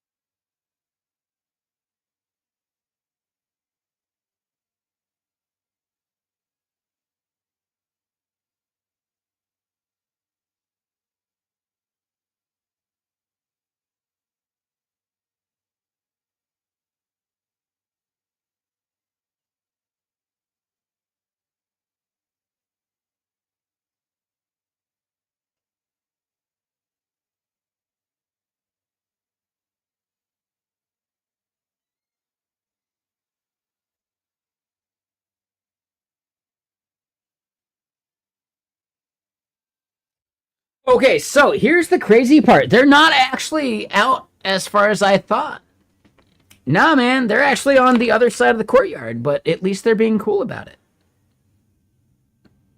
That's awesome, man. Stream check. Where am I from? You're from Finland? I am from Seattle here in Washington.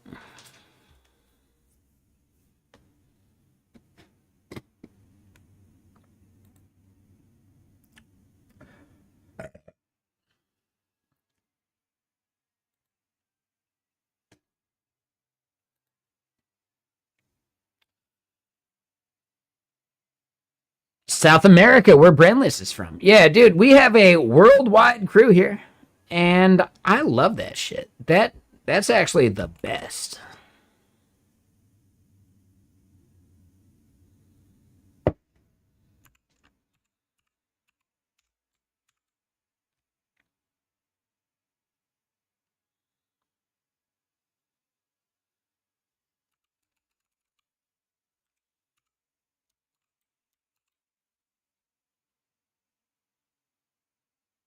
All right, so hold on. What did we name the field? It's batch interval in minutes, right? Batch interval minutes.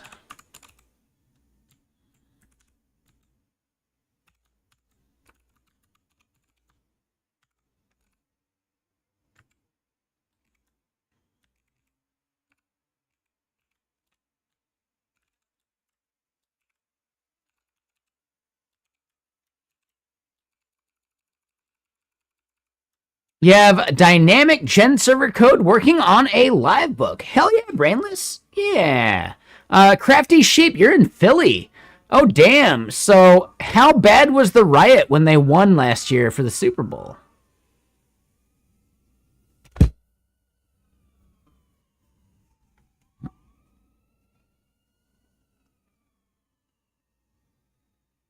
The difference between a riot and a celebration in Philly is very thin. They're the same thing.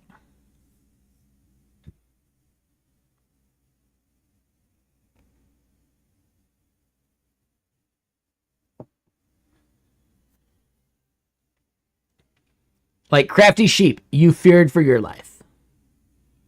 Pretty tame compared to previous years. Interesting. Okay. All right. No, that sounds cool, man. Is Philly finally growing up? No, definitely not. Definitely not. But they're getting better.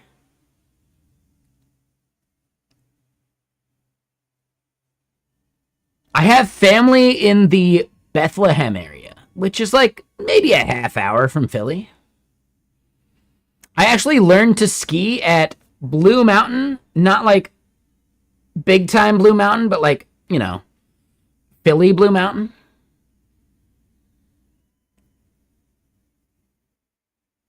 Yeah, my first skiing ever was like the Philly Blue Mountain, right? Like Poconos Blue Mountain. Not like the big time Blue Mountain. Totally different resorts. Maybe they're the same and I have no clue, but no, I'm talking about the one that's like in the Poconos, half hour from Philly. I have family in Bethlehem. They met us up there, you know. And maybe it's not a half hour from Philly, but it's like it's close enough or whatever. You know what I mean.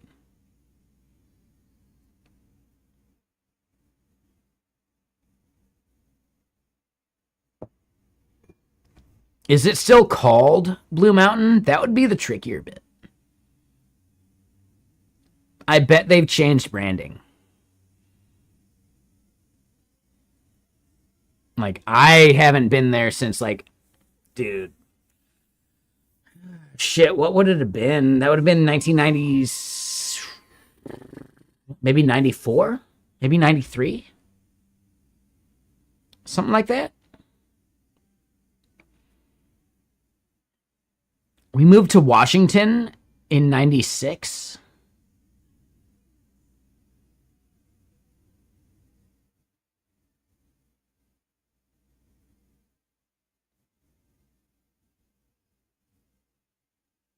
But yeah.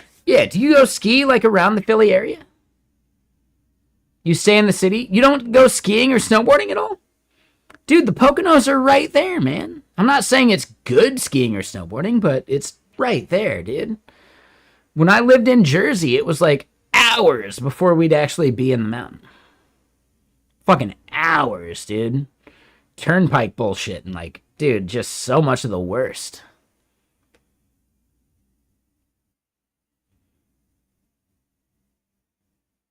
We would consider it a 6-hour drive to get to the mountains.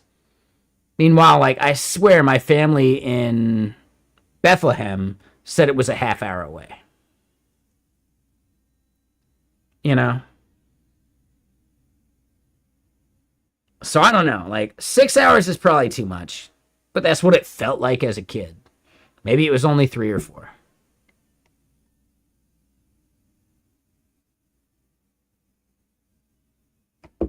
It felt like 6 to a kid, you know? But okay, so batch interval minutes is a thing we don't have in the form schema that we actually care about.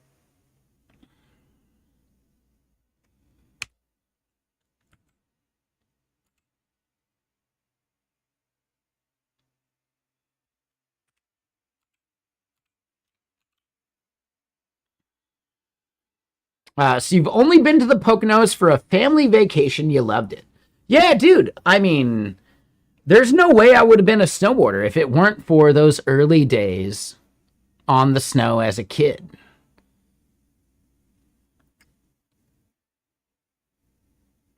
Yeah, there's no way I would have become a snowboard bum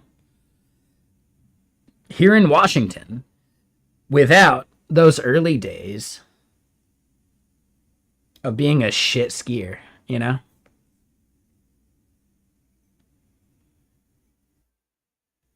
It made the snow so much more approachable, and it made, like, sliding seem more approachable. Like, I had already done, like, ice skating and roller rink shit, so, like, sliding felt natural. Yeah, I do wonder, like, there are people that have never done ice skating or roller rink shit or rollerblades in general or any of that, to where, like, sliding is so unnatural for them that skiing and snowboarding never makes sense. I find that weird, but I can empathize.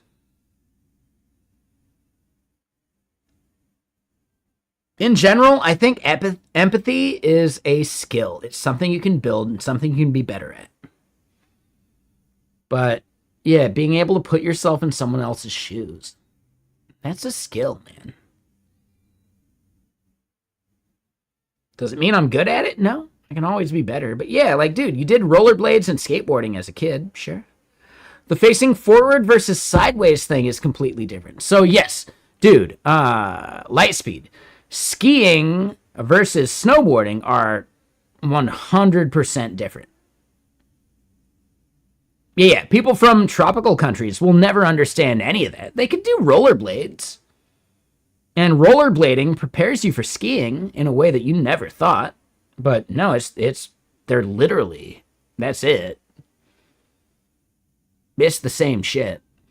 But then, yeah, like, snowboarding is its own beast. But you gotta get used to, like, sliding in general.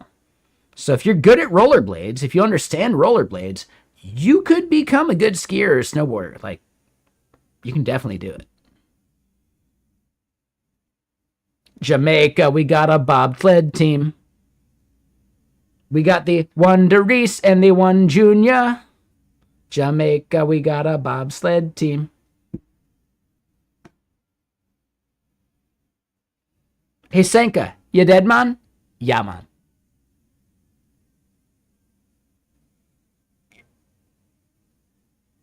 Jamaica, we got a bobsled team.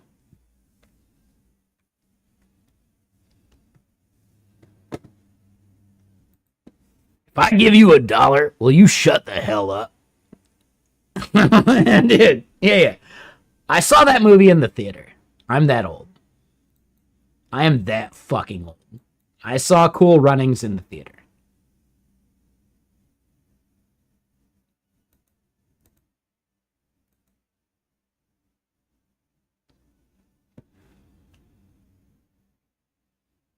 I saw The Lion King in the theater. I saw Mortal Kombat in the theater. I saw Jurassic Park in the theater. Dude.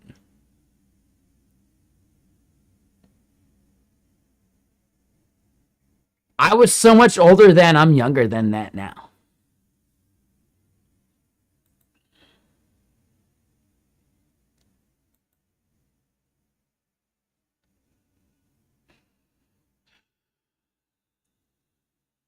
Jamaica, we got a bobsled team. Sorry, yeah.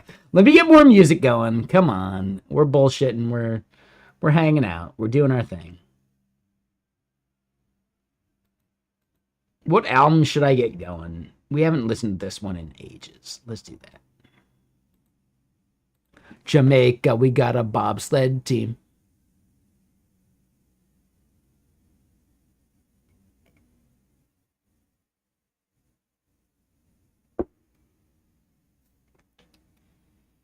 Jurassic Park, the original film. Yeah, such a classic. And yeah, the science for it, like Jurassic World, nah, it's total bullshit.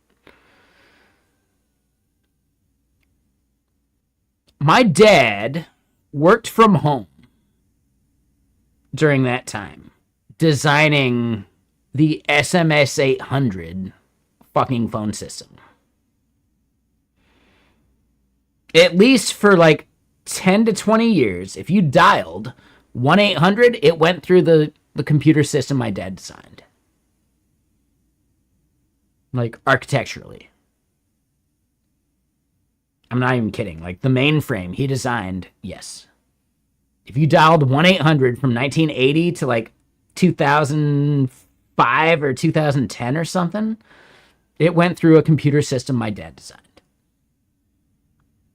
During that time, yes, I went and saw Mortal Kombat. I went and saw fucking Jurassic Park. Like, all of these things where he's just sitting at home and he needs to get out of the fucking house. Hey, you want to go see Jurassic Park? Because I do. All right, let's go watch Jurassic Park. The movie theater was like a 15-minute drive away. It was awesome. It was fucking awesome.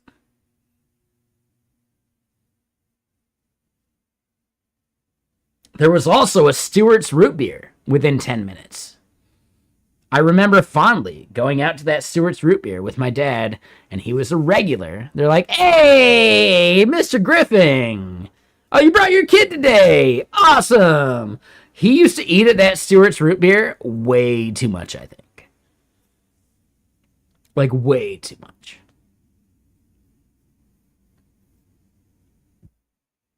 Because he doesn't drink. He smokes a lot of weed. So, yes, he got high enough that he was a regular at a Stewart's root beer nearby. Because he didn't drink. He never drinks. He doesn't drink at all. He smokes a lot of weed, though.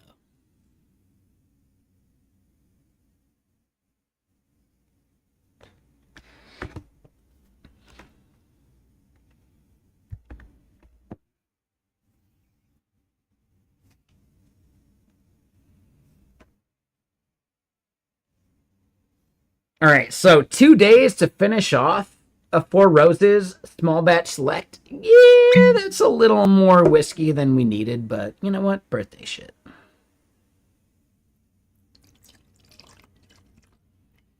We got at least a drink or two left.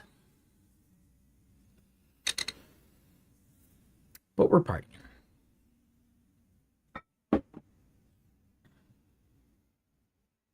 I wouldn't want it any other way.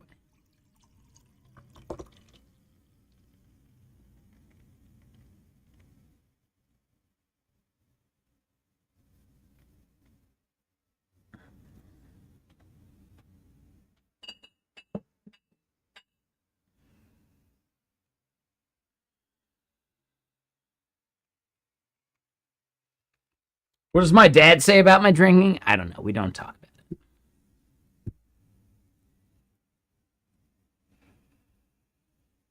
My mom doesn't drink at all and never has. Pretty sure my dad, he may have drank when he was younger, but he hasn't drank since he was fucking like 20 something. I think by my parents being teetotalers, it didn't prepare their children for limiting alcohol in the right way.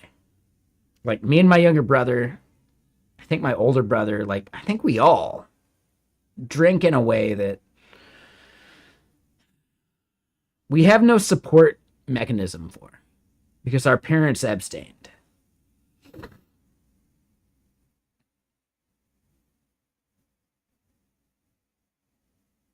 Yeah, no, I get that, but like I think there's something to having some kind of support network for overdoing it. And like my parents are not that support network. I've never seen them overdo it. They don't because they don't do it all, right? My dad smokes a lot of weed, but there's no such thing as smoking too much weed. It doesn't exist. Like it just doesn't happen. Like you build up a tolerance and you can just get baked. Do you get too high? Getting too high is marginally a problem, you know? So yeah, like smoking weed wise, I got a support network for that, but like, dude, overdoing weed doesn't mean anything. Like it's borderline impossible. There's some Bill Hicks quotes like, you see two people fighting at a sporting event. Are they drunk or high? They're fucking drunk, dude. Because if they were high, it's very simple. It's, hey, buddy. Hey, what? End of conversation. You know? Right? If we all smoked weed like we all drank, the highways would be filled to the brim with fucking Domino's drivers. They'd be the ones honking and beeping at each other, and we could just sit at home chilling.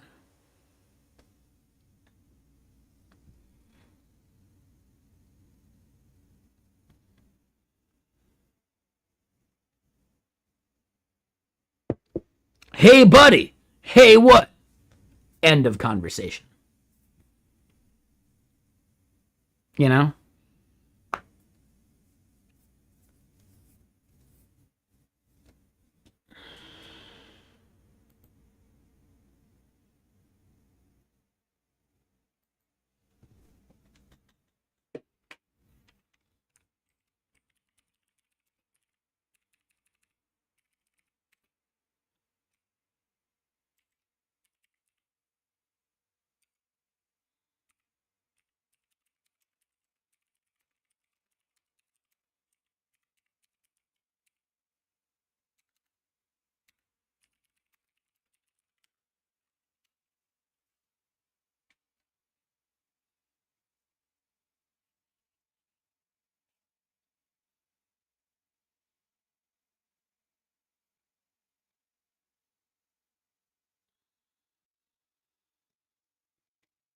All right. Anyway.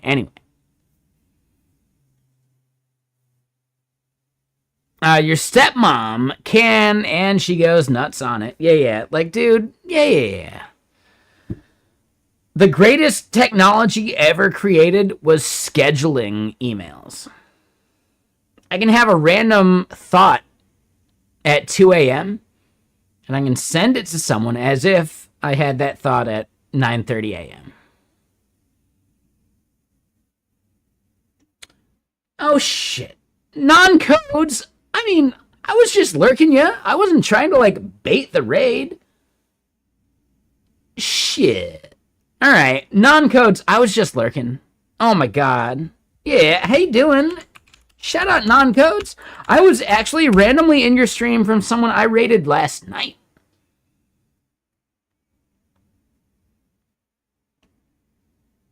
Oh, I was lurking, but I was only lurking just, like, recently. Just, like, within the past, like, I don't know, 10 to 20 minutes or something. I wasn't paying attention. Maybe I was lurking, but yeah, it's like a solid raid train. It came back around again. It's coming back around again. Quit it now. Yeah, for sure. Hold on. What's the song? It's coming around again. That's an Incubus song, right? For sure. No. Non-codes, you're doing some awesome shit. Don't downplay it.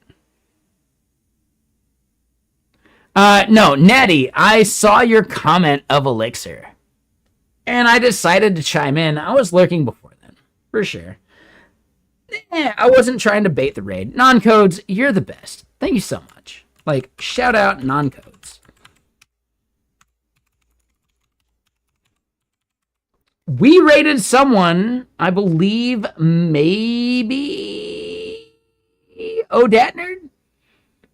And they raided someone that they raided someone that they eventually raided you. And it's coming around again, which is cool. Elixir is still active? Oh, absolutely. Natty, like, come on. Most frameworks die when the hype dies? Dude, no. I think you're misunderstanding. Like, Elixir is a language. Phoenix is a framework. And all these things are valuable when you don't want to care about other shit.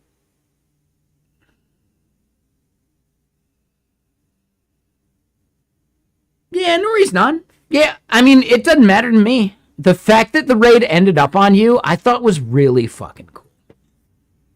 Like, really, really, really cool. Now, so Natty, the biggest thing to recognize. No, I'm not trying to sell it. If you don't want to use it, don't use it. I don't give a shit. Nah, man, I'm not selling anything. I don't care if you buy. I'm building a thing that uses it because I recognize a use case for it.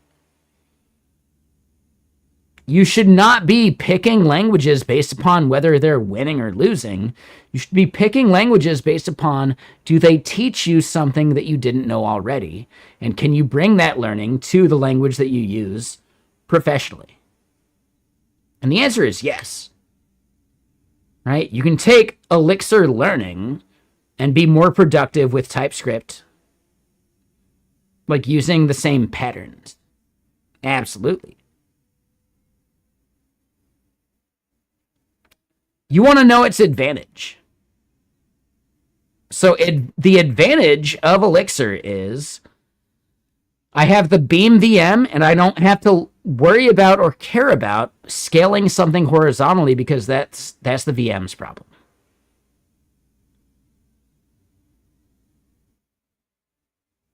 If you can't think of a use case where that matters, well, you don't need Elixir. Fuck it. Don't use it. Doesn't hurt me, doesn't hurt Elixir. If you're a Ruby dev, Elixir is a really easy, like, next step. If you're a Rust dev, Elixir maybe doesn't make sense.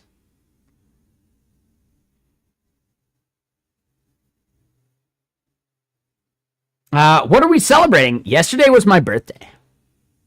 So non-codes, we didn't see on my birthday, but you know what? It's birthday weekend, so thank you for the raid. I appreciate it. Yeah, cheers to that.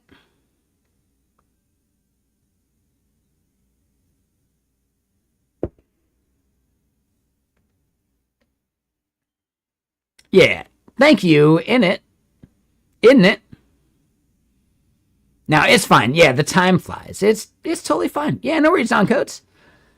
I thought you were going to keep going, and I was just going to leave a lurk all day or something. But, yeah, thank you for the raid. I appreciate it. For sure. Majid and Natty and everyone else, thank you for the birthday wishes. I appreciate that. Yeah, the time flies, doesn't it? I think you raided last year on my birthday, and it's been a whole year since then, isn't it? Like, shit. Yeah, maybe that makes you feel older than you should, but nah, it's fine. I think the years progress, but we still look the same, don't we? And if we don't, keep that to yourself.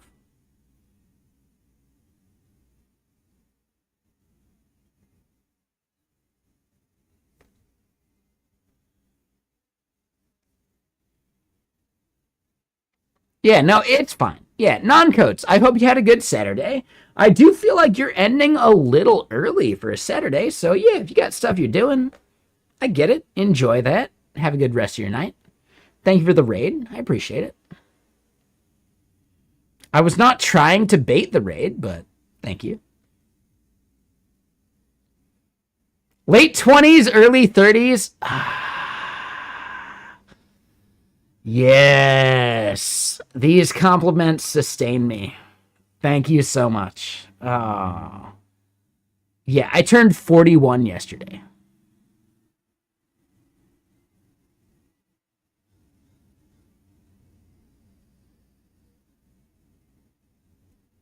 It's the skin. It's the skiing. Yeah. Being a snowboard bum keeps you looking young. For sure. As long as you cover up in the sun. Kind of thing. For sure. I look Gen Z. Oh, you fucking liar. How dare you? Don't lie to my face like that. Come on, man. I'm a full-on millennial.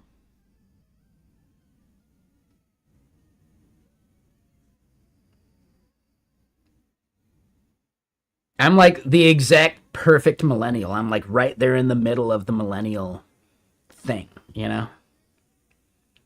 But I appreciate it. Thank you.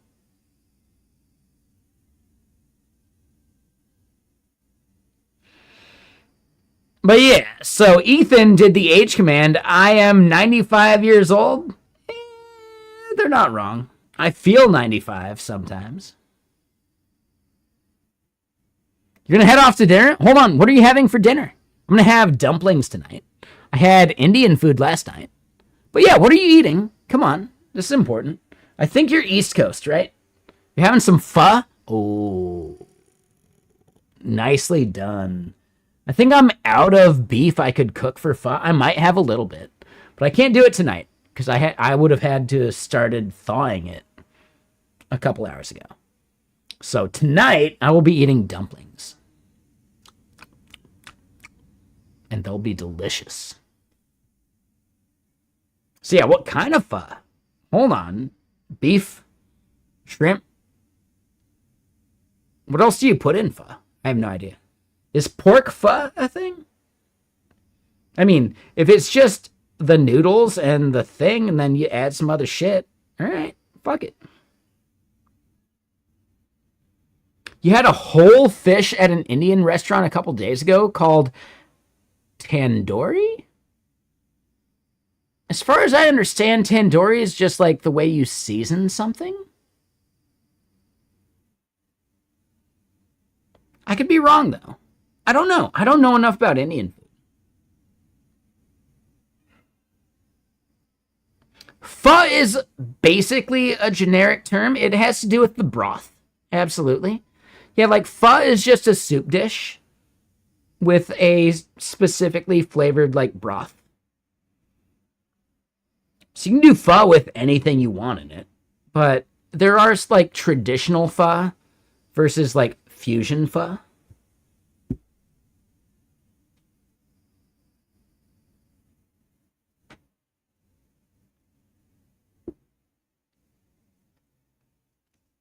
In general, traditional pho is beef.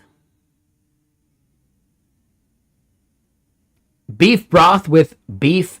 Oh, see, I've never had pho with fish balls. Heyo. No, I've never had pho with fish balls, but I've had beef pho in general. And it's either you get like the well done beef, or you get like sliced raw, like not raw, but like rare beef, and then in the noodles, right, in like the broth, it cooks to more than like rare. Yeah, I don't know what the fish balls is. Yeah, I don't know about that. I'm guessing it's like fish compacted into a ball and then you cook it. I've never had pho with fish balls. It's not literally fish testicles, because I don't even know if that's a thing. Do fish have testicles?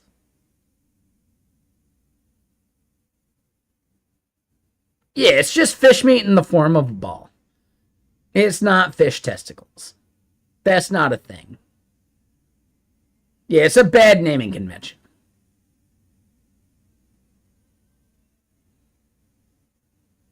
So just imagine, hold on, takoyaki in Japanese cuisine is octopus balls. That doesn't mean it's octopus testicles. No, it's octopus turned into a ball with some shit around it. Takoyaki. It's not literally octopus balls. Because I don't even know if that's a thing. And we don't want to pollute our mind with knowing if that's a thing or not because, oh my God, I might never eat takoyaki again. Meatballs. Yeah, dude. Spaghetti and meatballs.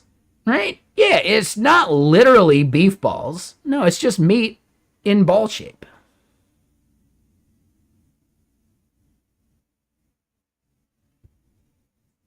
When you ate it in Japan, maybe it was literal balls. Yeah, whatever. It was delicious, right? Crunch. Crunch.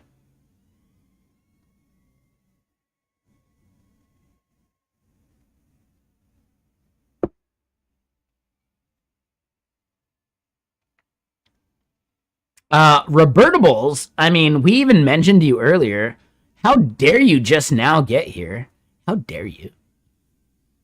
Rocky Mountain Oysters balls. Totally different thing. You're in the middle of D&D. You're like, they're taking a smoke break away from you because, God damn it, this DM sucks. They smoke a whole cigarette in one drag, right? And you're just sitting here chatting with us while they're doing that.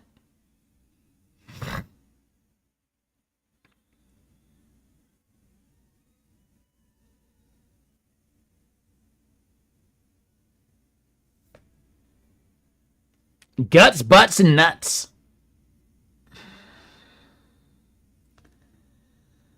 That sounds like a business that is destined to fail.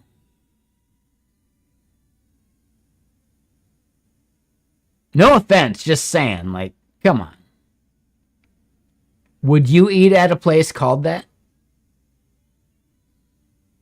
So yeah, you're still a non-smoker, and they're sitting there smoking, like, a cigarette from start to finish in one fucking puff because you're that harsh of a DM. I get it. Could you be cooler? Come on, man.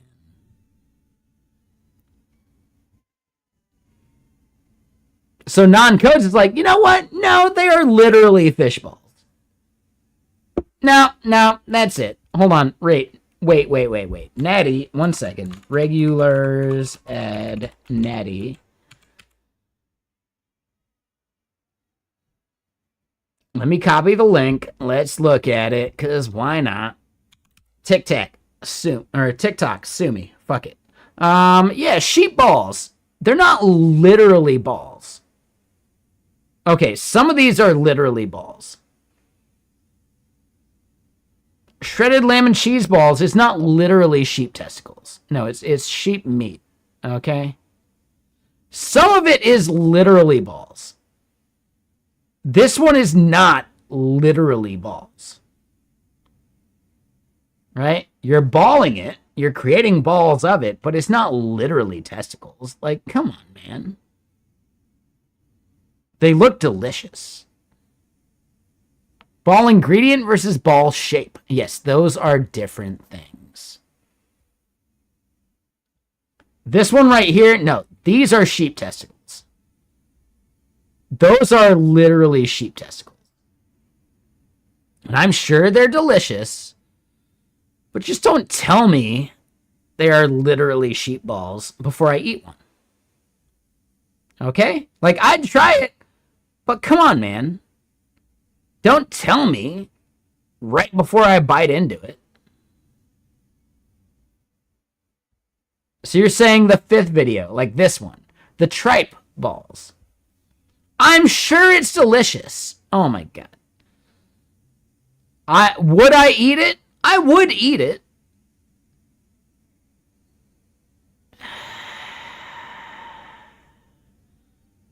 God, they even jiggle. God damn it. The fucking jiggling.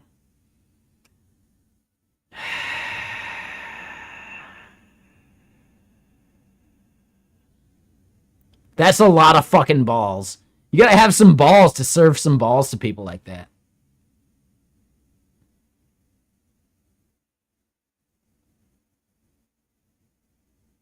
Like, dude, it takes some balls to serve some balls like this. This one is not balls in balls? Oh, really? That looks like testicles. That looked like a fucking testicle. Really? Are you kidding me? This is not balls? No, it's lamb leg meat. Okay. They just make it look like testicles. All right. Sure. $3 each? I'd eat it. All right? It's fine. It's fine. You meant the 6th video. Oh my god. Really? Okay, hold on. 4, 5, 6. You mean this one? Yeah. No, that was the one I clicked. And, yeah, those look like testicles.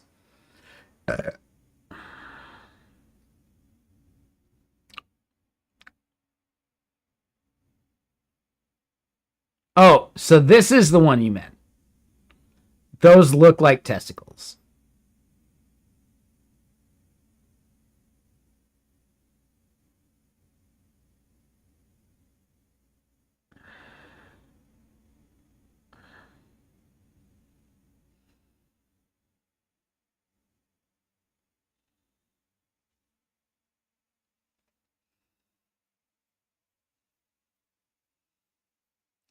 I don't think this is actually TOS. I think this is actually fun.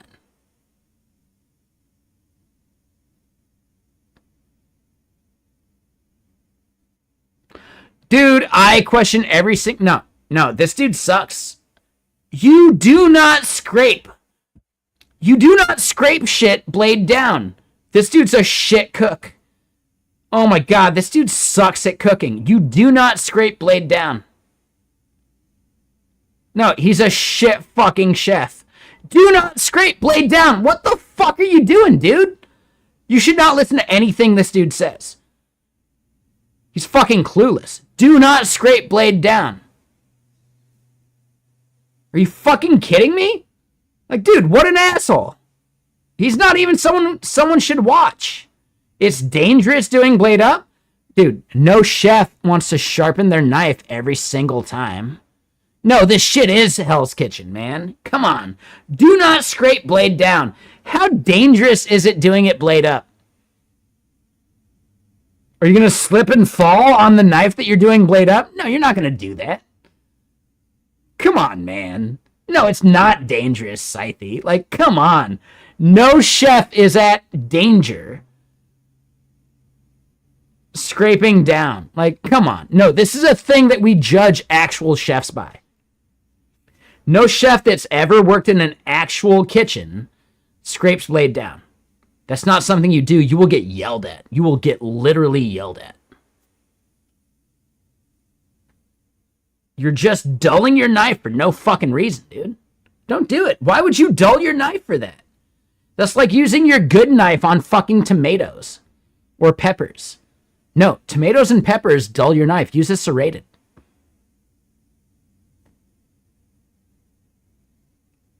Don't use your good knife on fucking tomato skins. No, they dull your knife. You don't have time to sharpen your knife multiple times a day. No, you do it maybe once every couple days. And if you treat your knife right, you don't have to sharpen it every day. If you do what this dude's doing, you got to sharpen that shit every single fucking day, dude. Buy a new knife. Yeah. Said no actual proper chef ever. I push back on this, man. Like, the fucking influencers for this shit are not the people you should be listening to. The people that get paid to do this shit, do it right. Do balls dull your knife too? If they're as tough as tomato skin, maybe. No matter what, you shouldn't be scraping the blade along a fucking cutting board. I call bullshit. Like, I call bullshit fucking immediately. Nah, this dude doesn't know what the fuck he's talking about. At least he's using a wooden spoon on a shit pan. Tomato skin and pepper skins actually dull your knife blade. Is a knife made for cutting stuff? Yes. But do you want to sharpen your knife every single fucking day? No. Use a serrated for tomatoes and onions. Or not tomatoes and onions. Sorry, tomatoes and peppers. Tomatoes and peppers dull your knife. If you don't know that, you're fucking up. You're actually a bad chef. Krail, yeah, I might have had a late night last night, but I was actually on early today. Where were you, dude?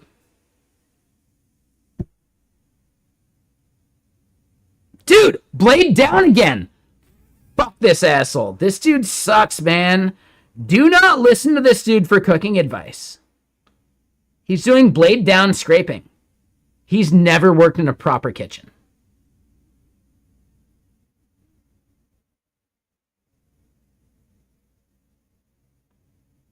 This dude has never worked in a proper kitchen. He would have been roasted so fucking hard doing blade down scraping on his cutting board. Don't listen to these assholes, man. Fucking cooking influencers are the fucking worst.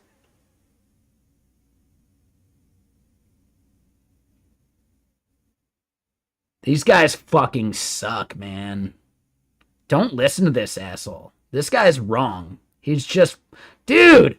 Don't dull your knife on the cutting board. Yeah, man. Dude, I push back so fucking hard. Dude. Cooking influencers are just as bad as fitness influencers. You got a metal scraper you'll scrape your cutting board with. Fine, anything but your knife. Do not use your knife blade to scrape your cutting board. Use the dull end, right? The back end of your blade to do scraping. You can use the same knife. That doesn't matter. Don't fucking dull your blade by scraping it. Why the fuck would you do that? No proper chef has ever done that. They would get yelled at and shamed so fucking hard they'd never do it again. Anyone you see doing that has never worked professionally in a kitchen.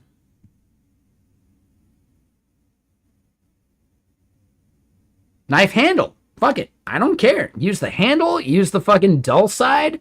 I don't give a shit. But do not use your blade for scraping.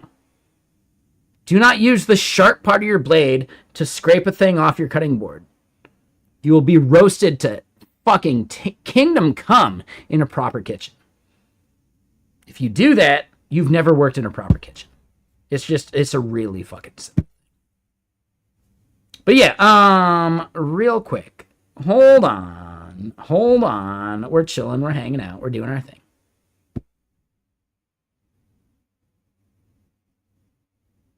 Exactly, Krail. I know. Crazy. Who would have thought of it? But yeah, like, dude, when I was shit-faced last night,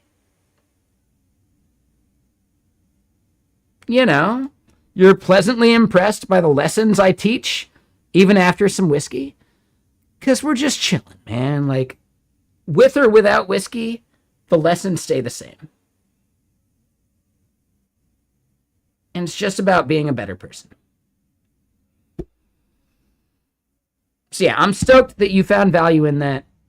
I found value in getting shit-faced. Did we meet halfway? I think we did.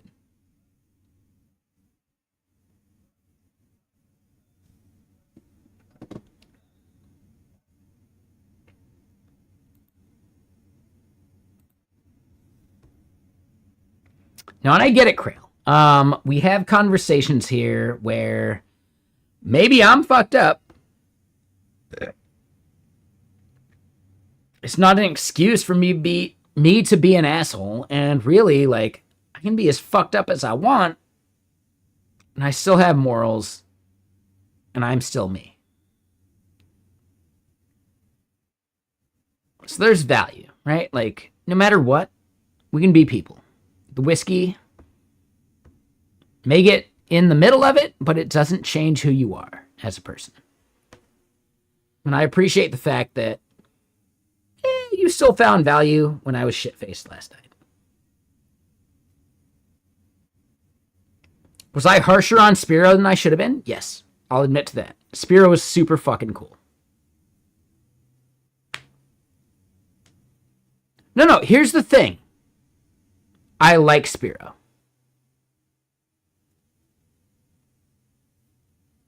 Did I hit a moment where I was questioning if I actually like Spiro? No, but he came back and he was a dude.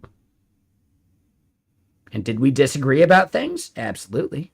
But I think we hit a point where we agreed on some middle ground, and I think he will conduct his stream better.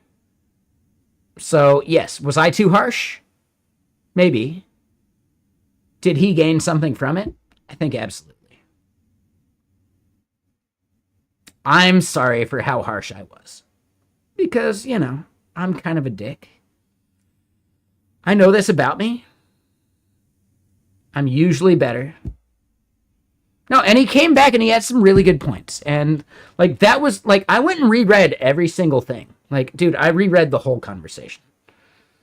I woke up this morning thinking, was I too harsh? And I went back and reread things. And, I may have, had so much in me that I glossed over some stuff. But I think we both were better for the conversation. I did everything correctly. Well, I didn't do everything correctly because, it's his own stream. He can do whatever he wants. I shouldn't have shamed him for his own stream because it's his own stream.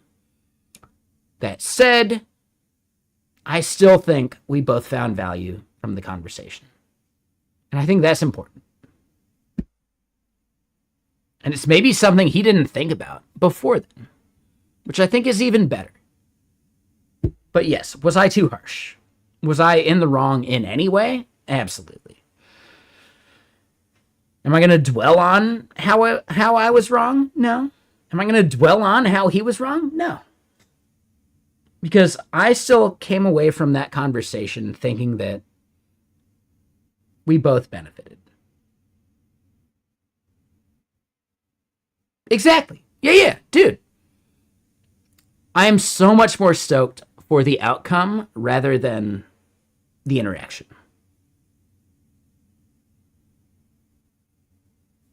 And yeah,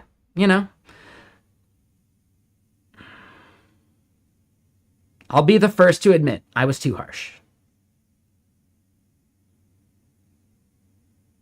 That's kind of my MO. Yeah, no, he's good, man. He's a good dude. Do I agree with every single point he makes? Fuck no. And, I don't agree with anyone's points 100%. So that part doesn't matter, right? The fact that we can disagree and still be respectful is the important part.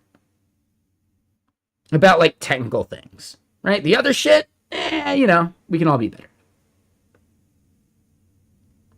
But technical stuff?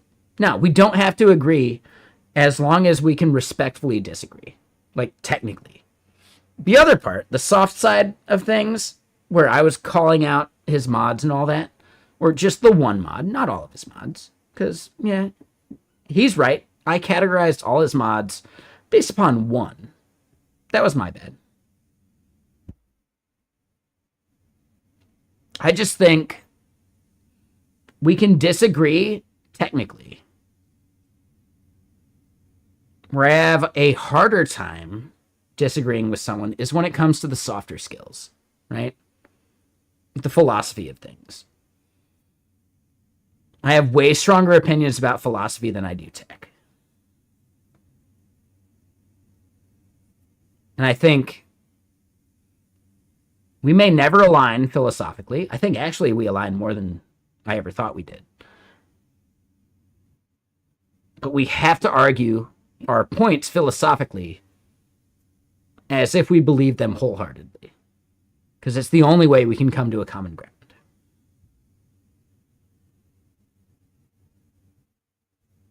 Exactly. It was super cool. Yeah, dude. He's a dude. I really like that about him. It would have been so easy to take what I was saying and just immediately treat me as the enemy, you know? He was so much better about that. And I really, really respect that.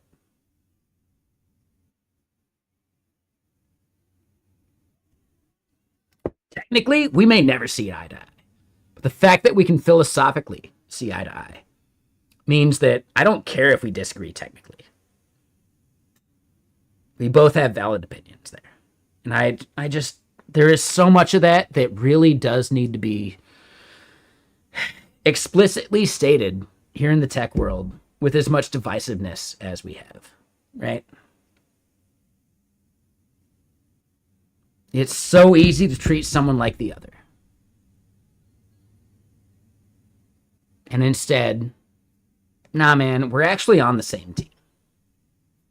We're on the team of caring about things technically, even if we disagree about those technical criticisms. Because philosophically, we may never agree, but we can find common ground. It's a lot harder to find common ground technically. But philosophically, dude, it's just better that way. To the same point, I disagree with Priman and Tej and even Theo on some things philosophically. But I like those dudes because we can chat and we can understand each other. And we're all better for understanding each other.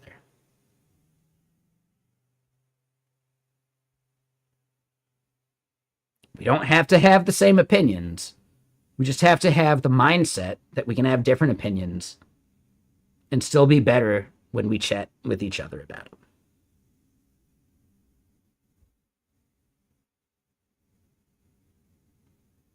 That's the nature of a healthy society in general. We don't have to agree about everything. We just need to be able to meet each other halfway when we need to.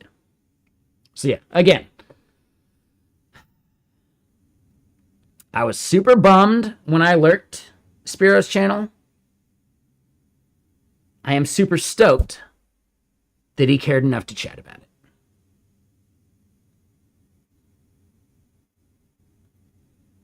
And I was judging his entire stream based upon one very small vignette, one very small moment of his stream. And that was too harsh on my part.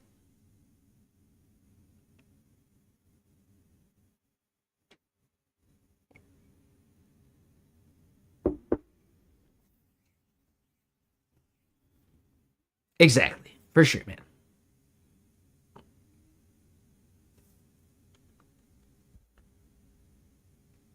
I've disagreed with other streamers in way less healthy ways. And that conversation yesterday makes me rethink, could I have approached those other conversations better? And the answer is absolutely yeah. Dude, I can always be better. I'm a fucking asshole. I'm not trying to be. I just believe what I'm saying so much that it makes me an asshole sometimes. And yes, I've let that make a situation worse when it couldn't. Like, when it could have been better. Right? We all can. Dude, that's human nature. We believe in something so much that we become assholes when someone disagrees.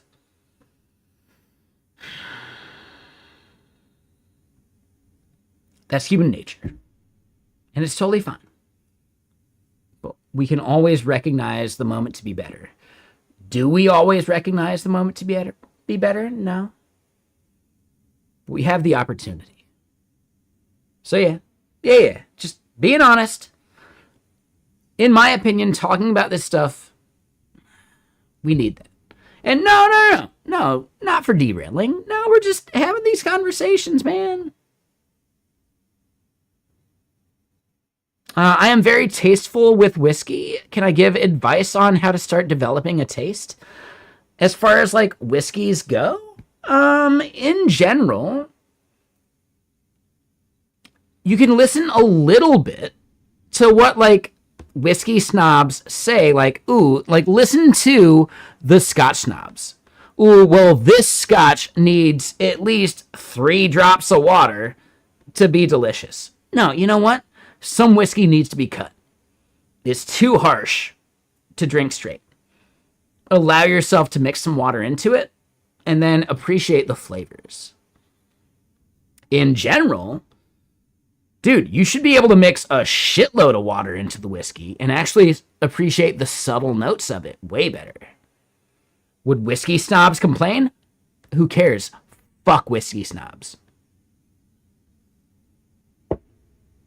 In my opinion, mix way too much water into a whiskey and sip on it and get the subtle notes that you can't hear or you can't like taste when it's all fucking concentrated into that 110 proof whatever it is, you know?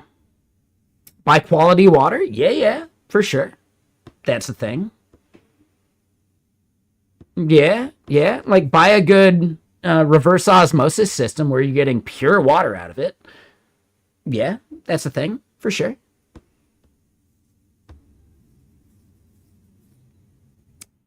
On the right side of the Dunning-Kruger, dude, we're all in the Dunning-Kruger, no matter what we're talking about. Dude, to get on the right side, sorry, like the best side of Dunning-Kruger for snowboarding, you have to snowboard so goddamn much. Like, I wouldn't expect anyone to do that.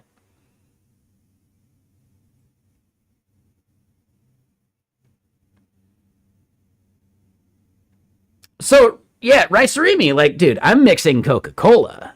Technically, you should be able to taste a difference between whiskeys regardless of your mixer. If you do the same mixer between 2 whiskeys, you will have a totally different experience between the 2 whiskeys. Like, dude, that's like easy. That's just fucking whiskey 101. There are people that say, like, how can you taste the difference once you've mixed it with Coca-Cola? Because you can. Like, dude, the people that think you can't, they don't have a discerning palate. They're not someone you should listen to about whiskey anyway.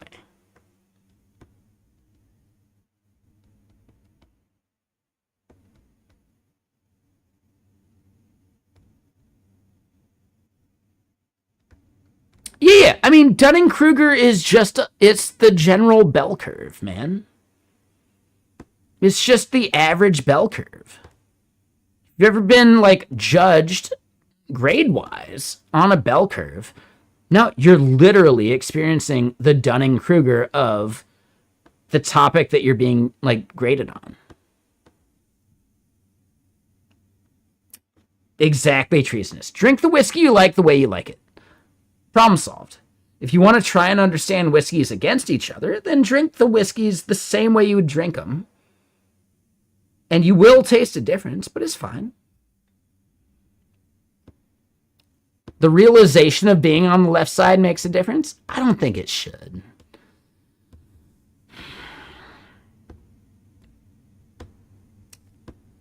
Let me just point this out. Hold on.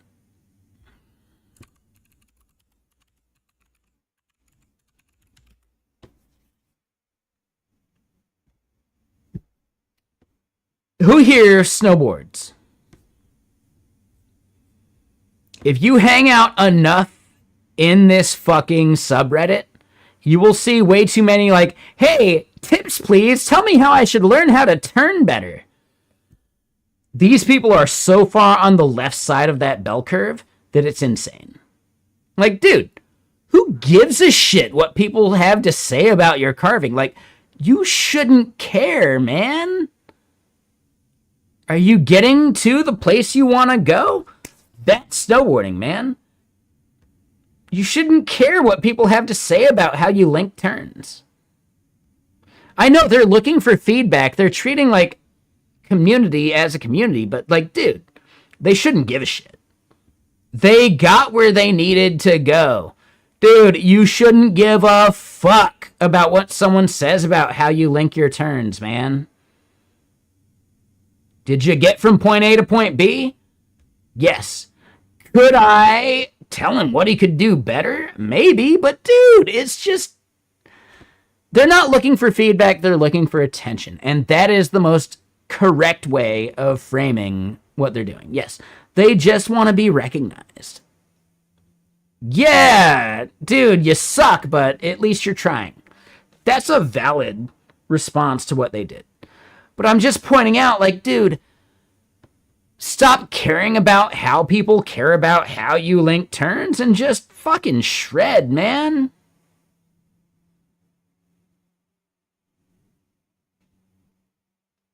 Okay, that was fine. Like, I don't know, dude.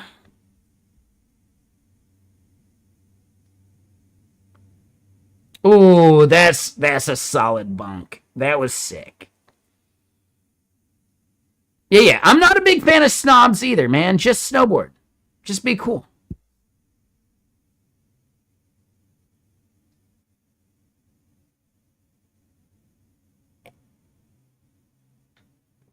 To be a good snowboarder, you just keep snowboarding. The biggest thing about snowboarding is to see a clip of yourself and pick it apart. Not pick apart someone else's shit. Nah, man. Dude, for everyone else, looks great. To judge yourself harsher is the nature of the beast. And that's just how that works.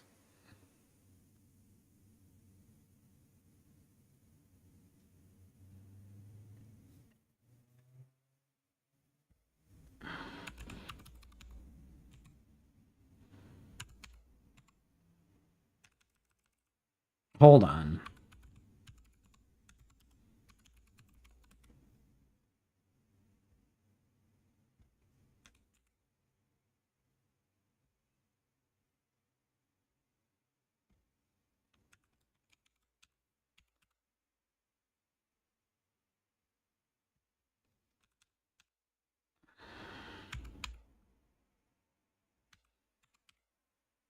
Here we go. So this is the end of my 2005 snowboarding season. Is there shit I could have done better? Abso-fucking-lutely. And oh my god, that link is insane. Are you fucking kidding me? I'm so sorry. Dude, that link sucked. Hold on. This is the link. What the fuck was that link, dude? Yeah, this is my sponsor me video from 2006. Did I get sponsored that year? Abso-fucking-lutely. Is this like the first year that YouTube ever existed? It's like within a year. Right? 2005 or whatever.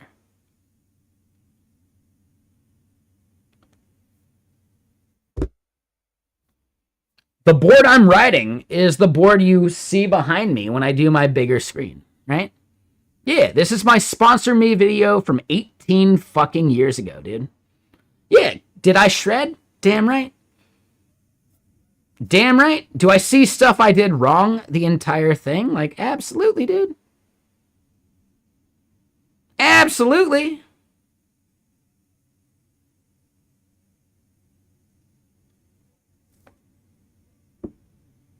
But yeah, man, dude, I'm a jibber, man. I used to ride 150 days a year.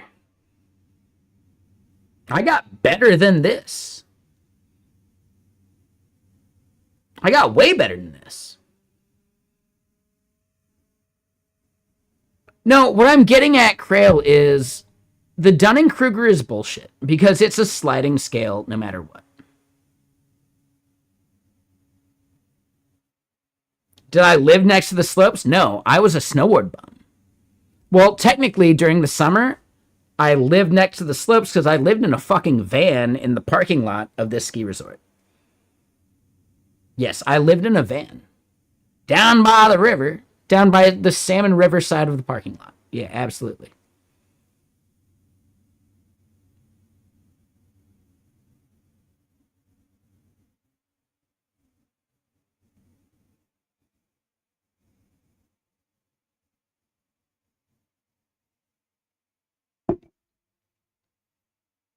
So, Krail, here's the thing. When it comes to park riding, I might be the right side. of that like curve. When it comes to powder riding, I was absolutely the left side of that curve, and I'm still the left side of that curve. But you know what? I can still shred. I can still go ride powder at Mount Hood or Stevens Pass, my home mountain. Like, dude, I can go ride powder with the best of them. Does it mean I'm the expert at riding powder? Fuck no.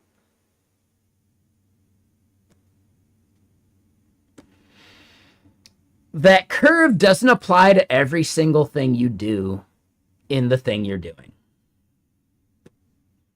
Right? That curve is very specific to like specific skill sets. And the moment you recognize that, the moment you're able to like be better about the things that you suck at. If you play guitar and think you're on the right side of the fucking Dunning-Kruger curve of guitar playing, you're probably fucking up because you're probably on the left side of that Dunning-Kruger curve when it comes to like scales or chords or finger picking or like, dude, the more you know about a thing, the more you realize that the Dunning-Kruger applies less to the overall thing and more to specific parts of a thing.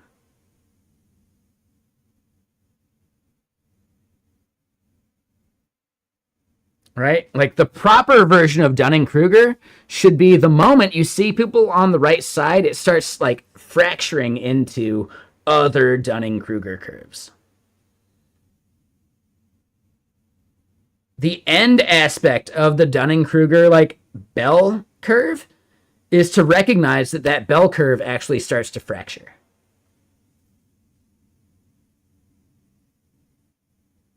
If you're not aware of the fracturing of that curve, you're still in the early parts of it.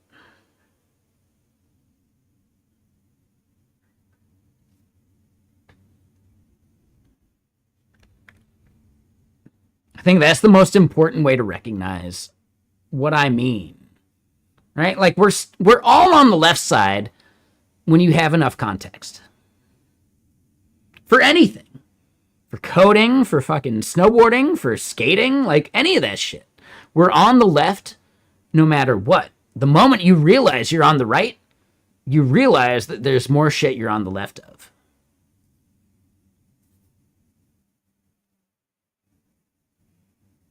The proper representation of Dunning-Kruger is actually a fractal.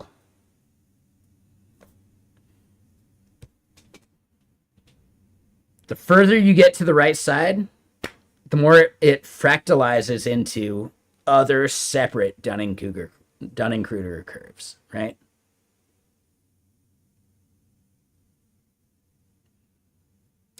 No, and like you're right. That's like the simplest version of it. But the moment you get to the right side of a Dunning-Kruger curve, you realize that it starts to like fracture into its own separate further Dunning-Kruger curves.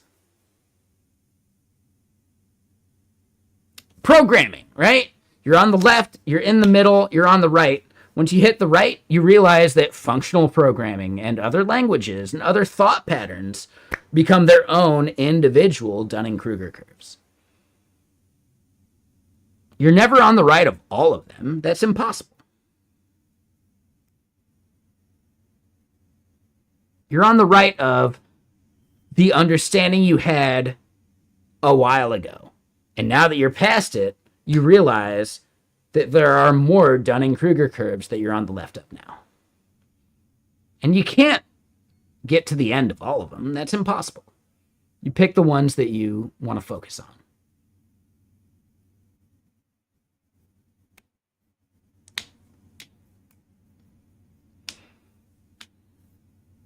That is some fucking tweet I need to make. That's some fucking like statement I need to make. I don't know. We don't have to do it today, and who knows? Oh my god, would the internet fucking be totally devoid of value if I didn't do this? Sure, whatever. I'm not saying you misunderstood the curve. I'm saying too many people misrepresent what the curve means. The moment you get to that right side, you start to recognize other curves that you're on the left side of. And that's okay, because you already went through the curve. Now you got other curves to think about.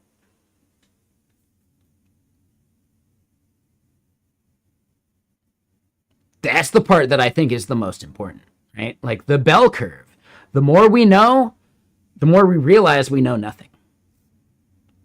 That's like the definition of the bell curve. That's the definition of Dunning-Kruger. The more we know, the more we realize we know nothing. Because we open up other curves that we're on the left of.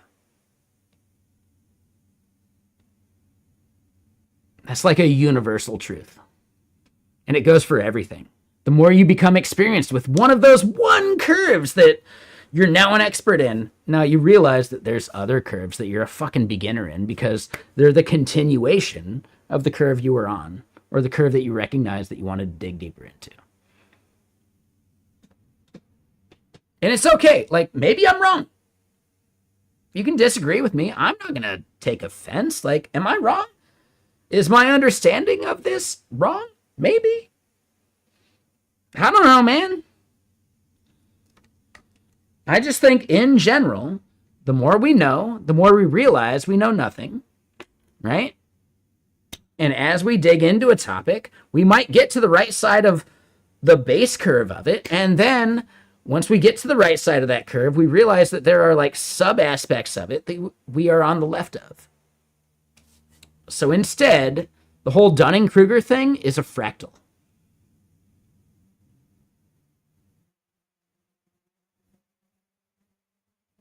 And there's definitely some tweet or something that could be said about that.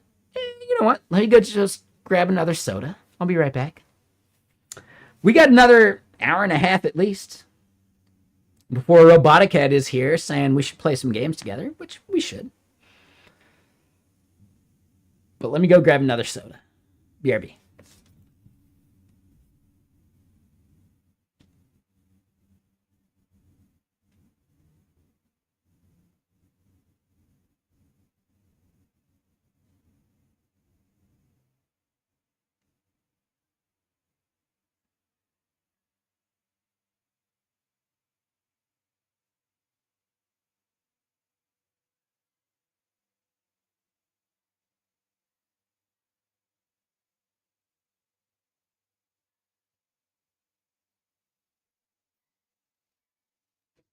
Yeah.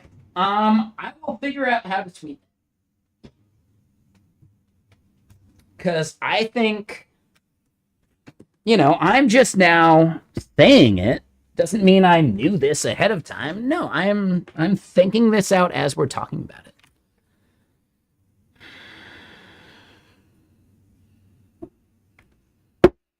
Nah, man, this is a fucking tweet. This is a buffer thing. This is something that we should all be talking about. The more we talk about it, the more we understand it.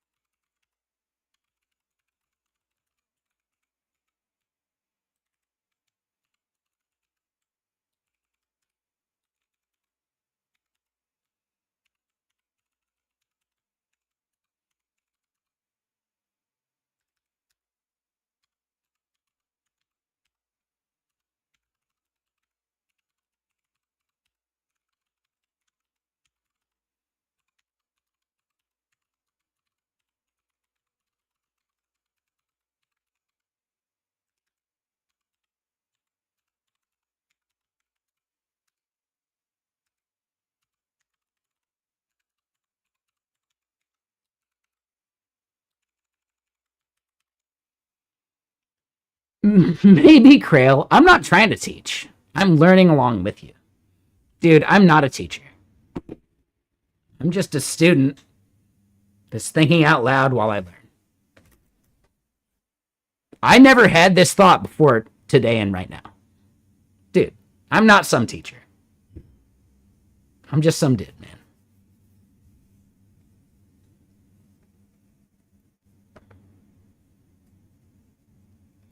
Yeah, right?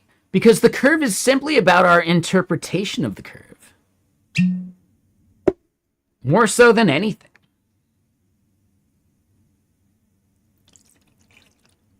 Right? Reality itself is how we experience it.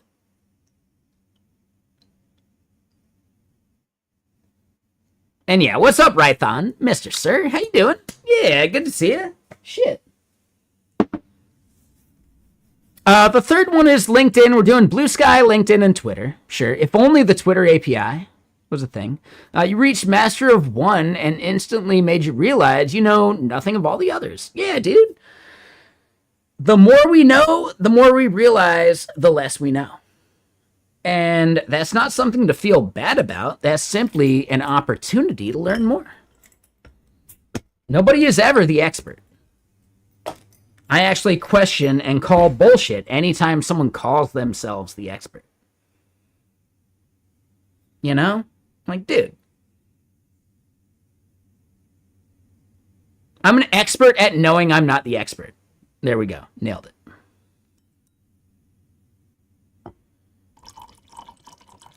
Shit.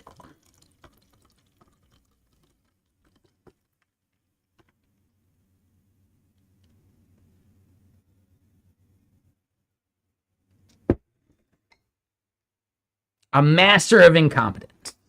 Well, it's better than being a master of incontinence. So at least you have that going for you, Rython.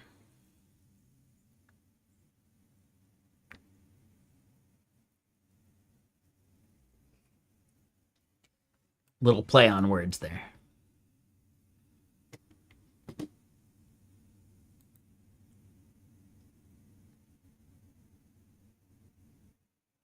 Come on, someone's gotta, like, understand that play on words I made and recognize how genius that play on words was.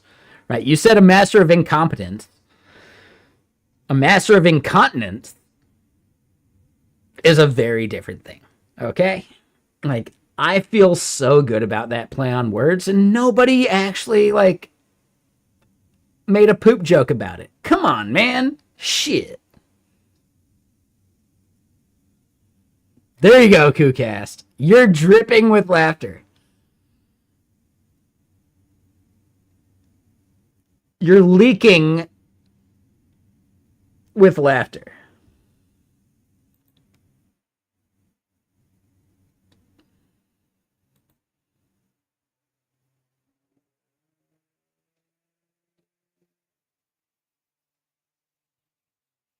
Incognizance, totally a different thing. Oh, man, that's some, like, dude, the incognizance. Ooh, that's fucking, like, damn, you're making, like, an Alzheimer's joke with that one. That one's even deeper. Touche. Touche.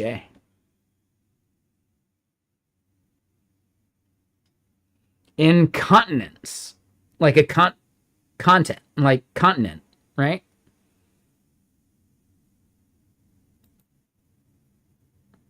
Not incompetence. That's a different thing. Incontinence is not being able to hold your poop.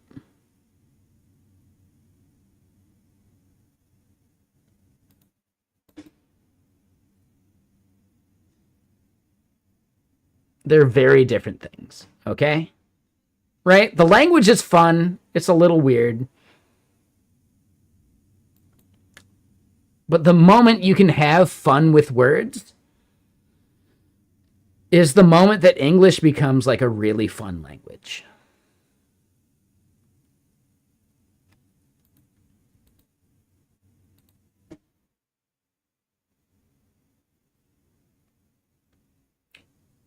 Sakrill, like, literally, you sat on the toilet 4 times today?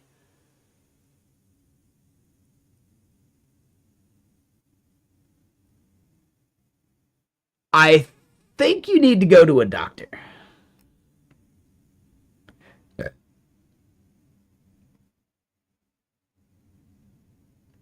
No. I think you need to go to a doctor.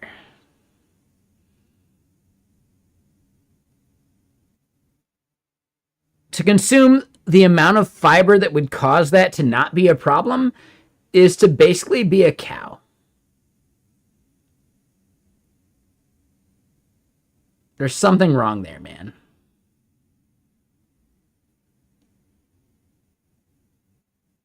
No, you should probably seek medical attention.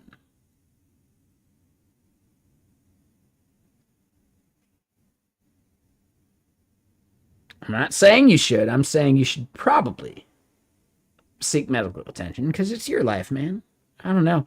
But dude, you sat on a toilet 4 times today? Yes, I would feel like I'm dying at that point.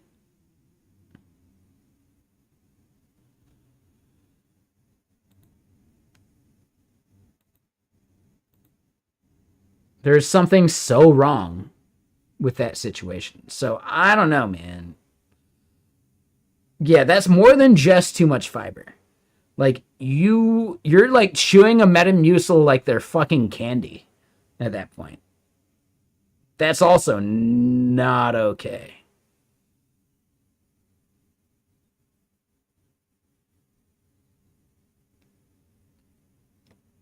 Metamucil, but they're fucking Flintstones gummies. No, that's how you die. Like, oh my god, dude.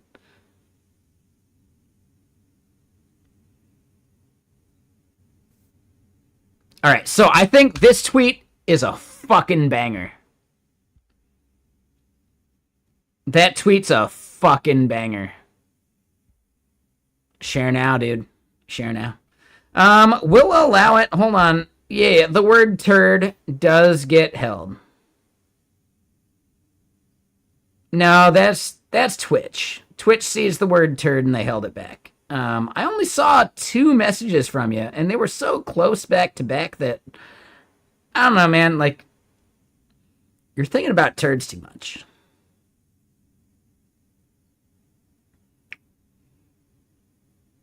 $70 grams of fiber a day? Yeah, that's too much poop. That's too much poop. Are you a cow?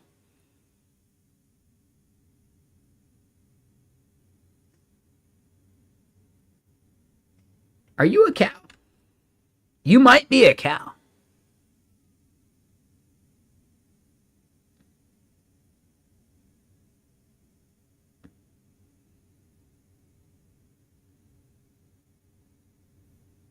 Nah, you're right. Vegan diet becomes tough. Dude, yeah, vegan diet's insane, man. I have no experience, and insane's the wrong word. If it's something you choose to do, go for it, but yes, no. Let me just point out, like, dude, you're gonna have to deal with, like, fiber problems heavily. No, Saraithon, that's the wrong way to phrase that. Come on, man. Everybody has a diet that's literally just the food you consume. Your diet is the aggregate of the food you consume.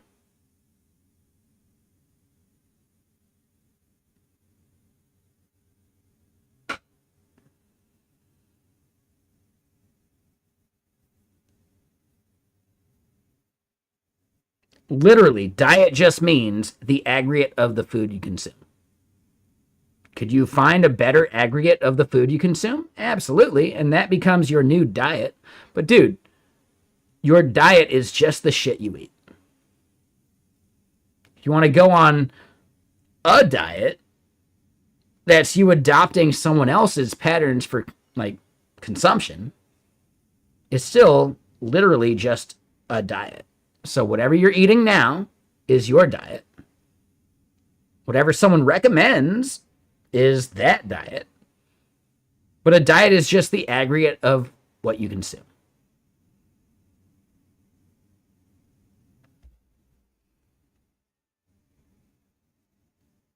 Maybe Rython, and it's fine. There are diets that are eating disorders. Absolutely. Intermittent fasting is a diet. It's actually how humans have lived and subsisted for thousands of years.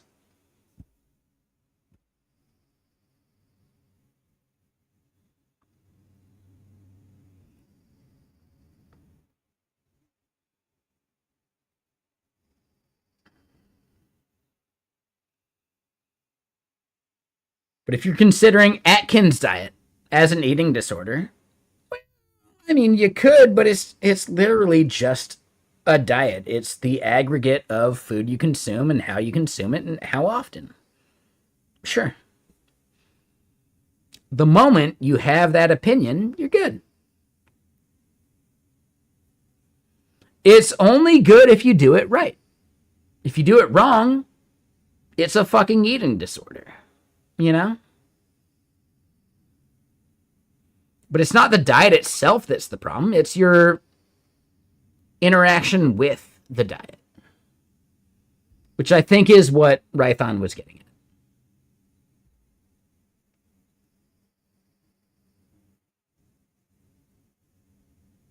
at. Caloric restriction becomes basically anemia, right? Or anorexia, if taken too far, right? So Rython, I'm hinting at what you were trying to say. Caloric restriction becomes anorexia after a certain point.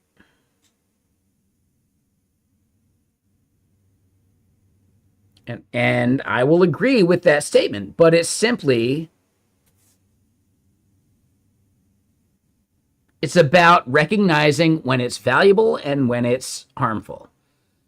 The same diet could be good for one person and terrible for another. It's not about the diet itself. It's about that person and their situation. Right?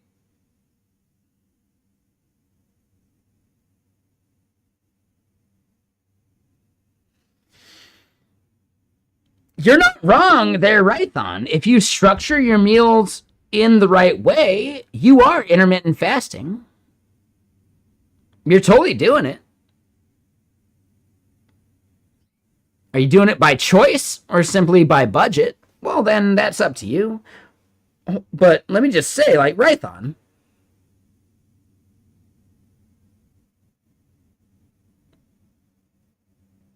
do you not have enough money for food?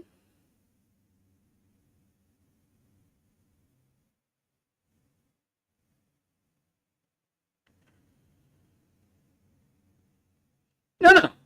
I get it. I'm not trying to call you out. I'm just saying, like, dude, are you going hungry? We can help solve that problem. If you were just joking, then okay, that's fine. But dude, are you actually going hungry?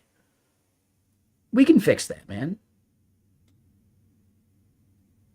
Like, dude. Not cooking enough portions sometimes. Okay. All right. I get that. I totally get it.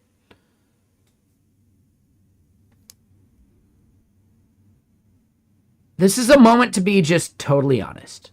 Are you getting enough to eat? If the answer is no, we can rally chat to help that. I'll fucking donate money for it. I forget where you live, but there are food boxes that you can do. Like as a student, etc. Like, dude, you can totally make use of food boxes in your area. Like, there's stuff you can do, man. There's absolutely stuff you can do. And I will leverage the community to make sure you got enough to eat. If that's a thing. If you're just joking, then okay. But if you're just saying you're just joking, but you're actually going hungry some nights, okay, all right. Rython, let me just say, do not go hungry.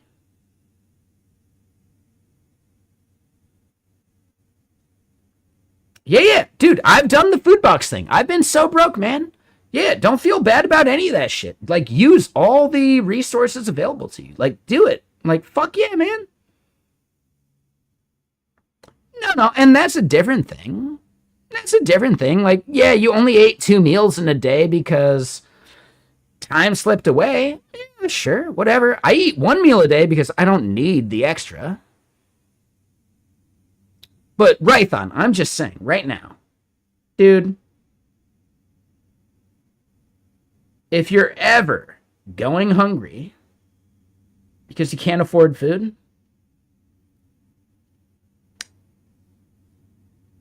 We can help solve that problem. I'm not saying we can do it every month. We can do it all the time, but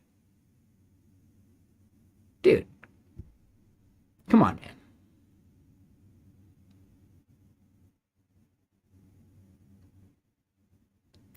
Krail, no. Please. That's not me. No.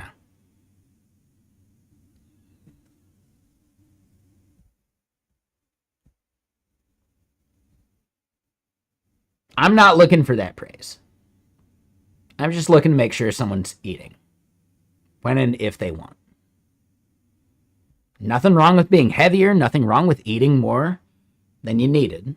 Right? Just eat the food, dude. We can give you food. We can make sure food happens.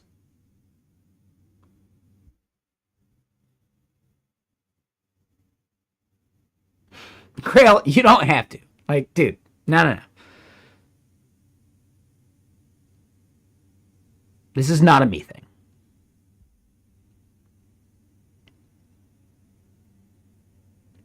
If you're just simply saying you'll remember Rython saying so, well then, yeah, please do. Please do. Rython deserves to eat. So yeah, if you end up watching Rython's stream, and you ever hear him say, man, I'm so hungry,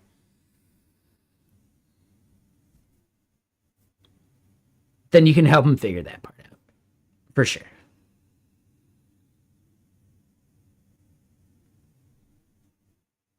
Scythe. Dude, yes, I've lived in a van. I have cooked terrible fucking meals just to survive. Spaghetti for days. Fucking potatoes and onions for breakfast. 90 days out of the past 100. Fuck yeah, man. I don't give a shit. I had the time of my life. But you know what? No one should stress about where their next meal comes from. And I mean that for Rython. I mean that for everyone. Krail, no. I'm an asshole. But I'm nice about certain things. Nah, man, I'm a jerk. Plenty of people will back up that statement. I'm a jerk. I have moments of being cool.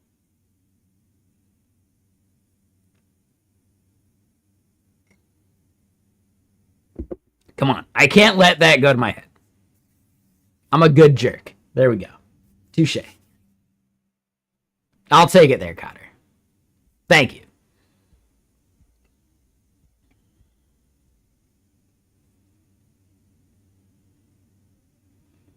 But yeah, Rython. I'm not kidding. Dude.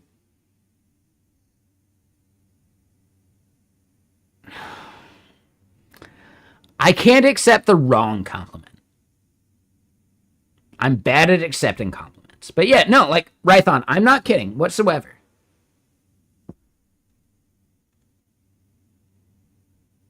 If you're ever going hungry,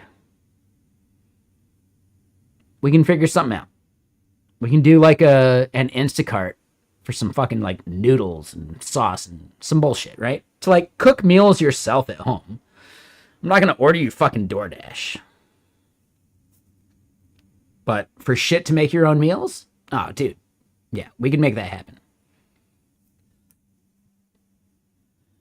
Learning how to cook a good meal is a skill I would happily impart on any human being. Have you ever made a baked potato? Have you ever made potatoes and onions for breakfast? Like, all that shit. Dude, absolutely, man. I am happy to gift you potatoes and onions and other shit, you know? Because it's so cheap to make a really good fucking breakfast meal out of just potatoes and onions and some summer sausage. There you go, dude. So yeah, you do an amazing fried rice if you're ever running low on rice. We can help you figure that out, man. For sure.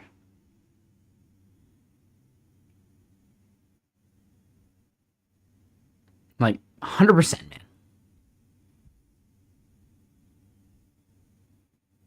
That goes for a lot of people in chat.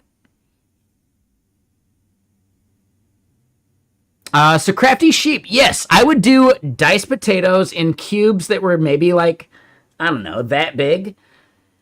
I would dice up the taters, dice up the onions, cook them together, and then I'd dice up the summer sausage and throw that in. And dude, summer sausage, onions, and taters as a breakfast meal is so much of like everything you need with salt and pepper that it's such an amazing fucking meal.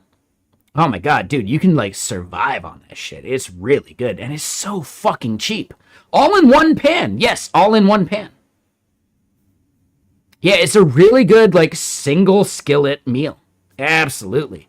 Tomatoes and cheese? Dude, tomatoes and cheese do not keep in a van that you live in during the summer. The oil would be just, yeah, like avocado oil or whatever. No, butter doesn't keep in a van during the summer. If you want to do tomatoes and cheese, do it. But yeah, like I couldn't keep onions. Like I can keep onions, I can keep potatoes, I can keep summer sausage. I cannot keep cheese and tomatoes in a fucking van, you know? You're making that tonight? Oh, it's a good one, dude. I would happily show you how I used to cook it. I don't have taters right now, but in the future, on a gaming stream, right? After we've done coding stream for the day, I'll hop over to gaming stream and I'll make that shit. Like, dude, I used to make that shit every fucking day just to have like the calories to burn while I'm snowboarding for 5 hours before I can go and do like some work bullshit. Dude, it was the best time of my life. Living as a snowboard bum, best time of my life. Oh my god. I wouldn't trade it for anything. But yeah, just avocado oil, right? Get that shit in, do the dicing. Like, oh my god, you have such a really solid meal on your hands, especially when you add the summer sausage diced up to that dish. Dude, I could eat 2,000 calories of that right now.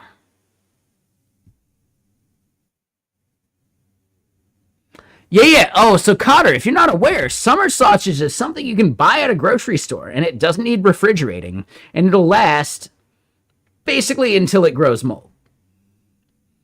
So I would go through a tube of summer sausage every 3 days or so. But I used to eat that meal every fucking day, dude. And it was so good, right? Taters, onions, and summer sausage.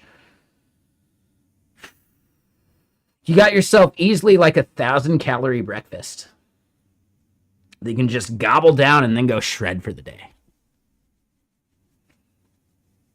You got chicken breast, but no summer sausage. The chicken breast you'd have to cook separately and then mix it later. But you can make it work. That's like a 2-pan or like a 2-dish meal. I think totally doable.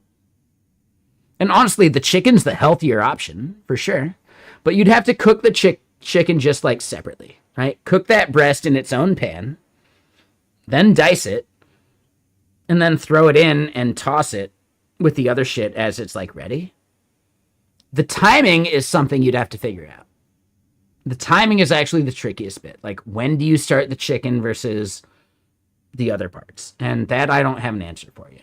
The timing of having it all ready together to then mix into a mash that you just fucking spoon into your face because you're fucking hungry, that's up to you. Like, I don't know the timing.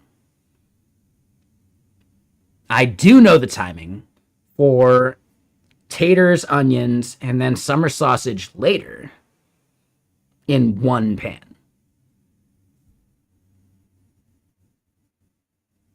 Three raw egg yolks at the end. Wait, 3 raw yolks? Why? I would say egg whites, maybe. Why the yolks?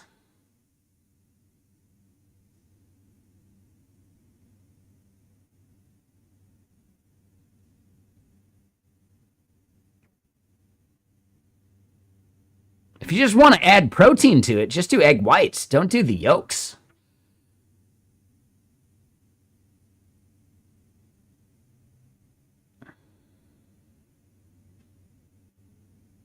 Yeah, egg whites. Sure, I get that. Egg yolks, like, dude, no, there's so much like with the chicken version of it. Okay, I don't know about the cholesterol, but with summer sausage, you have plenty of cholesterol with just the summer sausage. You don't need yolks. Now, I'm just going to say, like, you could figure out a good way to do it with eggs. The recipe I'm giving right now is something you can do living in a van, like camping wise, and you don't need to keep eggs cold, you know? Like, what I'm talking about is a living in a van meal that you can cook basically every fucking day. As far as eggs, like, no, I wouldn't trust keeping eggs in my van. I would not do that.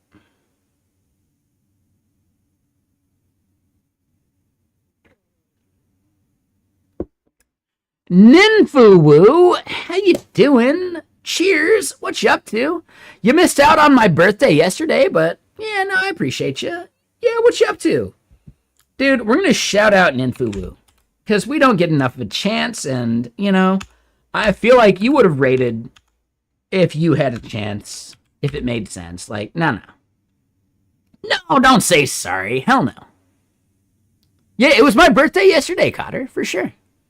Ninfuwu, so you're doing Claude Code, Gemini CLI, and more news like Spanish, English shit? Like, okay, that's fine. And again, Ninfuwu, you kill it. You have a great stream. Anyone out here that speaks Spanish, please check out Ninfuwu's stream. You should follow it. If you end up watching it when they're live and I'm live at the same time, but you prefer their channel, I don't mind. I don't give a shit, dude. Yeah, use the stream that makes the most sense for you. I could never be upset if you're watching someone that's awesome. So yeah, Spanish speakers, yeah, check out Ninfuwu's stream. So Ninfuwu is a 30th of June cancerous. When we rap, you shouldn't answer this with the battle rap you wrote for cannabis. Yeah, fuck yeah. Late June birthdays. That means we are Cancer. We are collectively Cancer. We will happily pollute your code base. Damn right, the crab. We are all Rust lovers today. Cancerous, want to rap? You wouldn't want to answer this with a battle rap you wrote for cannabis. Yeah, that's a line that fucking, I believe, I'm almost certain Eminem is also a Cancer. He's either a late June or early July birthday. Eminem is also a Cancer. He wouldn't have written that lyric otherwise.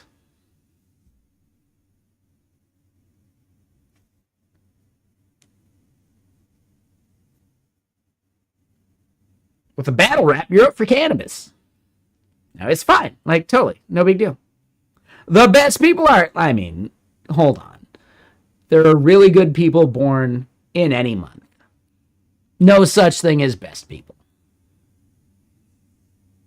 But you're right. I'm kidding. I'm bullshitting. Come on. It's like I smoke weed or something.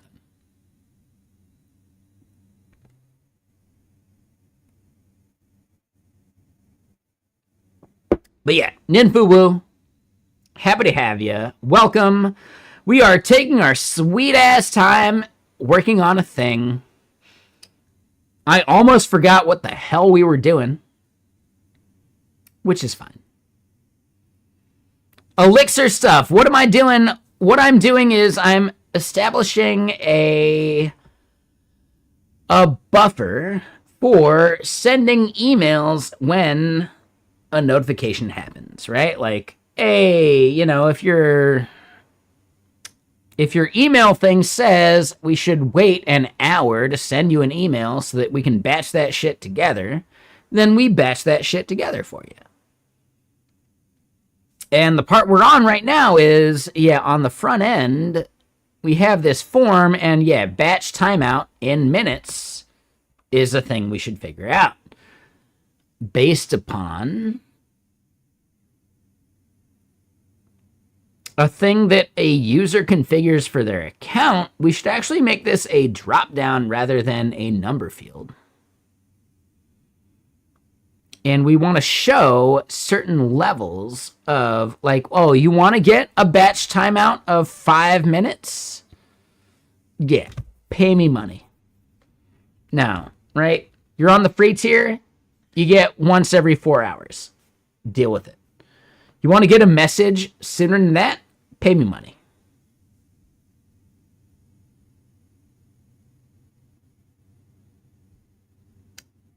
Yeah, what is a batch timeout? We need like an info button here next to it when you hover it that explains what this timeout value means. And we should do that part. Abso-fucking-lutely. So that's our next step, I guess, right? What is a batch timeout?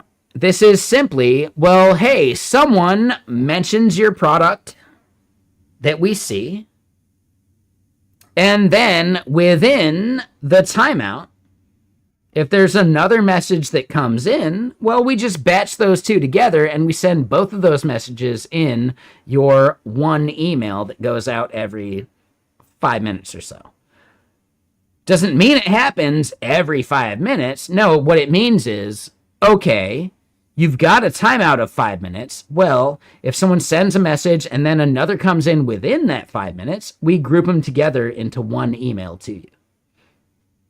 And based upon what you're paying me as a service provider, the smaller values of those batch timeouts are gated to people paying me more money. You're on the free tier? Dude, you get one email per fucking, let's just say 4 hours, maybe 6. You want to pay me money? Well, I'll give you all sorts of timeout options after that. No matter what, they need some kind of timeout.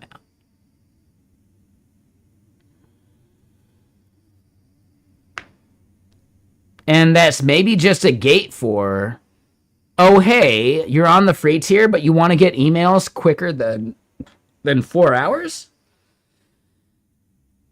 I think you need to pay me. For any social media company not paying for this service, 4 hours should be good enough. Like, should be more than enough. So if someone mentions your product and you know 4 hours later, that should be totally fine if you're not paying for the thing letting you know. If you want to know quicker, well, then you should pay me. And then what is it? $20 a month? To know quicker? All right. Is it worth $20 a month? It probably is. I'm curious what you think the value is that you would pay to know sooner.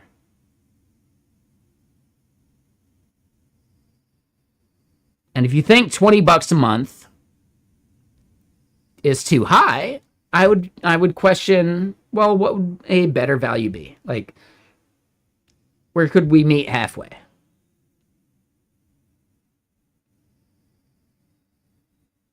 No matter what, they get a batch timeout. $12 versus $20?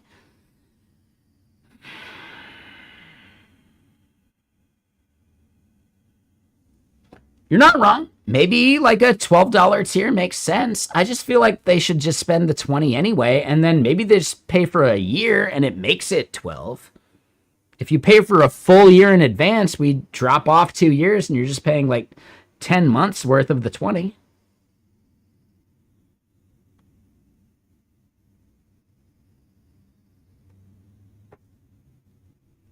No, so what I'm getting at is like at $12 a month, well, yeah, if you pay for a whole year, you're basically paying 12. Right? 20 times 12. But I bill you at 10. That's $200 a month. Divided by 12.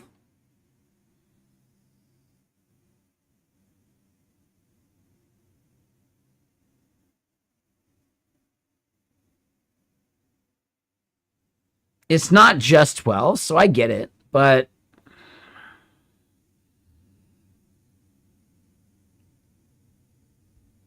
I think you're getting value by paying for a year in advance. Am I wrong in thinking about the value you gain?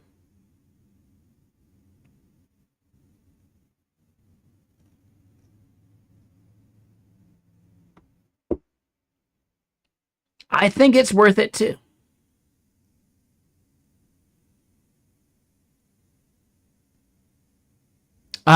So hold on, Krail. My target market is marketing departments, and they do think that way. At Get Kraken, we pay for some services, and we would happily pay the yearly cost just to save 2 months worth of billing. Like, we do that. We pay for services that do that. We absolutely fucking do that. As a person, do you think that way? Maybe not. Yeah, like, this product is geared towards marketing departments, not single individuals. Yeah, exactly. Like, the people signing up for this are not the people that are signing the paychecks, you know, that are signing the budget. Like, they have a budget, and this value is just deducted from that per year, basically, you know? They're spending someone else's money. Yeah. Yeah, no worries, Krill. And again, you're probably right. I'm just not targeting individuals. Individuals are not the way I make money. Businesses are. And if you're a single individual business that's paying for this, I still don't think I need to convince you because it's just separate. It's a different thing. I could be wrong, and please let me know. No, like, Krill, dude, I'm not trying to say, like, how dare you. I'm saying, like, I actually want to know, like, is this not valuable for you?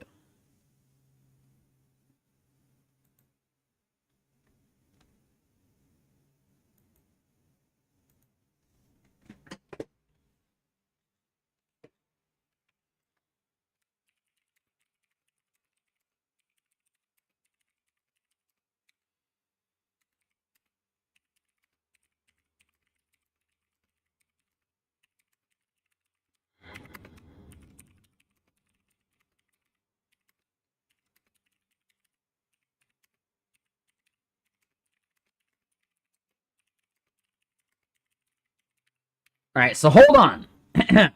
So many people think the Dunning-Kruger curve stops at the end of the graph. Wrong. Dunning-Kruger's right side just opens up new curves where you're on the left side. Again, it's a fractal. To which Maya, right? Maya Rayner, right? Purple Elf, if you don't remember that she rebranded. She then said, and where does that put me if I had to look up what it is? You're on the right side of one graph and the left of another. Which those are, I couldn't say, but I bet you know already.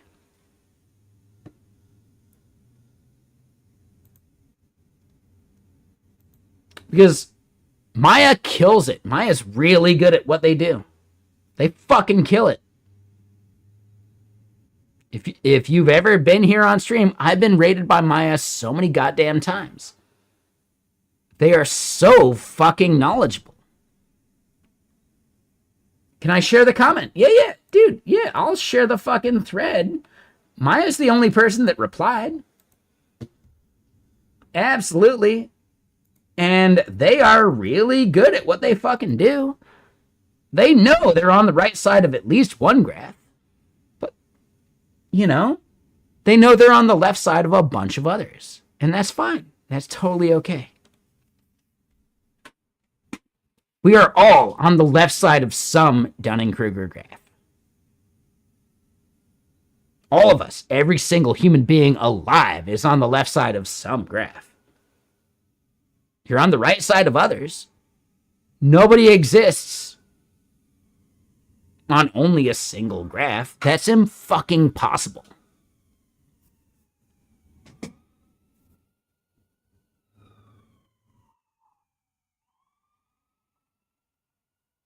And that's fine, Krail. I bet that based upon you understanding that about yourself, you're already on the right side of at least one graph. What graph that is, I don't know, man. That's not my job. No, Maya's great. For sure, man. Of a certain subject. But the more you know about one subject, the more you know that other subjects matter towards that same subject. So you may be on the right side of that graph for one subject, which puts you on the left side of the sub-subjects. Right? That's what the entire thing I was trying to say is saying, and I think Maya's understanding that 1,000%. She's just trying to have fun. Right? No matter what, you might be on the right side of the Dunning-Kruger graph for one thing. All that means is you've opened up other sub-things that you're on the left of. That's just fucking nature. That's evolution, you know? You can never be on the right side of everything. That's fucking impossible.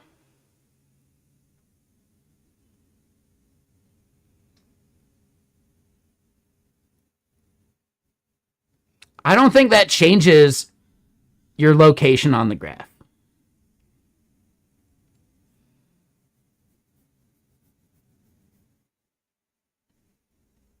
I don't think it actually changes. I don't look at the left side of the graph as ignorance. I like in the way maybe you're trying to frame it. No. So you may understand the graph properly.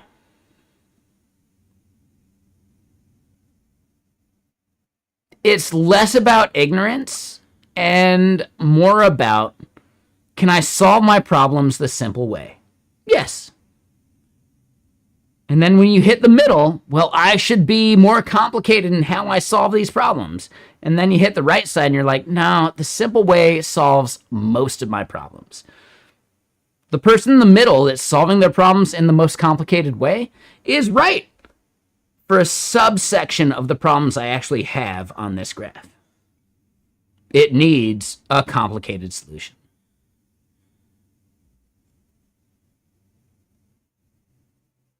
That's what I'm trying to get at. Like, the people in the middle are right for 10% of the time. But the 90% of their time spent on the graph, they're fucking up. Because they're overcomplicating it. And on the right side of the graph, the person that recognizes the simple solution solves the 90% problem. And then maybe in the middle, the person overcomplicating it is solving like the other 10%. The person on the right side of the graph knows that, no, the person in the middle is right 10% of the time. But come on, man. 90% of the time, use the simple solution. That's the way I understand the graph. Does it mean I'm right? That's just the way I understand it. And that's like where my quote comes from. That's where my tweet comes from. The person in the middle is not totally wrong. They understand how the most complicated version of that problem should be solved. But 90% of the solutions to that problem can be solved the simpler way. And you should just do that. You only know you need to go the crazy complicated way when the simple solution is not sufficient. And that's what like the other side, right? The right side of the graph recognizes. No, solve the solution, solve the problem the simplest way, and then make it more complicated. But most problems can be solved the simple way, which is where that bell curve comes from. The majority of problems you have within the spectrum are better solved the simple way. But the person in the middle thinks the complicated way is the only way. Is that me misunderstanding the graph? Maybe. But that's the way I understand the graph. The graph is not, there's only one way to solve it, like the complicated way and the simple way on both sides. No, it's that the majority of the problems you're solving this way just need the simple solution. the person on the right side of the graph knows that the person in the middle of the graph is thinking about an edge case they'll never experience. The moment you need to deal with that, yeah, the person on the right side of the graph will do it, but it doesn't mean treat every problem like the way the person in the middle solves it.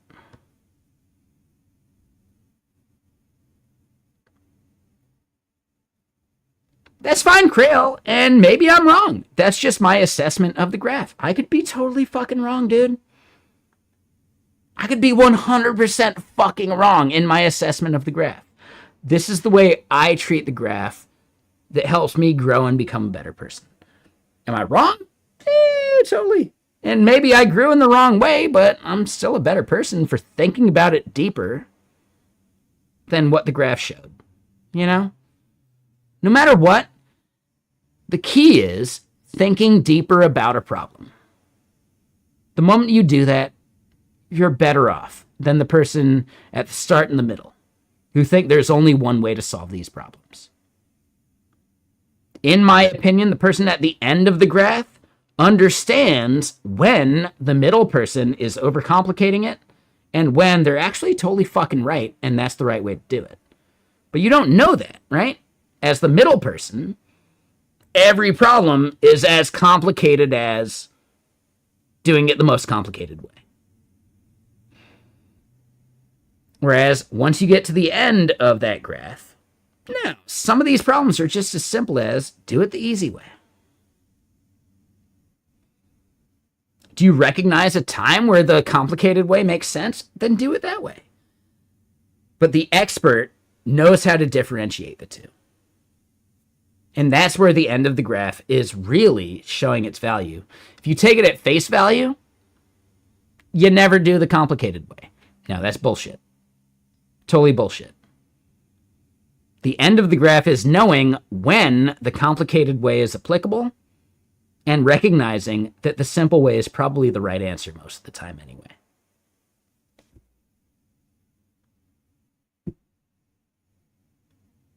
That's actually it. That is really what the Dunning-Kruger curve of what we've seen in the memes actually means. Does it mean that the middle person is always wrong? No.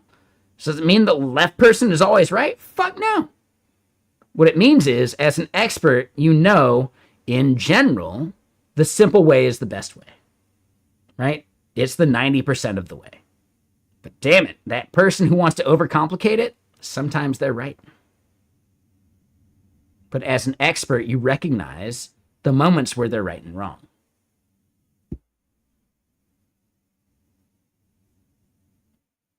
Yeah, the curve misses the nuance of it, for sure. Like, if I was to approach it from, like, a Get Kraken perspective. Oh, on the left, use a Get GUI for everything. In the middle, nah, use the CLI for everything. On the right side, dude, use the CLI for the simple shit, and use a GUI when it makes fucking sense. To me, that's the actual Dunning-Kruger curve of Git operations.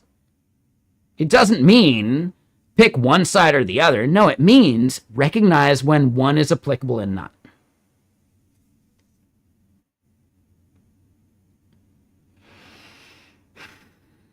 There are ways to interpret it.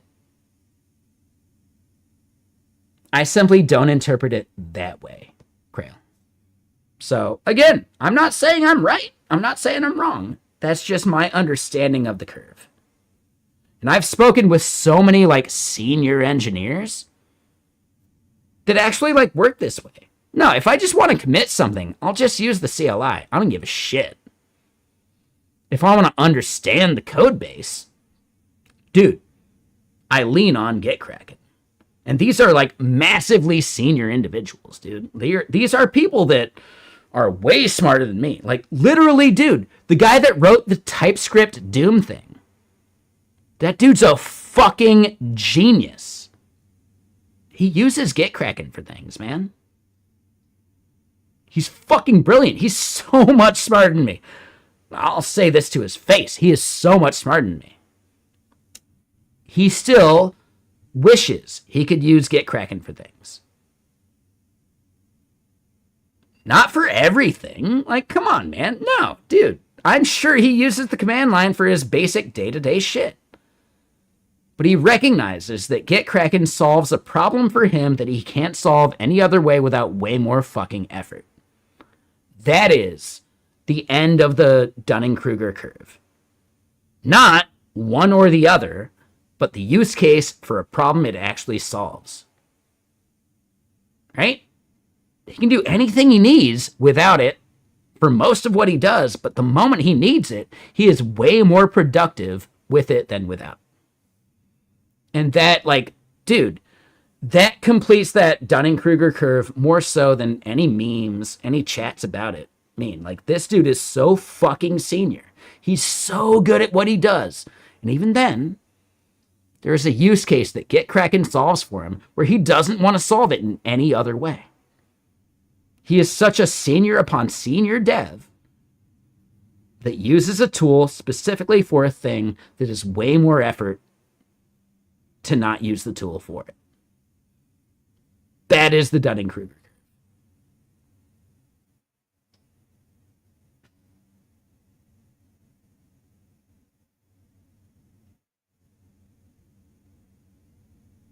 No, and I get it, Krail. Like, dude, yes, I'm a senior dev.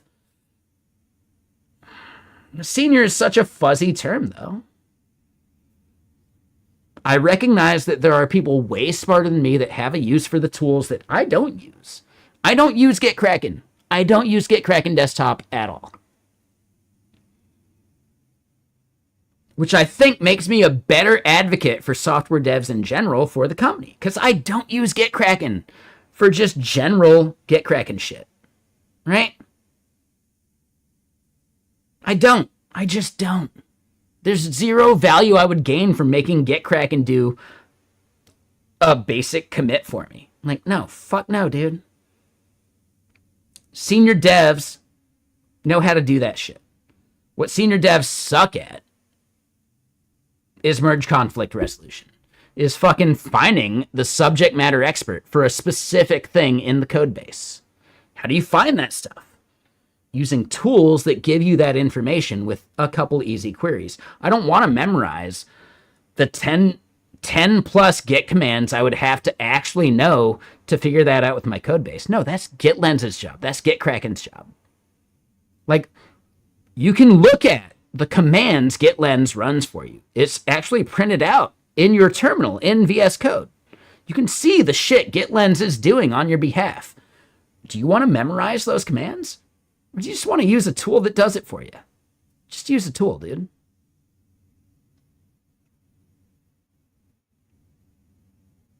You can actually see the exact shit GitLens is doing on your behalf and recognize that you don't ever want to type those commands yourself. Fuck that. Ugh. Gross. Hell no. Nobody should have to do that. That's what tools are for.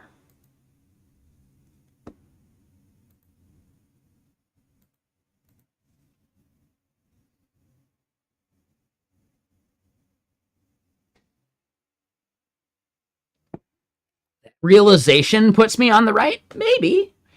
But that realization puts me on the left of the subsequent curve. You know? So yeah, like, the Dunning-Kruger curve is actually a fractal. As you learn more about a thing, you realize you're on the left of some subsequent curve of the thing. Because it's a sine wave more than anything. Yeah, you're on the right of one curve, but you're on the left of another. And realizing you're on the left of another curve doesn't mean you're past that left of that curve. No. You're just aware of where you are. And maybe it's not the same exact curve anymore. Maybe it's not Dunning-Kruger, and maybe it's some other definition of Dunning-Kruger. Or that is like analogous, but a different thing. Maybe Dunning-Kruger is the wrong name for the fractal curve of knowledge, right? But I think we all sit somewhere in the middle of this thing that we just learned about, and we totally know more, but no, we're actually still in the middle. Now, it's still like the same curve of knowledge.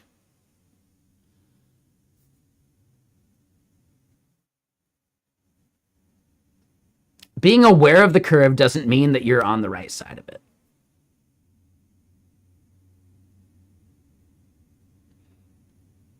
I think that's an important aspect of the curve, right? Just because you're aware of the curve doesn't mean you're automatically on the right side.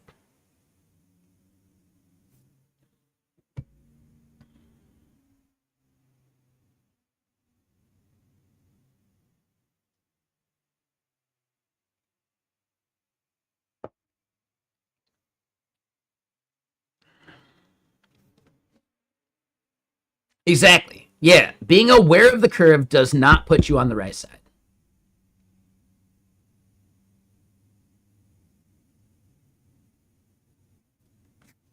Yeah, so brainless. I think that's a good way of looking at it, for sure, right? You can use tools to become more of an expert, but if you don't know how the tools are doing what they do, you're still on the left side of the curve. If you start eschewing the tools because you can do it yourself, well, yeah, you're in the middle. And then the moment you recognize the tools save you time because they're doing the bullshit you don't care about, that puts you on the right. Yeah, so, Krail, I'm not going to say whether it does or doesn't. I think your representation works for you, and that's fine. And it definitely does have to do with some kind of bias or biases, right? But by making it so finite, I think it misses the nuance. Like, all of this shit has nuance. The more you embrace the nuance, the better you can be at shifting between the parts of the curve. I don't know. I'm thinking out loud. Fuck if I know, man.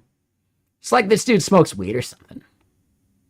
Or he has to go pee and drink some more whiskey. Yeah, I don't know, Krail. You know what?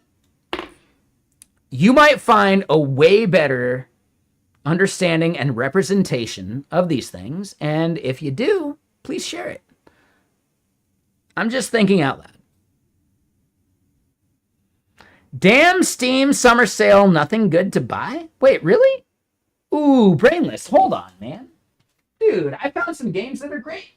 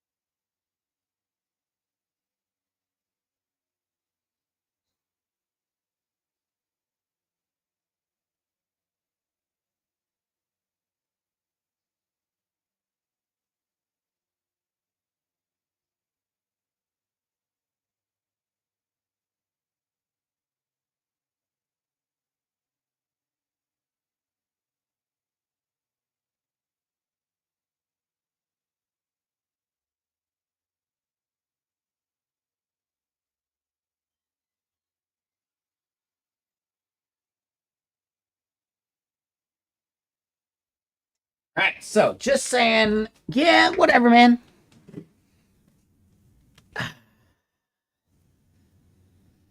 At least for your gaming preferences. So what kind of games do you enjoy? I'm curious about that. I could recommend games for you, and then you just put them on your wish list and let them go on sale.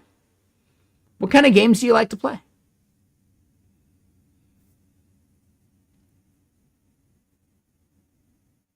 We are at 5:46 p.m., so hold on. Hold on. I kind of want to take a bong toke, but god damn it. YouTube would not be soaked on it, so let me figure out some way to figure this part out. No, I'm terrible at compliments, man. I'm the worst at it. So yeah, Krail, I appreciate it. Thank you for trying. I think there are better things, right? There are better ways to compliment me. Saddle up, partner. Saddle up, partner. Oh, shit. Damn it, that's the wrong screen. Well, hold on. Oh, no, I gotta go pee, and...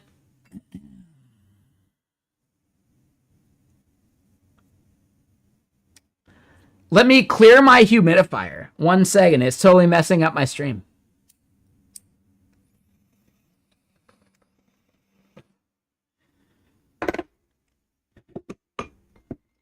This damn humidifier, man.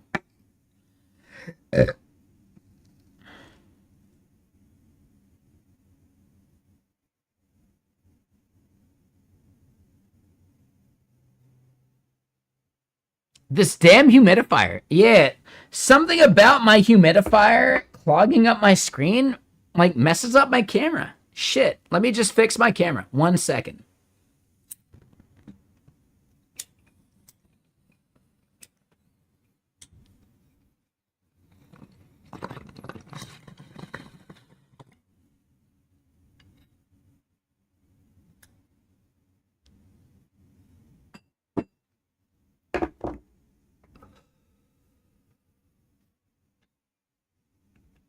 Talk to the hand. Talk to the hand, man.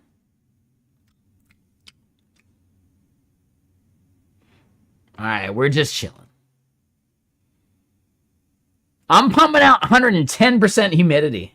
Yeah, just fucking vapor from the mouth. Damn right. Yeah, like, oh man. Yeah, my humidifier or my dehumidifier can't handle the amount of humidity I pump out. I get it. Ah, shit. Hold on, wait. Shit.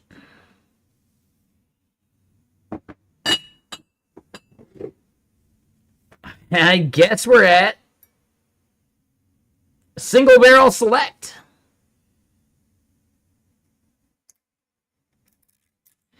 I don't even know what it is, dude. That thing fucking... Yeah, it's way out of line. How dare it?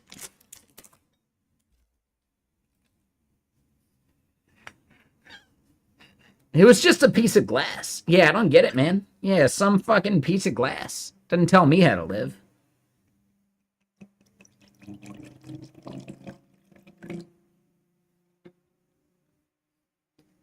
Dude, I got so many backups. It might be a problem. Dude. I got Pendleton for days. Like, come on, man. No. Dude, I got Pendleton for days. I don't have to leave the house for another month.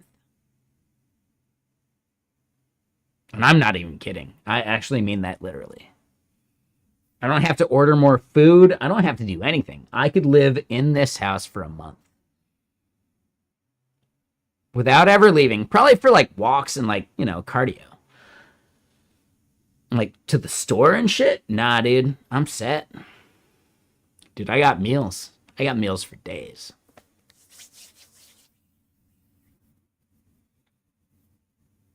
I'm a big, like, cook my own meals at home kind of person.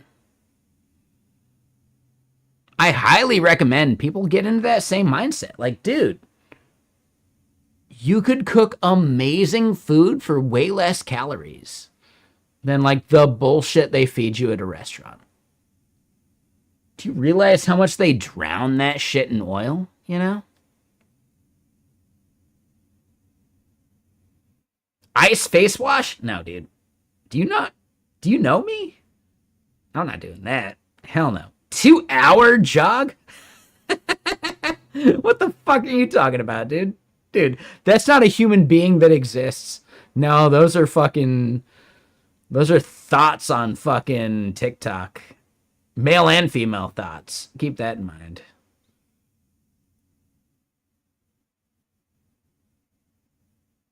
Dude, nobody does that as a human being. They're a fucking personified TikTok at that point, you know?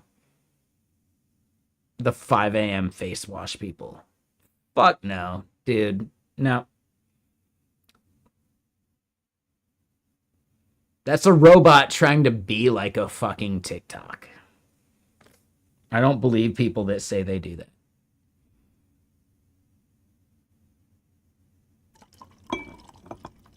I don't believe that they're actually happy doing that. Let me put it that way.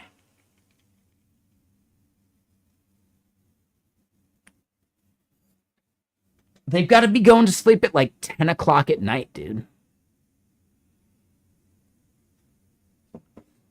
Like 10 p.m. and they're fucking yawning. What kind of life is that, dude?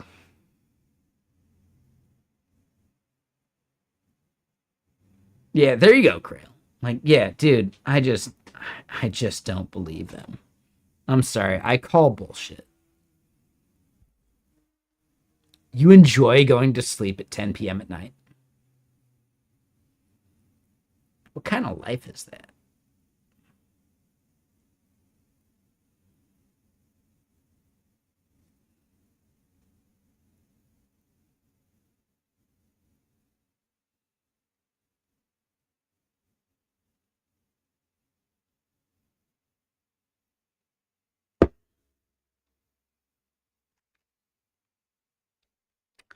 As a farmer, I get it. Dude, if you're not tending acres, I don't get it. But no, I get it. Farmers, yeah, farmers get a pass. And touche. If you got like a farmer family, then, you know, all right, sure, you're used to it. I just don't know, man. Like, most good concerts aren't even good until past 10 p.m., you know? Yes, having good sleep schedule. Ooh, yeah, no, you're not wrong, dude. Yeah, sleeping at the same time every night, major value. Nah, you're right. 100%. 100%.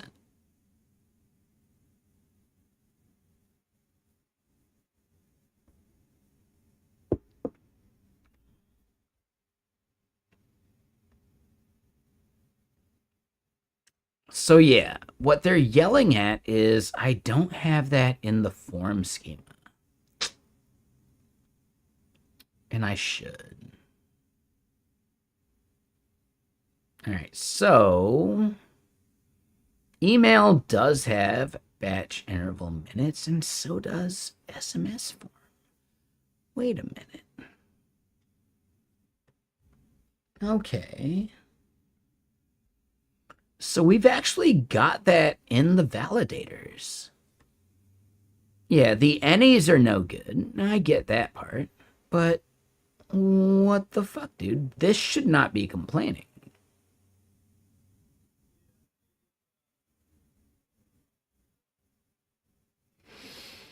Oh, son of a bitch. I didn't re-export the fucking backend API. That's it.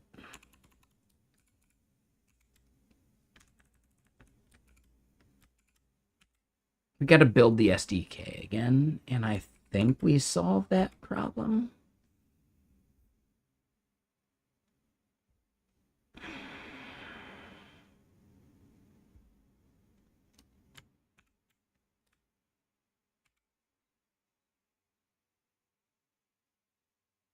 Really? All right, so, nah.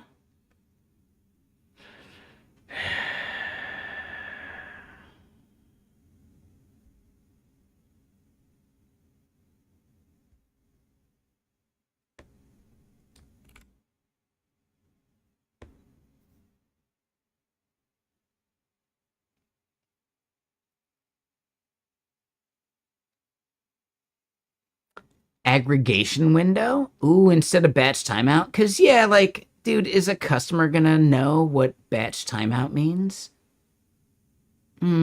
Aggregation window. Dude, that's good. Ooh, I like that. Are customers gonna get aggregation window? Like, I almost need to start, like, A/B testing this shit? Ooh, but dude, aggregation window.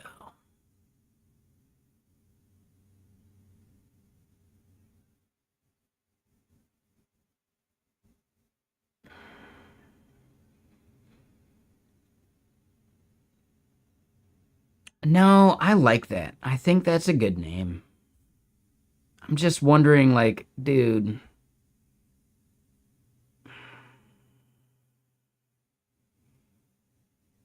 Who are the users of this? They're marketing people. Yeah, aggregation window is better than batch interval. Like, it's an obvious improvement.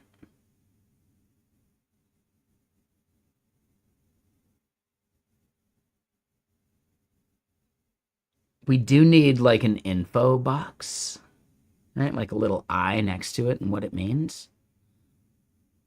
But yeah, no, aggregation window. I like it.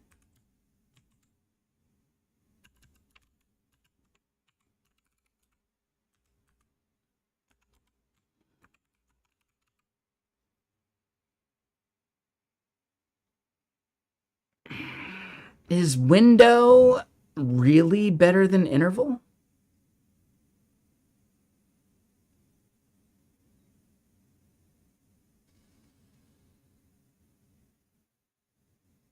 I like the idea of interval. But yeah, dude, I don't know. Marketing people.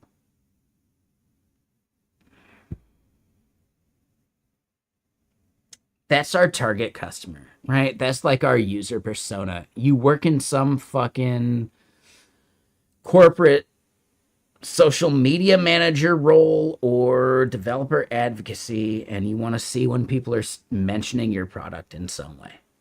Boom, you're our target market. Like, that's literally Messijo's target market. What does that person think about these terms? You're not wrong there, Scythe. That's not a bad idea. We could just ask. Sure. Fuck it. Yeah, dude. I'm sure Gemini knows.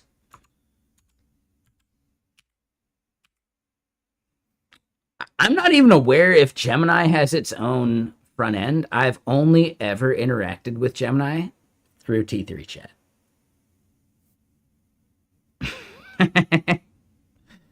As far as I know, Gemini doesn't actually exist.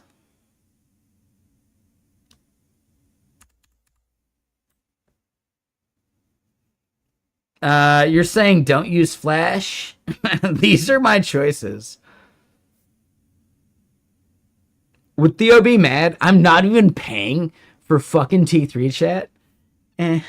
I'm sorry, man. I don't use these things often enough. I don't give a shit. I just don't fucking care. I just don't care.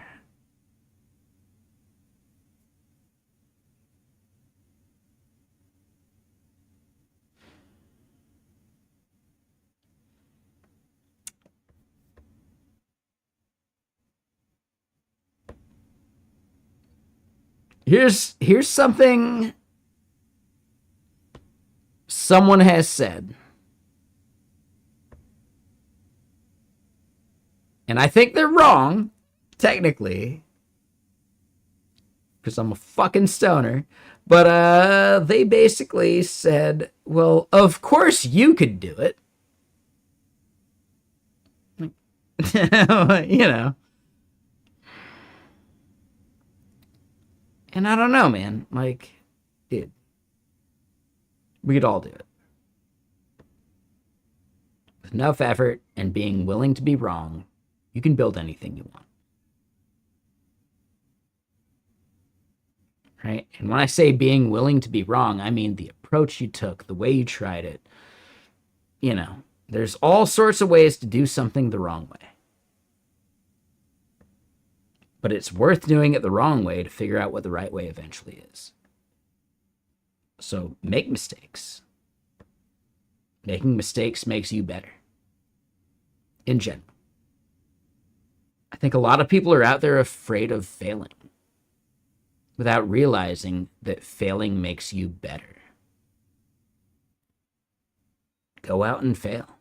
You know, like, I don't know. I take it for granted. Snowboarding. Dude, I've tried a bunch of shit and failed, and then all of a sudden, I just did something, and I didn't care enough, and I over-rotated it, and I was like, oh, wait, that's all a 720 is? I just get lazy about when I open up? Okay. Like, I learned greater than every single 360 I've ever done in my life, snowboarding-wise, by just letting some shit happen and figuring it out and being like, oh, I could do that again. You know how I got to that? Being willing to fall because I fucked up again, you know? So, yeah, there's so much value to just being willing to be wrong, being willing to fuck it up. If you mess up, you won't do it that way again, would you? So there you go.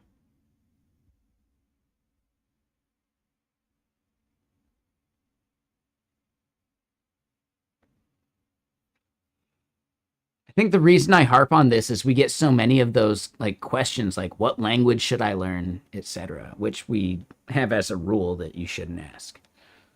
In general, it comes from a fear of failure, when instead they could just pick one, be wrong, but they learned something, and then learn another, and then learn another, and then learn another. Because it gets easier every time.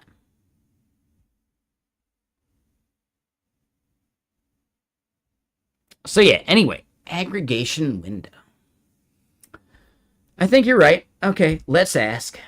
I have a batch email.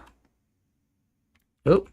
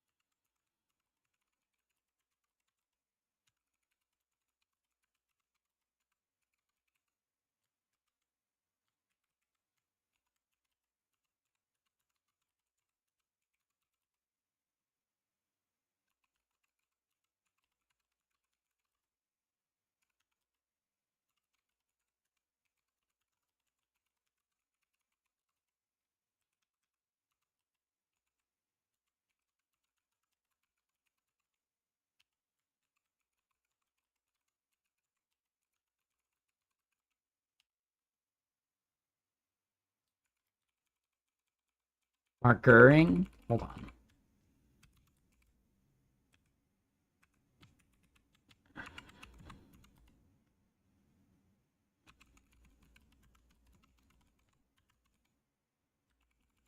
What should be the label for the form field?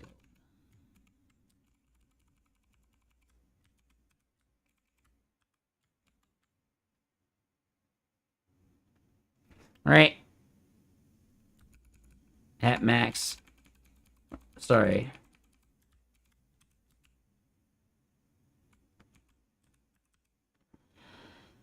At most, once per hour.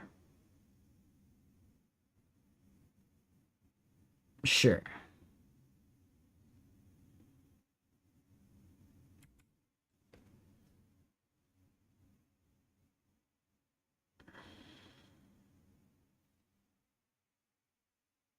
User facing. How should we... Okay, right? Frequency of email notifications. Ooh. Okay. So those are the recommendations for like the name of it. Grouping window. Sure. Email send frequency. And then if we just offer like a little like I hover button, are we good?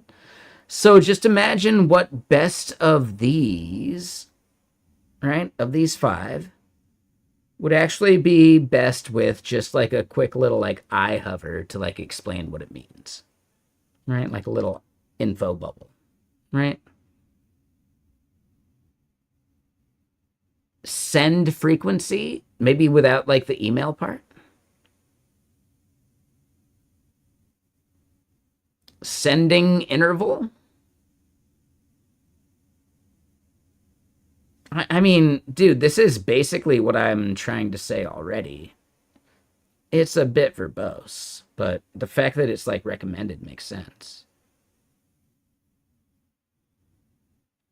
No, it's not to group keywords. It's just for a specific keyword notification combo. Yes, there's a slight difference there, Scythe.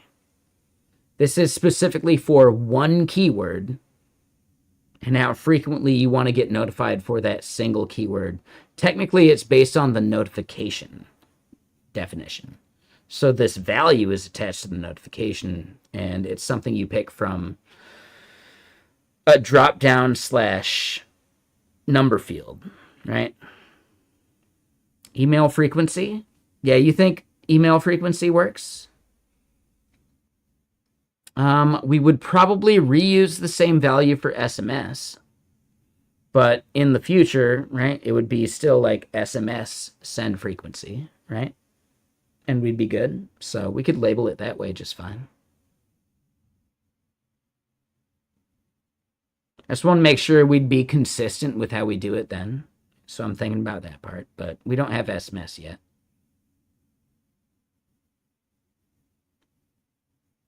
Yeah, I like that.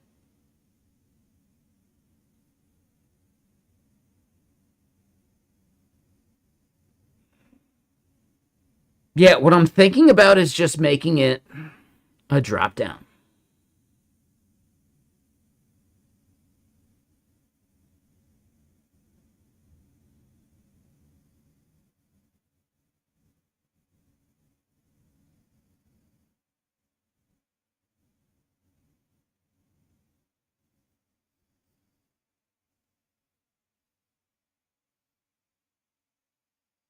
Right? Like the key thing is I need to think of a good way. So maybe a slider, not a bad idea. Ooh, not bad. But I still want to be able to show like a level where like, ooh, you're trying to drag it further or select an option that you don't have access to at your billing tier. Would you like to upgrade? Like, I got to start thinking about those kind of like product-led expansion type things, because I'm learning a shitload about how do brands think about this shit. I never thought about it as a software dev. That's not my problem. But now that I'm in product marketing, I have to think about that. And I should start thinking about that for my own shit too.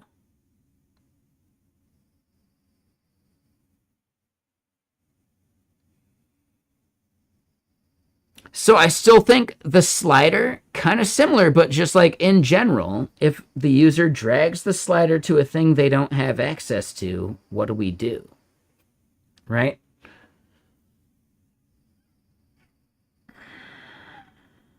And it's doable. We can figure it out. Like, I don't know, let's look at Shadcn slider. Or is this something we gotta like customize? Right? I think that's the big problem there. How much is going to be custom versus like what exists already? So if we go look at slider. Yep, that's totally what you're talking about. I get it.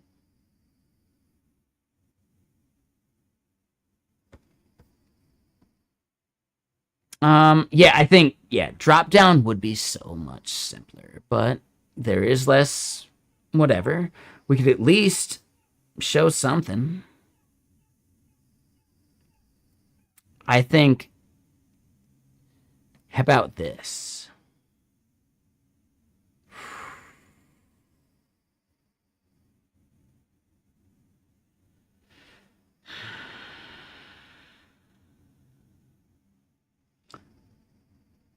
we could do the drop down, right? The select drop down. And then eventually the tip top fucking enterprise customers would get a slider like this that actually shows them an hour minute value. And we round values to like the hour minute mark, right? Like along the slider, but we make it like logarithmic to, I don't know, to 12 hours maybe. We could have like 2 inputs sit there that they could enter a value in too, right? But that is like such an enterprise level. Will we ever have a customer that needs that? No. To think we would, that's insane. Could we do it if they ask? Then, yeah, absolutely. And they'll think we did it for you. When we were thinking about doing it, but we didn't have to until they asked. If they don't ask for it, we don't build it.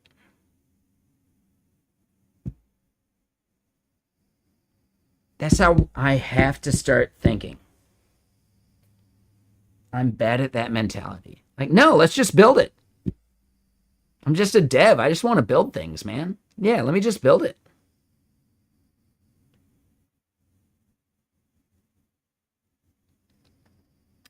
No, I understand that, Scythe. What I'm saying is, if I get them and they ask for a thing, and I've already been thinking about it, that's just a free way for them to pay me to build the thing that I should have built. Right? Rather than building it ahead of time before anyone asks for it. I need to adopt that mindset, right? Don't build it till someone asks for it. Right?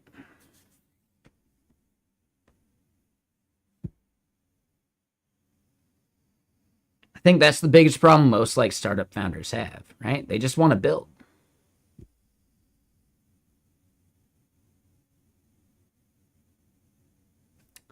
So, no, like, I mean, that's what we did. We asked about, like, the phrasing. And, yeah, I think thing, send frequency, makes sense. I'm just now thinking about how we visualize that. And is it a drop-down? Right? Do we start with the drop-down because that's the easier thing? And then eventually, if someone asks for finer grained control, I mean, we knew we needed to build this eventually, but we didn't need it until they asked.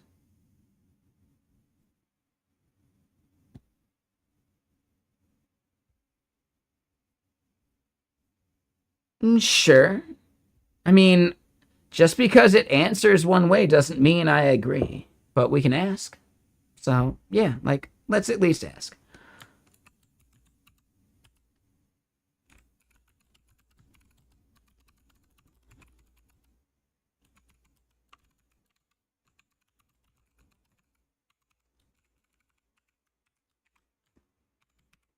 Right? We don't have to say, okay, it's right, and we do whatever the LLM says. I do want to think about how they represent this. I already have the vision for it. Yeah, a number input field for minutes? No, that would suck. That's terrible. A drop-down select? Yep. I think that is the baseline. And a slider would be option 3. So it's exactly what we were talking about already. Like, we didn't actually gain anything from this.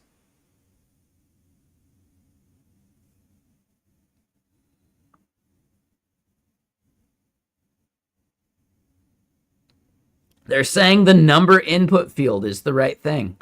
I disagree, right? Like, by amount of hours.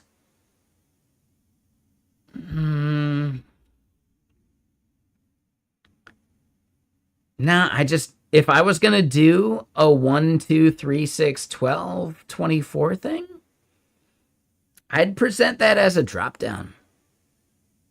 Nah. Nah, it's a drop-down. If we're going to do, like, numbers like that, no, we're doing a drop-down. Every hour, every 2 hours, every 3 hours, every 6 hours, every 12 hours, daily. boom. Like, no, it would be a drop down. I would not do that as a number field. So yeah, dude, don't listen to LLMs for everything. It's worth asking. But no, they're fucking wrong. Nah, man. I don't want to click a fucking number field if you're only going to give me these options. You know? Do I want to deal with someone who requests every 7 hours? That's fucking weird, dude. Dude, that's fucking weird.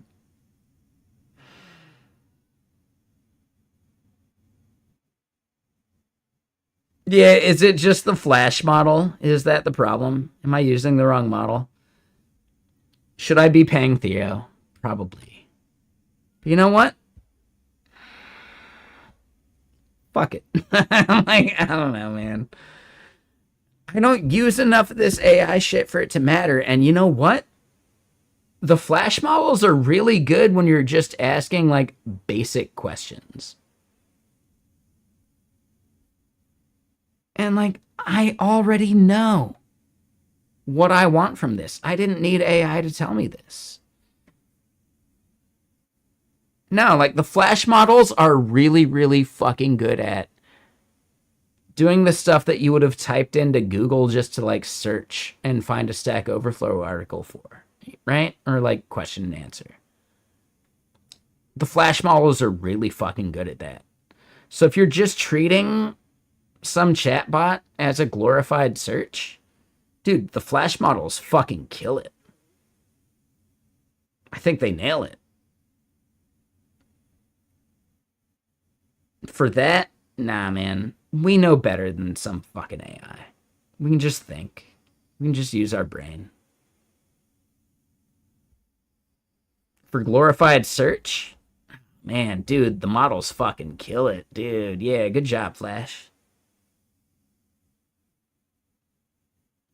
Would Theo be stoked if I paid for it and then actually used the capabilities? Maybe.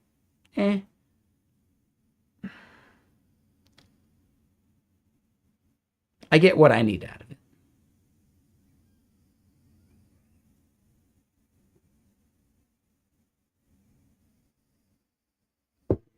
Definitely not its opinion about UI.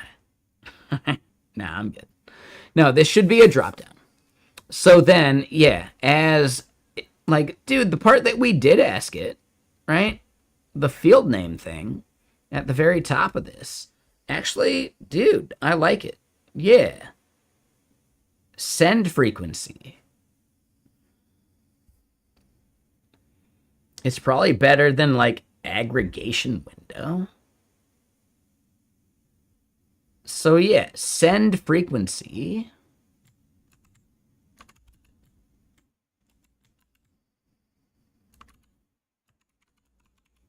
We'll just do it as the base level and then maybe adding the type dynamically to the field because it'll happen more so than just with email. But right now, email's the only one, so we'll leave it. Right, the refactor. That'll come later. Yeah, send frequency.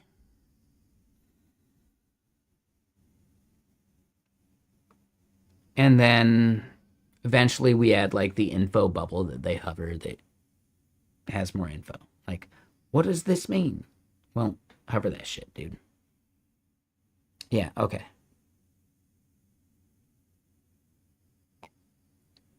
So it's not an input field.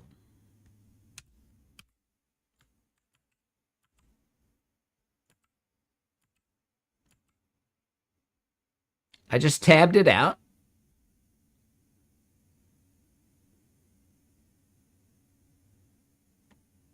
Damn. Super Maven. Damn. Super Maven. Woo-wee. Holy shitballs. Super Maven.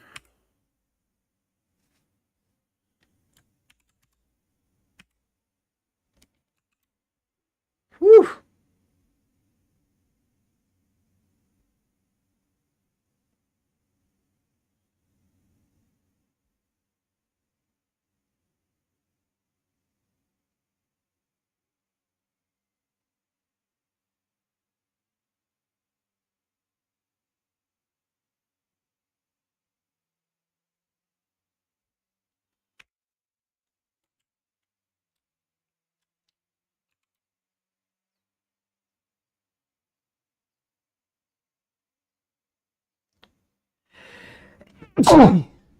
Woo. Sorry.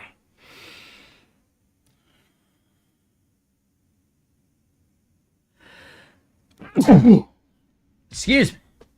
All right, so let's get another album going. That one finished. Man, those sneezes, they really get you.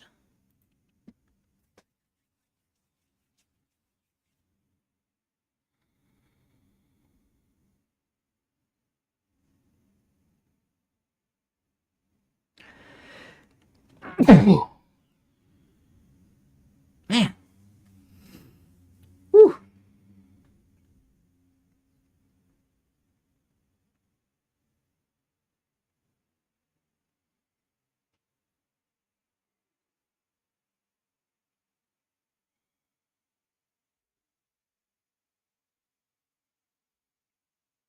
All right, so notification email and notification SMS. They both have batch interval minutes. So what we need to then do is double check. Email and SMS have those values too, right? Batch interval minutes. We did not.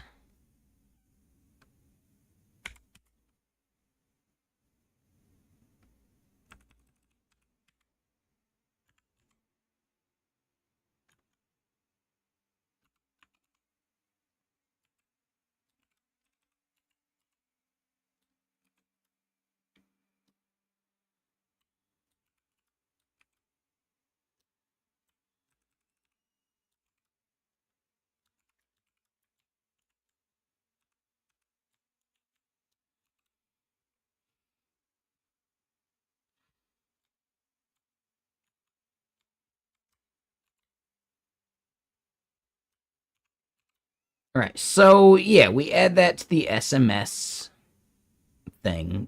Like it didn't matter.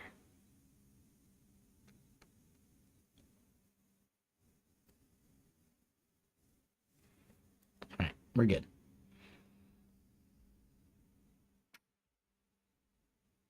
Sometimes I wear the headphones too much every day that like, oh my god, are my ears like, am I fucking them up? So yeah, I don't know. I think we're good. I don't listen to this stuff too loud.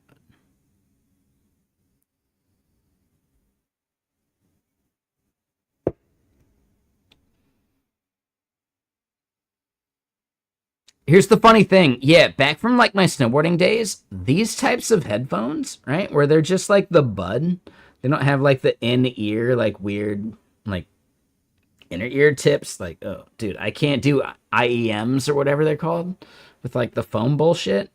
Nah, my ears are too gross for that. Hell no. But like just the buds, man. From years of snowboarding, my ears, like they fit perfect. Like, dude, I can go shred. I can fall really bad, and these fuckers stick in now. Like especially with goggles over top. Dude, it's insane how much my ears have like been shaped and molded by just the bullshit headphone shape. Dude, they fit. Like it's crazy. I feel bad for people that these headphones don't work for.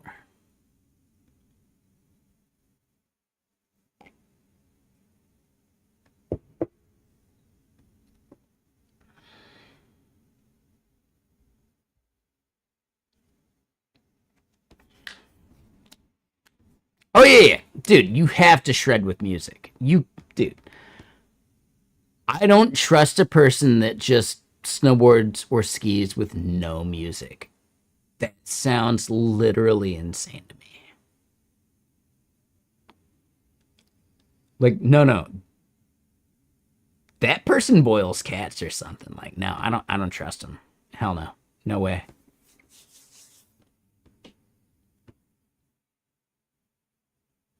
Don't fall asleep near that person. Nah, man. They don't shred with any music. Just the sound of nature and the like, you know, some bad slope or something.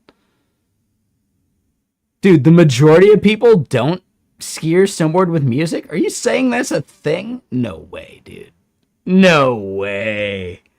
No way in hell. I'm sorry, I don't believe you. I have no idea. Okay, so you're saying most people are actually psychotic. No way, man.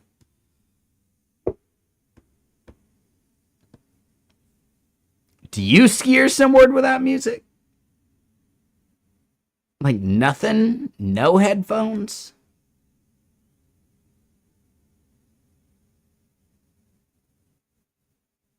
Who here does that? And don't feel bad, I'm just so curious. I couldn't imagine snowboarding without music. I can't imagine it. I can't even think about it. It doesn't make any sense to me. I used to snowboard with a fucking CD player in my fucking like chest pocket right here. I'm not even kidding. Like, dude, I used to snowboard with a literal fucking CD player. Yeah, dude, I remember that shit. What, to snowboard without music? That's insane. That's way more insane than a fucking literal CD player right here on my fucking... on my ribs. Did I fall on it? Oh, I fell on it. Oh, yeah. I just got a new CD player. The CD still worked.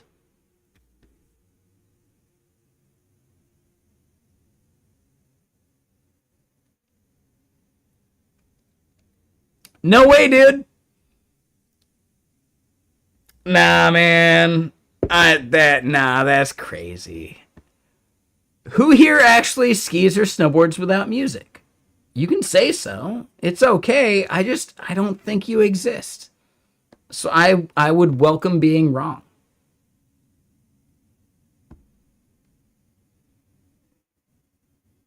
So Lightspeed, it was just buffering. Right? All of that stuff was only just enough buffering to keep it in memory long enough to play the song. Do you remember back in the day when, like, they could buffer entire fucking songs? Like, dude, it was amazing. It was so good. Oh, that was the best, man. I mean, Lightspeed. Everyone, right? CD player anti-skip was just reading enough of the CD into memory that you had, and that memory would be what you actually played from. So back before CDs were totally done, CDs had anti-skip memory that was basically holding the entire album. Not the whole album, but like easily 10 to 15 minutes worth of the album set in fucking like buffering in memory.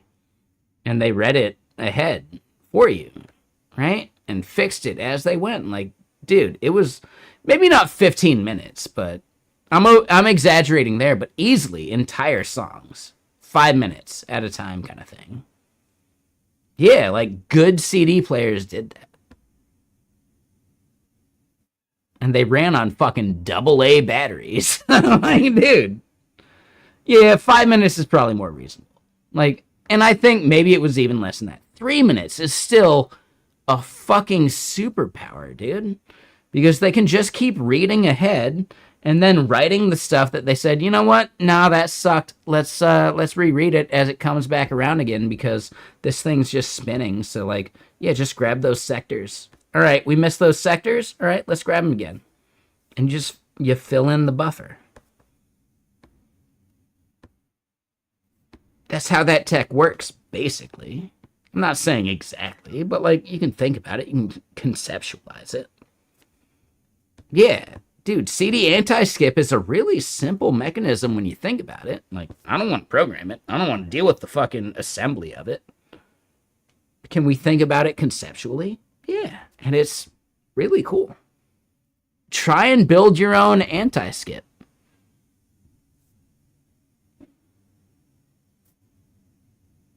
right? Try and build your own like programmatic version of reading a CD.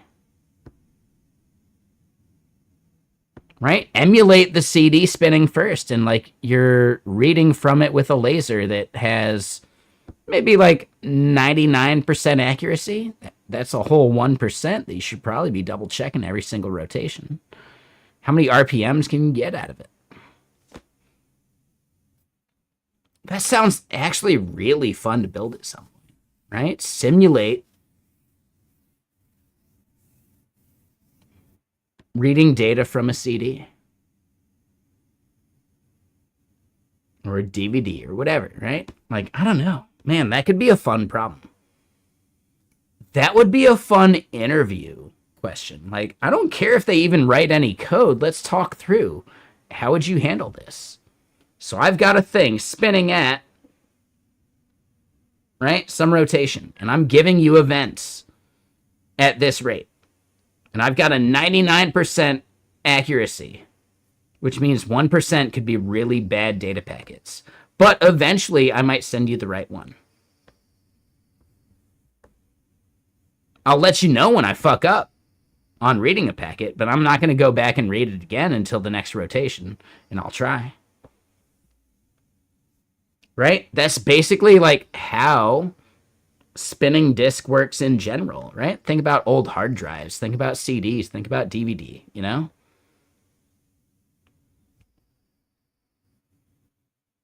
Let's think about the system, right? You don't tell the person you're interviewing that you're actually just rebuilding spinning disk data reading, but let's build it.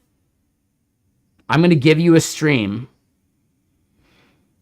There's a certain length where it's going to restart. And it's just like the same fucking like, hey, here's all the shit. Like, this is just a read thing. Over time, I may miss some bits. Like, oh man, like, dude, how could we write a really good interview question about this?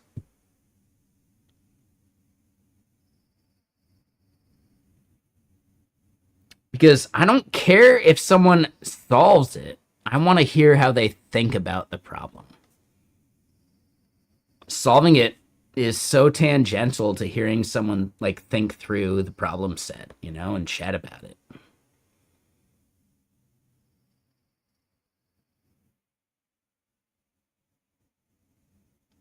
Like, find questions you can interview about that don't have an exact only right answer. That's like the future of interviewing, in my opinion. Right? Solving some bullshit reverse a linked list shit. Nah, man, you're fucking up.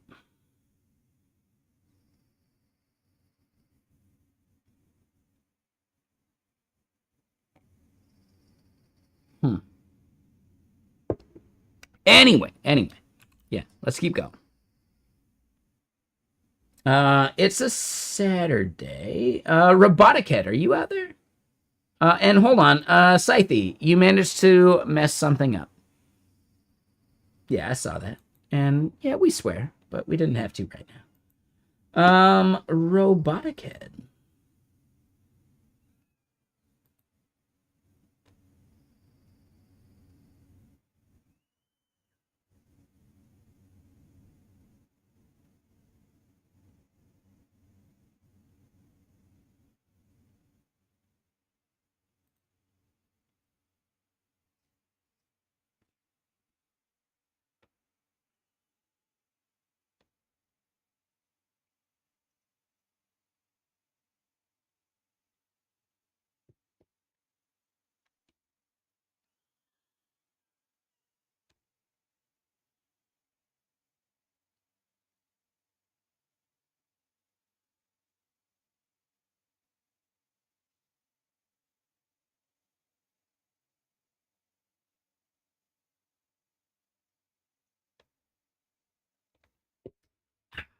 All right, so yeah, low-level tweets, low-level learning. Just I forget his name actually. He's a dude, and yeah, he's a fan of the tweet we made a little bit ago. Like I'm smoking weed or something. I don't get it. I don't know. Whatever. But yeah, so notification SMS and notification email. We've done all that. We're ranting in between.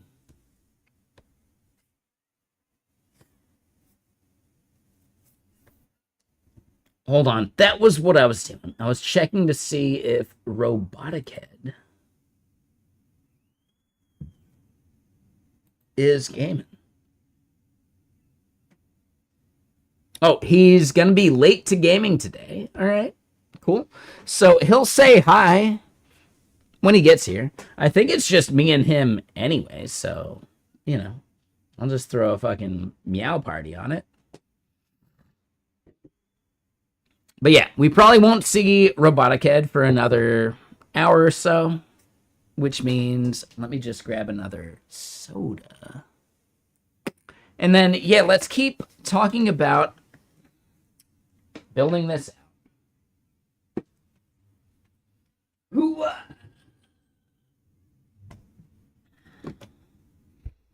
Yeah, what we're doing is we're building a form field. We need to build the front end for it. We need to actually build the validation for it to make sure the values we pass are legitimate. Because we don't have enterprise customers yet, we should not build anything around that right now. And we should let enterprise customers ask for what they actually want to do. At which point we can build around any of them. Dude, I don't give a shit. Oh, this is the Honda subscription? Yeah, totally. We gotcha. We can do anything you want, man.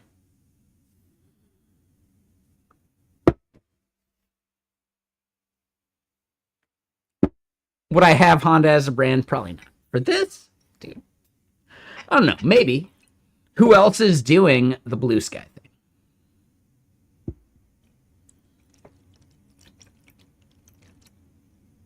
And realistically, Blue Sky, Reddit, Lobsters, and Hacker News.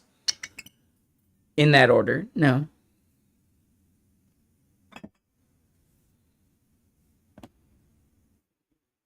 And what up, Mr. Fabridev? Yeah, cheers.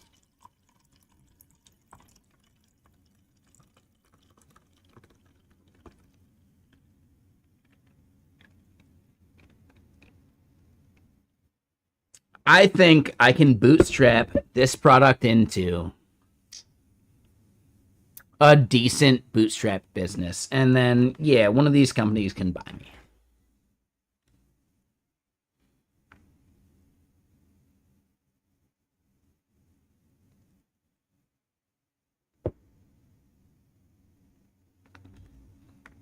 Right? That's like a valid exit for any startup, right? Like acquisition. That's like a sought after exit, actually. That's like a really nice exit. Am I wrong in that? Like, hold on. Anyone out here who knows more about startups than me? Is an exit really like something to aim for? Or is it like, well, we failed and we'll take the easy way out?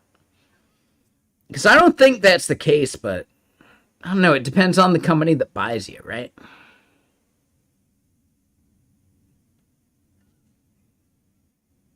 Who here has ever done, like, the startup thing? I'm just curious. What am I working on? We're working on a listener for Blue Sky.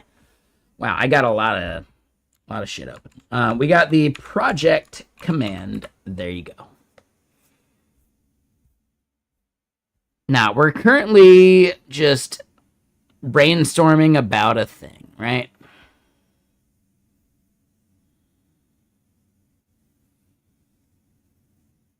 Like, we're enjoying a really solid Saturday.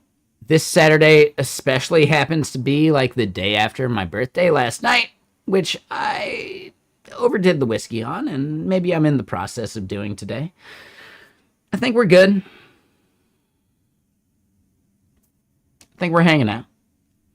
But, you know, it's birthday weekend. Which is way better than a vampire weekend, okay?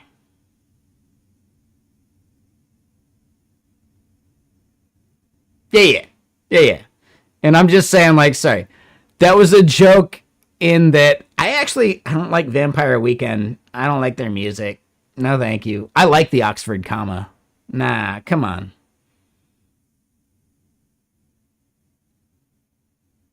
I was just throwing out like a really, really bad millennial joke. Like, dude, if you didn't get that joke, it's okay. You're not almost 40 years old. That's fine. Don't feel bad about it. Feel blessed. When I make jokes that you don't get, yeah, your knees don't hurt when you wake up in the morning, huh? I get it. More power to you.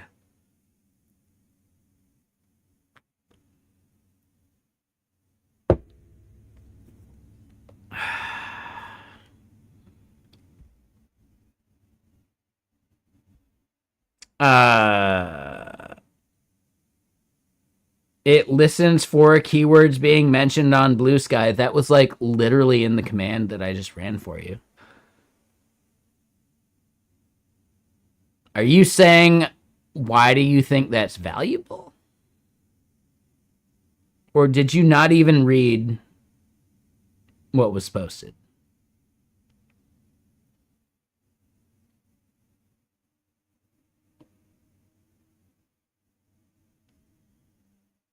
I'll answer it. Like, I just really want to know, like, why not read it?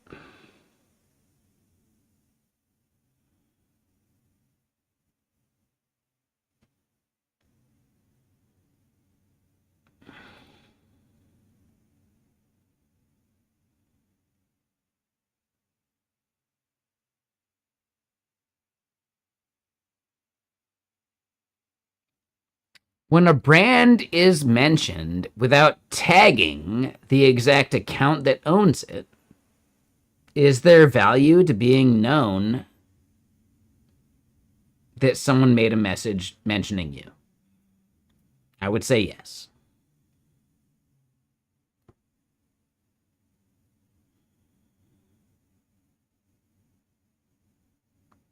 Have you ever worked in marketing or product marketing or like social media management? If the answer is no, like, dude, I get it. Yeah, right? Like, what's the point? But as software devs, we don't care about how what we build gets marketed. That's not our problem, right? Me, as someone who has been a dev for a long time and now I'm in product marketing, as a developer advocate, I don't know what the fuck that means either, but you know what? Whatever. I still want to know when someone is mentioning our shit in social media, right? So consider it from a marketing perspective for anything you would ever build. As a dev, you don't give a shit. So, like, no, you don't give a shit. And I can't make you give a shit. This won't make any sense to you. But marketing people do want to care about when their product is being mentioned in social media, even if the person doesn't explicitly do like the @ brand that owns the thing. And as a very explicit example for Get Kraken, people will tag, right? Hashtag GetLens. Get Kraken never sees that unless someone's watching for hashtag GetLens or even just the word GetLens. They don't have to hashtag us. We just want the word GetLens to be mentioned, and we should probably be aware of when people mention it.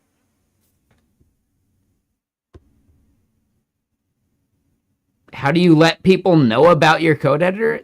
That's marketing. That's a different thing. So you're talking about broadcasting. I don't give a fuck about broadcasting. That's your job. Not my product's concern. I don't give a shit. All we do is listen for people talking about your product. It's up to you to correlate that with when did you shout it out and when did you see buzz happen. No, it's not a one-to-one. I can't give you any metrics for that. I don't give a shit about it.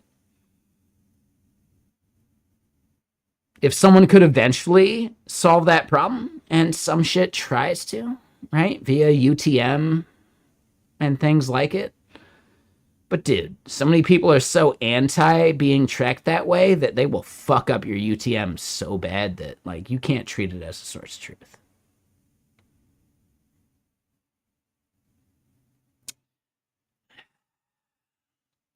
So Leo, it actually seems that you are less genuine about giving a shit about what we're working on, and you just want to know for some product that you're actually begging me to help you advertise. Right.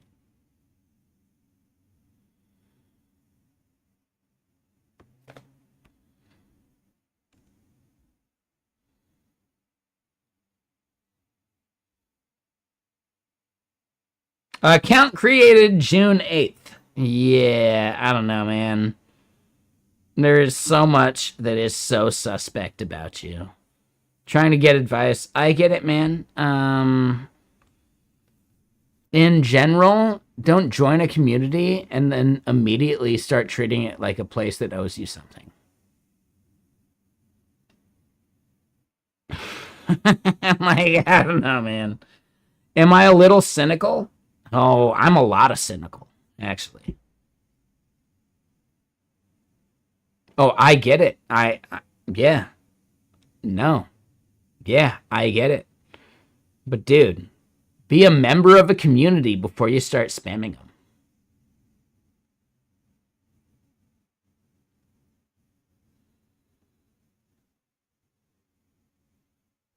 Right? You're just begging for me to ask you to give us a link or something, right?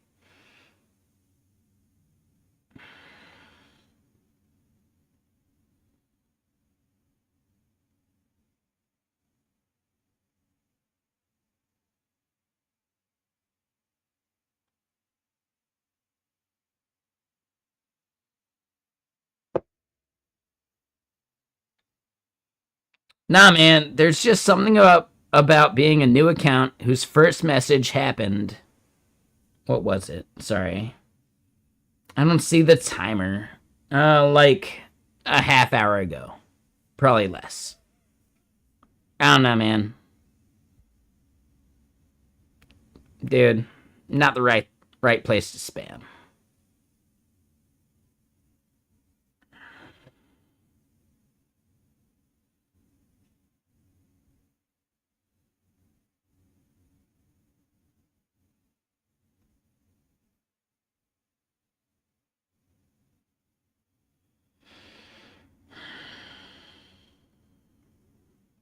Yeah, definitely bad taste.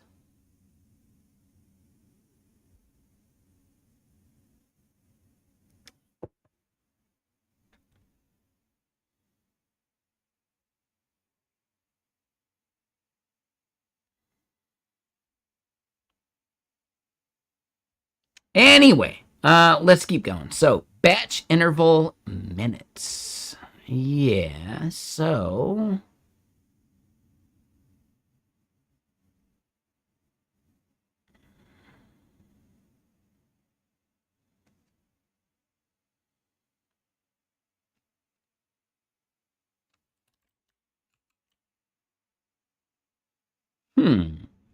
I am a little curious. Like, that should be there.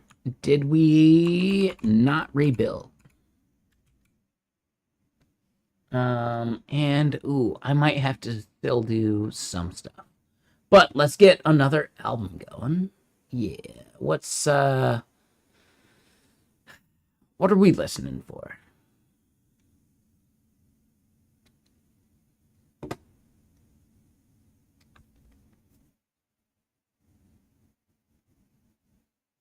No, it's fine, Leo. It's okay. Just please treat Twitch like a community and not a place just to like spam with whatever game you just created within the past month, right? Treat it like a community. Be an actual person, not a brand. And that goes for more than you. Like, dude, Amazon. like, dude, so many fucking companies create a Twitch account and then just treat it as a place to like, yeah, we're just gonna like spam some fucking pre-created bullshit and deal with it. Meh. Dude, that is the exact wrong way to do a live stream. But dude, brands don't understand live streams. So, Leo, what we're hinting at is you're trying to be a brand and you're probably fucking up because brands don't get the platform anyway. So don't feel bad. Just try to do better.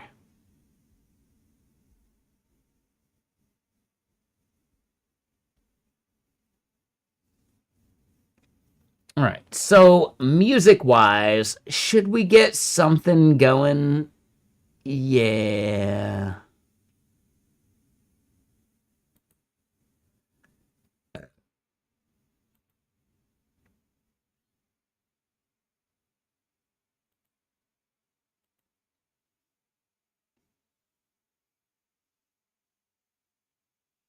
Dude, the slaps in this song, they're so good.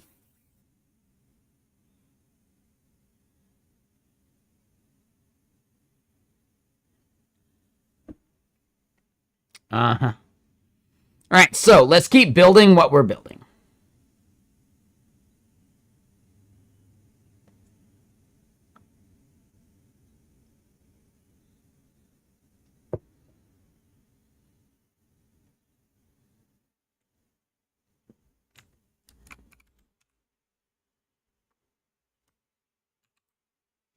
All right, so yeah, batch interval minutes, that should be a value that our back end is exposing, and I may have messed that part up. It's fine, Leo. Just chill, dude. Just hang out, man.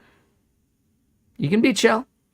I may have called you out a bit, but yeah, you know how you fix it? Just be chill. Hang out and chat.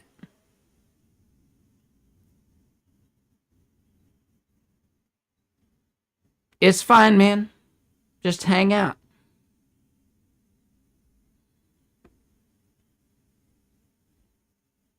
All right, so yeah, we got these values on both models, right? We just need to make sure we're handling it where we actually need it.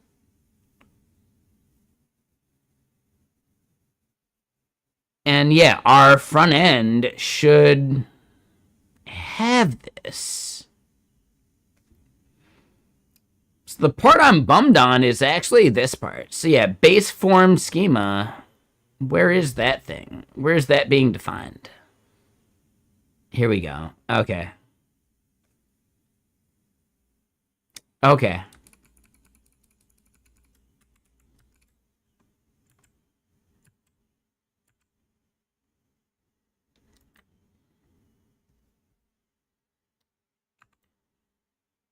All right. So we do that bit. And then, yeah, the any yells, sure.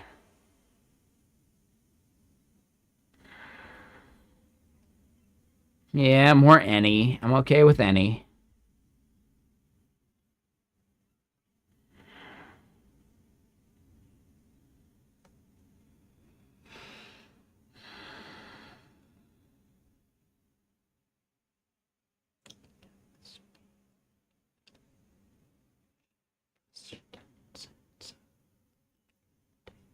Right, so we let the whole send frequency thing get, like, auto-completed, and it's wrong. Like, nah, dude.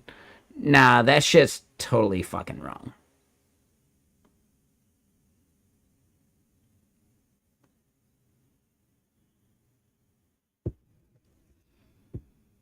Ooh, brainless. So, hold on. Here's something. And yeah, do I wish I had pressed them to get paid for it? Sure, maybe. I think actually one of the people behind it is upset with me, and that's fine. But a thing to check out is All Hands. Maybe they're not the person I'm thinking of, but I think someone was unhappy with me. Maybe it's not them. I could be wrong. I still think their product is awesome. So, do y'all remember when Acorn used All Hands on her stream? I think it's a cool product. Yeah, like, when you think about building a tool on top of AI that does coding stuff, right? The models do the foundational part, but there's so much more to a code tool that uses models that does code stuff that is different, right? So I just want to point out, like, I think Open Hands nails it. And Bedtime Bear, is this related to something you maybe were talking about at some point? I don't know, man. I do think if you're not aware of this, you should be aware of what it does. And I don't know, man. If you're just saying, like, this song's amazing, oh, this song's so good. Yeah.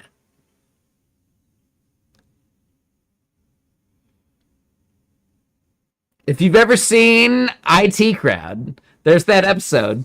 Oh, he was a cannibal. He was a fine young cannibal.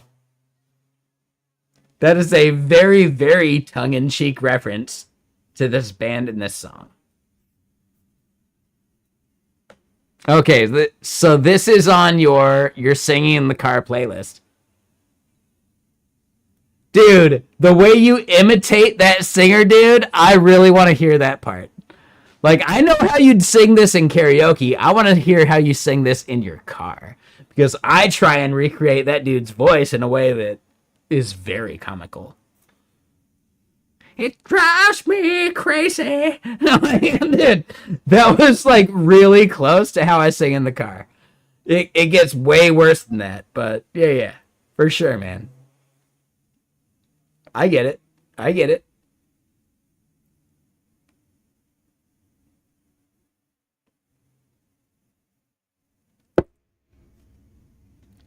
Ooh. Dude. Oh, yeah, dude. Fine young cannibal. Thank you, X Factor. I appreciate that, Mr. Sir.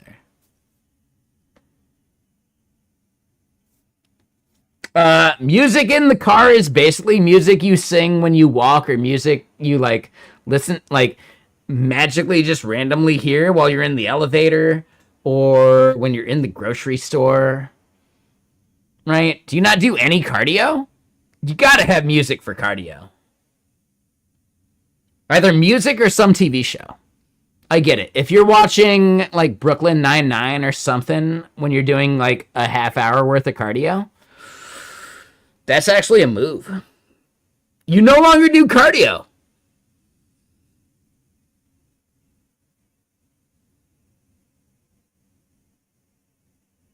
All right. I'm not sure I believe you, but I get it. Okay, touche. I think you should. But I get it. All right. Up to you.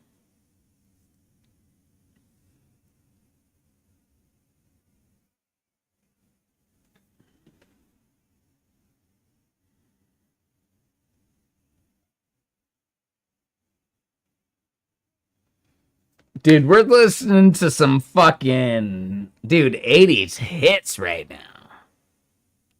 My birthday was last night, X Factor. We're one day separated from my birthday. Yet another CM Griffing in the world. Or at least just the one. But damn it. That's already too many.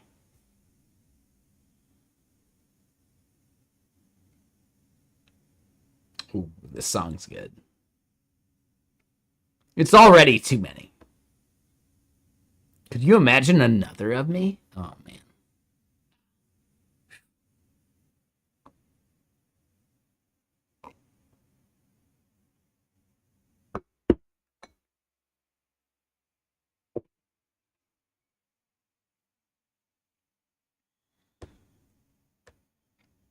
It's a good song. Come on. We can just enjoy the song.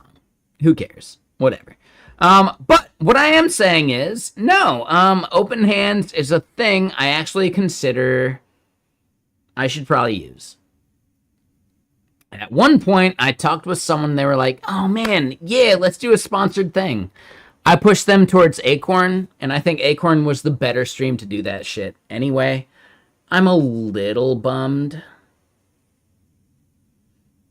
that no one followed up. Like, you know what? Yeah, no, we did the Acorn thing.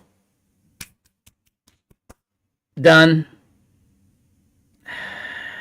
Am I a little bummed? Shit, I passed them on to someone who is better than me, and why would they use me now? Alright, I get it.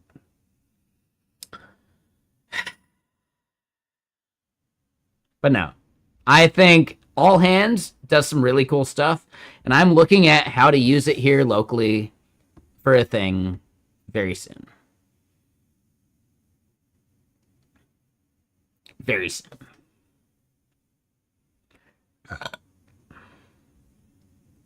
Now, if y'all are considering open hands, you should definitely be considering open hands. Right? Fuck Devin. Devin's an asshole. No, all hands, man. Way better. So yeah, check out open hands. I don't even need sponsorship. I'm not getting paid for this. I know someone that works there, so there is a bias. And I would happily endorse anything they do. They kill it.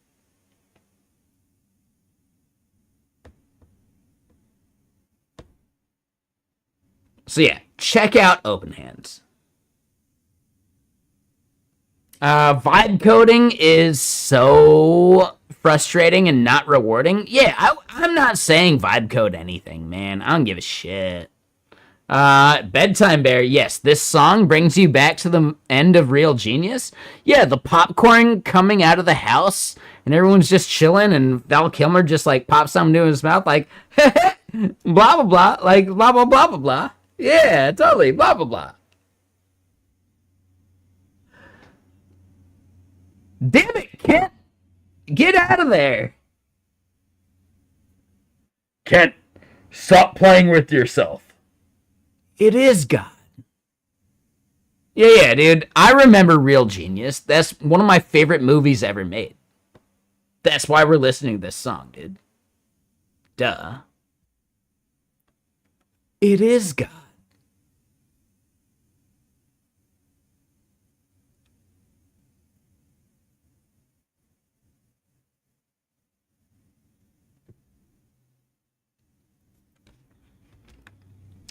Nah, it's just such a good film.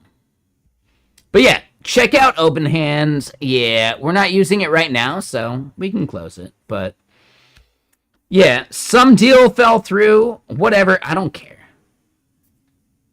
If they got their value, I am so stoked that Acorn helped them deliver that value.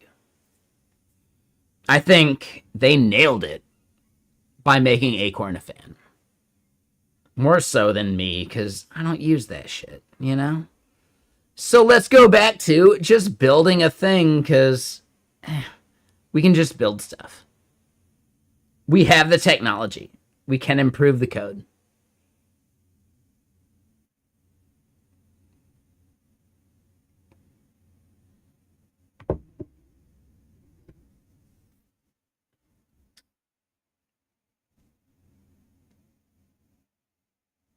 Ooh, Gary Newman cars.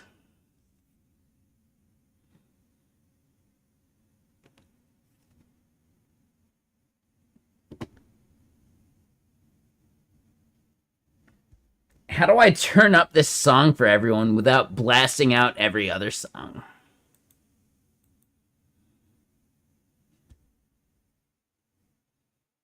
Dude, I got Chrome maxed.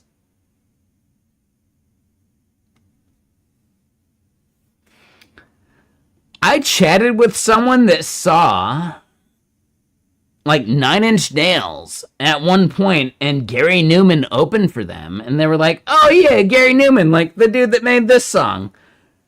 And they told me that, no, dude, Gary Newman fucking shredded it as like the opener for 9 Inch Nails or whatever. Like, dude, you think Gary Newman has just been sitting back and not making music and he's just like resting on his laurels? No, Gary Newman fucking makes some fucking music, dude. And if you think, oh, he stopped thinking about technology in the 80s? No, dude, this dude shreds. He's good enough to open for Nine Inch Nails. Think about that. Like, unironically. That's actually the point I'm trying to make. He's good enough these days to open for Nine Inch Nails, unironically. That's fucking cool, man. That's fucking cool.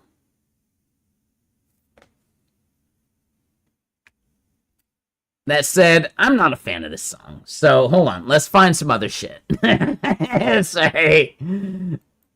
Dude, I'd rather listen to the fucking Waterboys at this point. I don't like that song. This song will be stuck in my head for weeks.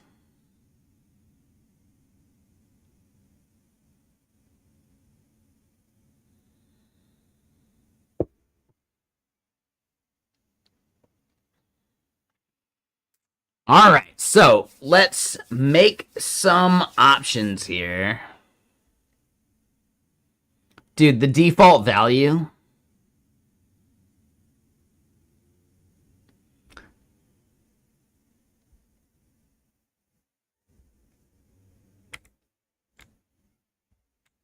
Nah, man.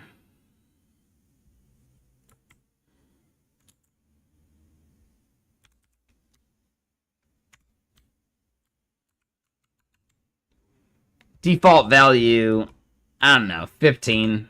Fuck it.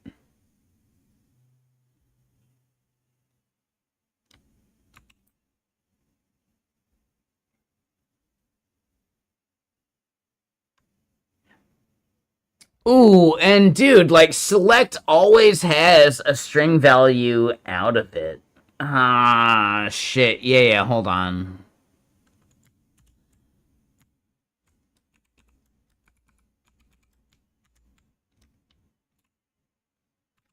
It's dumbfounded. Yeah, dude, I don't know, man.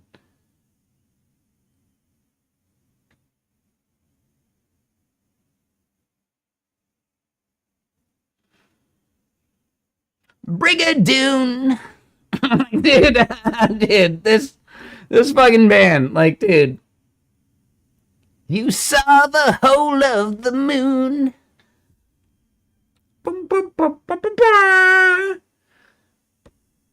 Dude, I'll take this shit over some of the worst other stuff. Nah, this shit's nice.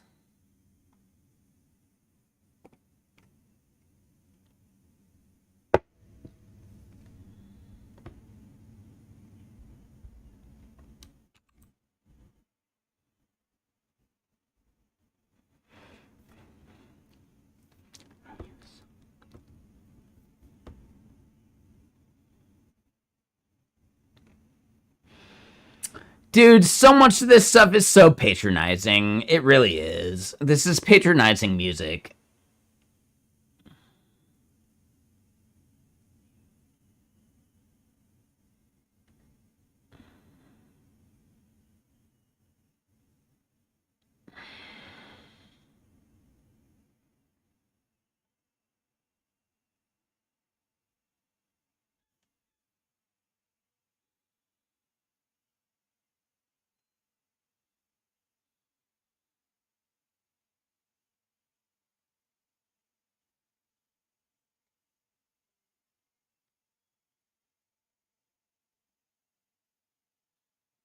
Dude, this whole album, this whole song is really, really, really lazy. Dude, and it goes in, what, another minute and a half? I was already sick of it. Holy shit, we got another minute and a half of this song? Alright, my bad. I was ready to, like, dude.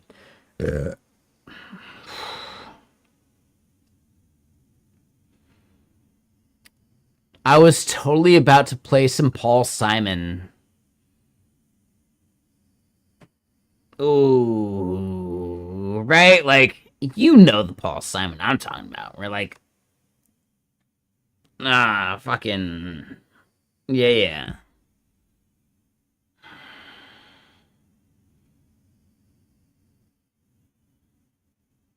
There's like that one song from Paul Simon I'm thinking of, right? Like, come on. They sound like a Bruce Springsteen cover band. Yeah, dude. No, they were ripping off the Bruce Springsteen sound of like the wall of like way too many fucking people. Yes, this exact band was absolutely stealing the thunder. Right? This is the big band era of like the worst part of the late 90s. Dude, you're not fucking wrong. The fact, LG, that you called it out, I didn't want to say it, but you're 1000% correct. Oh my god. Too high, hey, too far. Like, dude, it's so over the top that it's a joke. Have you ever seen Father Ted? There is absolutely an episode in which that, like, Graham Norton dude is a guest character doing some shit, and he's so over the top that they're like, you know what? I would rather die in this cave than listen to any more of this fucking asshole. And that's Graham Norton, like, saying that shit. You saw the whole of the moon. Like, dude, it, like, literally, that's what they're getting at. Dude, proper Irish people, this fucking asshole, man. Right? It's like a metaphor. No, come on, man. U2 does not represent proper Ireland. No, they're sellouts so bad at this point. Come on, don't think U2 is proper Irish. Nah, man. They're the biggest sellouts you ever heard. And that's like the opposite of being Irish. Selling out. Like, come on, man. So I just want to say that right now. Like, do you think U2 is actually proper Irish? Fuck no. They did every single thing they could to escape the Irish identity.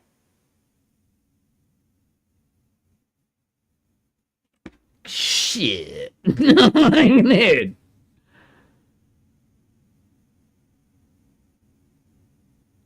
A street band is cool. Dude, no. U2 is not a street band. No, they don't deserve any fucking... Come on, man. Are you not aware? They're fucking U2. Like, dude, I don't know, man. Whatever. It's fine. It's chill. X Factor, you gotta go. Thank you for the happy birthday. Yeah, no. Yep. Yesterday, today, we're celebrating. Yeah, for sure, man. So, have a good night. See you again soon. Am I bullshitting? That's what I do. But am I bullshitting more than normal? Yeah, probably. That's my fault. I'm sorry. I'm mixing gaming stream with this stream way too much right now.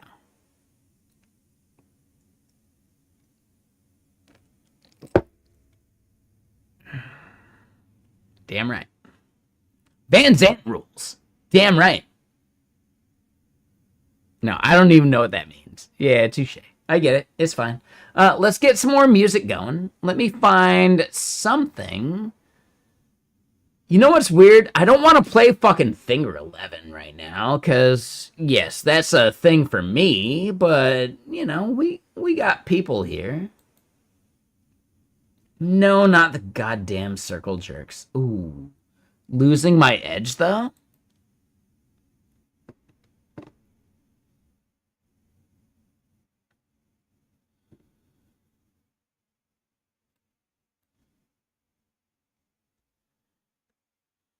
No. Yeah, no, this is a good song. Fuck yeah. I'm losing my edge.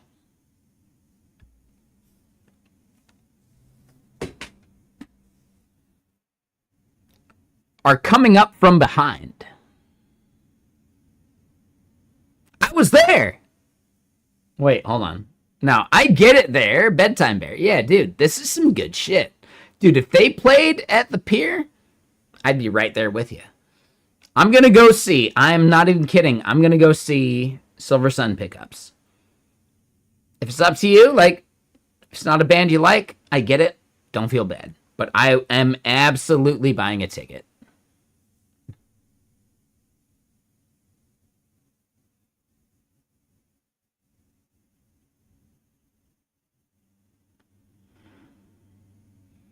Dude, LCD Sound System could do a tour as long as they don't play anything bigger than fucking Showbox.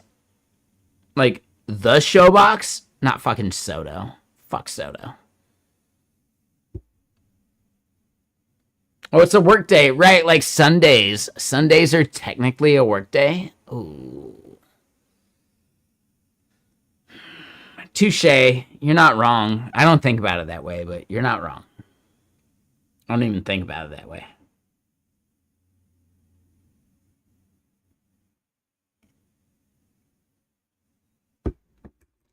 You're saying LCD Sound System will be in Carnation August 7th and 8th? Dude, I'd go see that. I don't know what that other part is. Like some farm. Okay, whatever. You're not in town? Alright, alright. I would go see a show.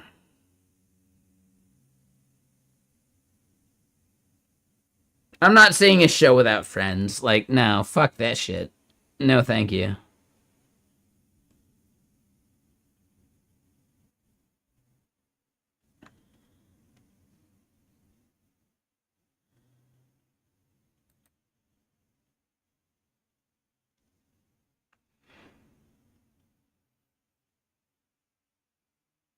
If you were in town. Well, I mean, you're not, so the definition is defined.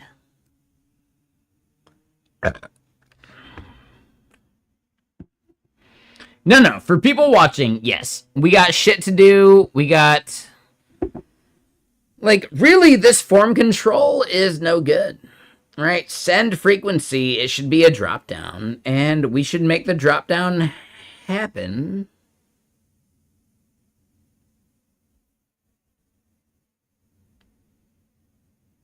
Every minute, every 5 minutes, every 15 minutes, every hour. Like, we should actually be fine-tuning those values, like, more so. Every 30 minutes. Every 60 minutes. Every 120 minutes. Yeah, so like at this point, everything is copy-pastable. And we need to start like filtering what someone can do based upon their account.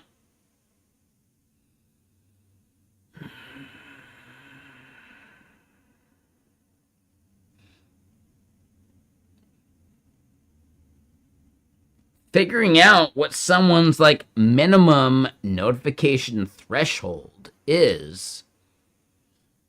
That's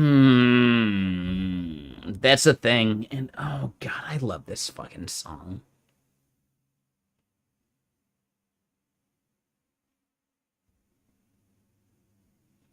Regardless of what I was saying with the code you see on screen, yeah, this song sits outside that scope because this song's just that good.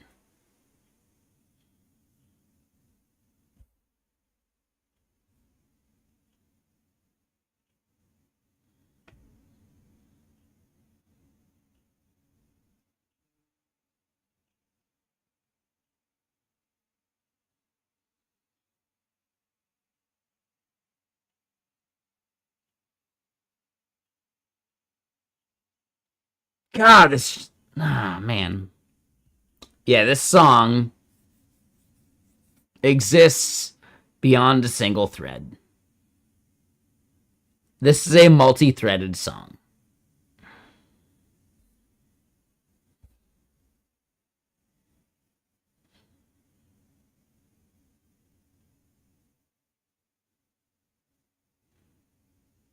All right, so back to it. Yeah, we got the app to build. Dude, we can do the bullshit. Sorry, this is the most recent part. Yeah. Should I build... Wait, we don't even see this part?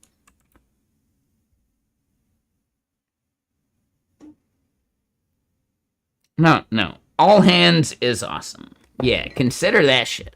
But, hold on.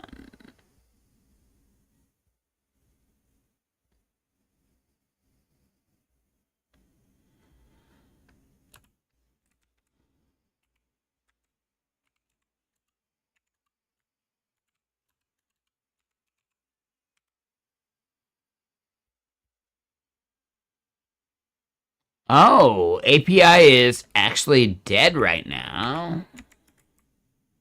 Because I didn't do that part. Alright, alright, alright.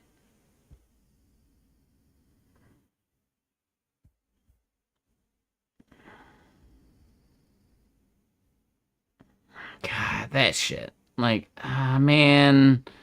Why am I logging that still? Like, why would I do that?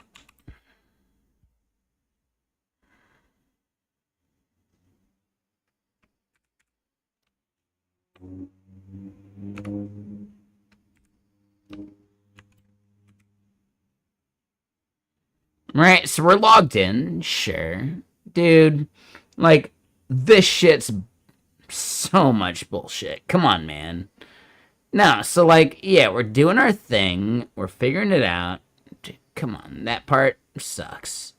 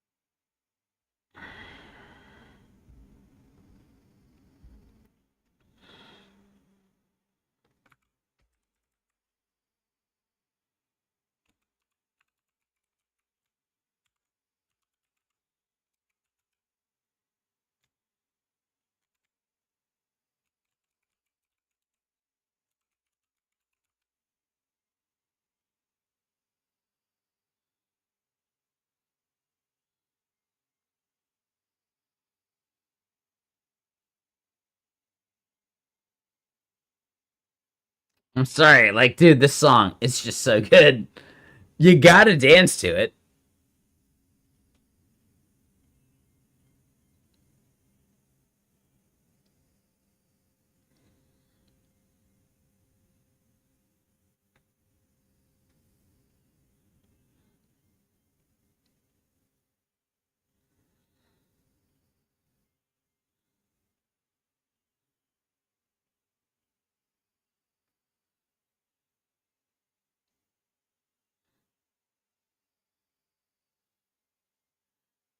Dude, come on, man. If you can't vibe to this song, I don't think you can vibe. Yeah, yeah. Like, this should actually be the pulse check for everyone that wants to represent someone in some district anywhere. Dude, can you not vibe? No one should vote you into fucking office. I don't think you have a pulse. If you can't vibe to this song, I don't think you actually have a pulse. Fuck me, right? No. Literally. Are you saying you can't vibe to this song? I don't think you have a pulse. I don't think you're actually human.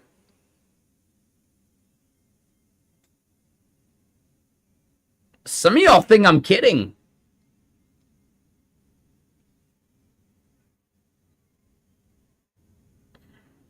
Are you saying you can't vibe to this song? Aliens, right? Sorry, Big Brother, they're right there. They're just right fucking there, dude. Nah, they can't vibe to a song like this. They've gotta be a fucking alien.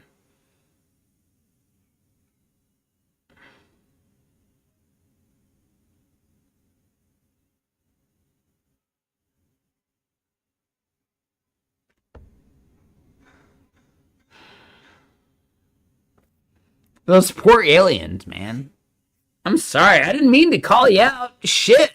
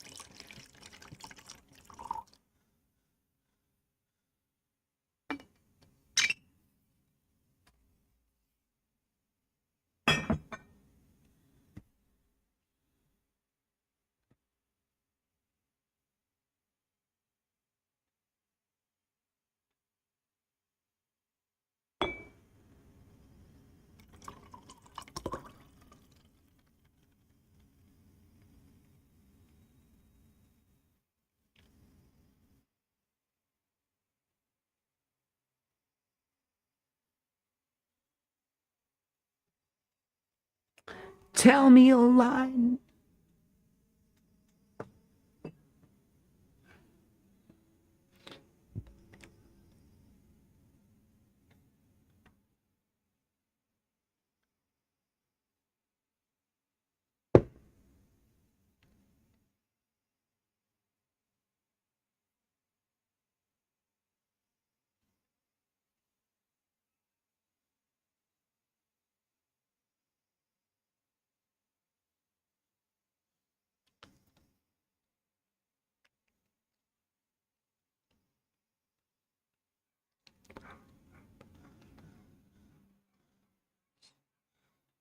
Right, yeah. No. I love this song. I love all this shit. Dude, I can do like a bad karaoke to this song. No. It's good shit. Sorry, we're not gonna do that. No. Come on. This is good shit, though. Like, have you never heard this song? Come on. This is a karaoke song. I'm not gonna do it in front of you. Come on. Don't worry about it. Shit. I can mime it. I bet you can mime it too.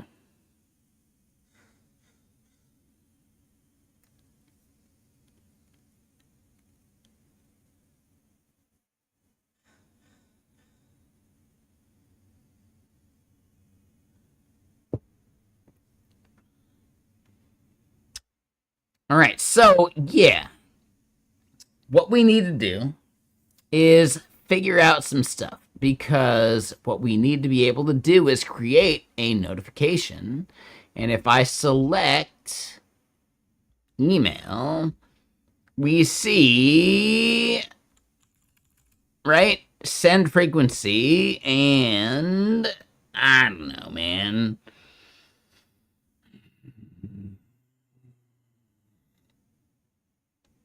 Right, I need to actually test a real fucking email address, and I shouldn't spam it.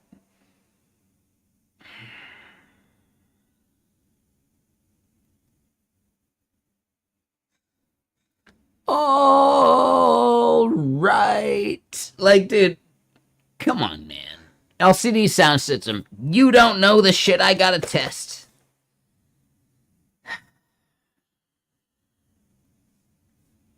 Like, you can go fucking party at Cheetah Lounge with CeeLo Green.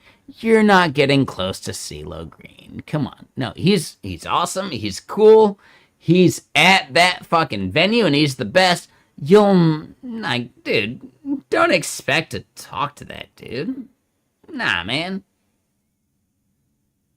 That's just his favorite place to be besides any other place he wants to be. Besides that, like, I don't know, man.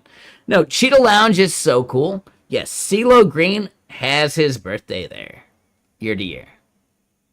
It's so much better than Claremont Lounge. Like, dude, no single human being wants to actually be seen at Claremont Lounge. Nah, man. Cheetah Lounge? Yeah, just do it. If you're in Atlanta, yeah, Cheetah Lounge. It's good. Cheetah something or other. It's fine. It's good.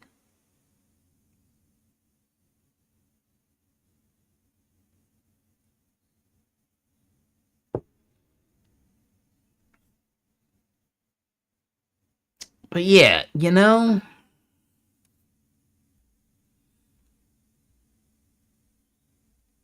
this whole like every minute, 15 minutes, we need to add other values. And what's the right way to do that?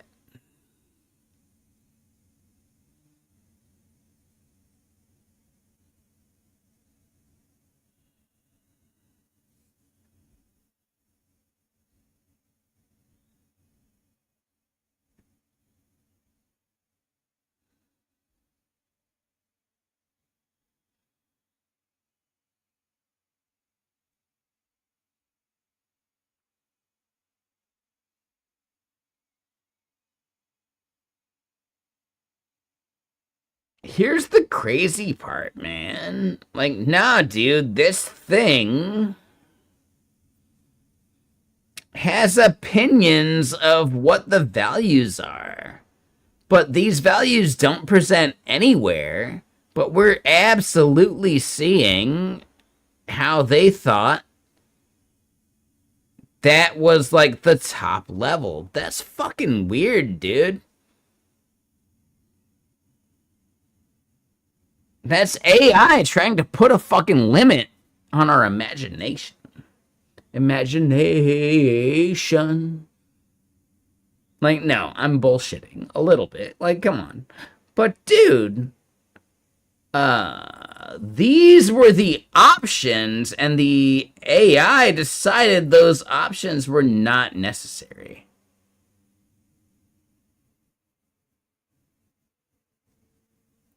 Dude, the Postal Service, like the song we're hearing right now, would not be okay with that, man. No, sorry. Wrong shit. Here we go. I'm thinking it's a sign too. Come on, man.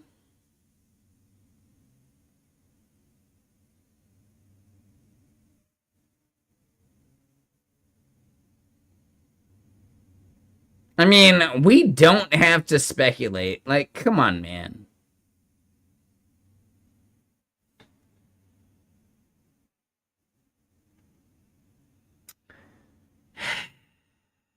Maybe I'm wrong. My bad. My bad.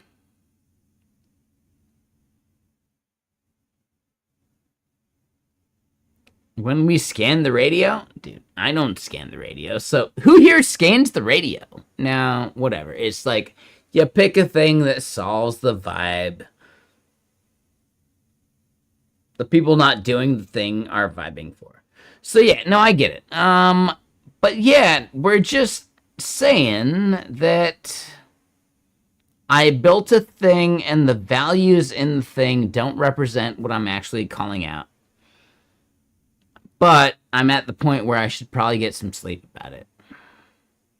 Or at least, like, go play some games and not think about this part of it. But honestly, this part of it is some shit that's not being presented by the thing we're calling out right now. And I get it. Whatever. Come down now. We'll say. Everything looks perfect from far away, man. Like, yeah, no, I get it. Dude, shit. Yeah, like, let's just take a nap, dude. I don't mind.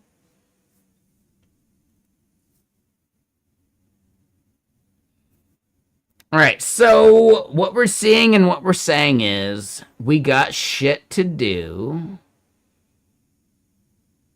And when we consider what the back end is doing, we should probably be doing some of that shit on the front end and absorbing what the back end says for it. Because we just gotta, like, take in some shit. I don't know, man.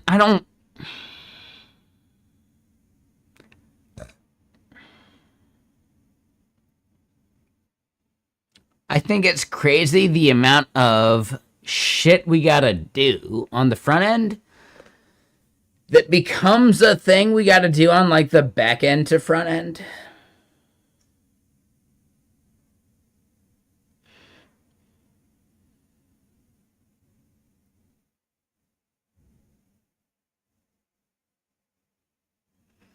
Like, we're all just chilling. Come on, man. We're all just fucking chilling.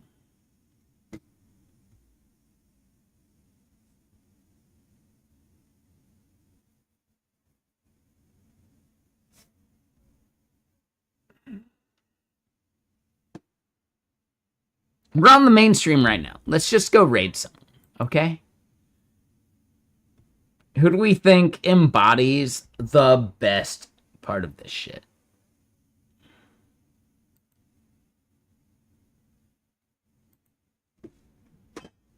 And who cares? Whatever. We'll go raid someone. That shit don't matter. It's fine. Come on.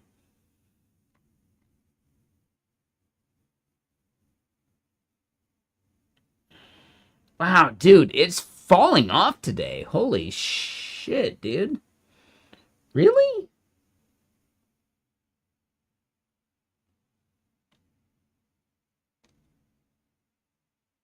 Alright, we're gonna go raid Bad Cop. They're doing a charity stream.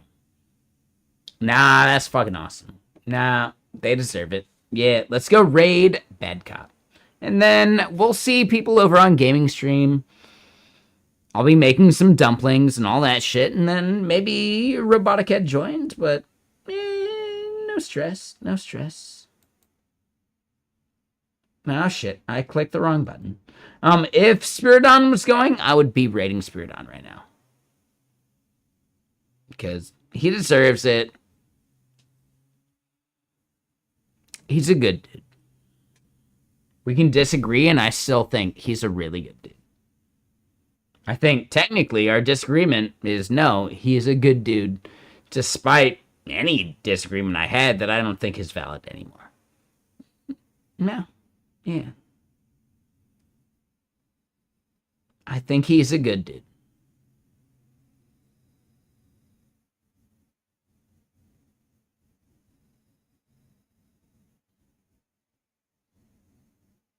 This music video for Daft Punk, LCD Sound System, basically Daft Punk. No, this shit's good. Oh man, like, dude, this song's amazing. I know this song only from, like, listening to it. I've never seen a music video for it. And, dude, the music video is fucking solid. But, like, dude, this is the exact same thing I'd do for any other version of just awesome shit in New York City. Fucking do it. Yeah. Cast the crowd, man. Anyway, who are we gonna go raid? Who's streaming? I really do think still Bad Cop. We raiding Bad Cop?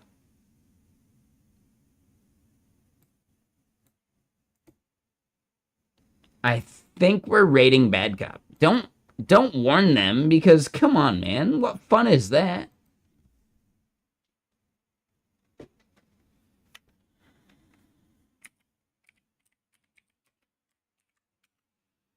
If you spoiled it, how dare you? Whatever. If not, I don't give a shit. Whatever. We're gonna go say hi to Bad Cop.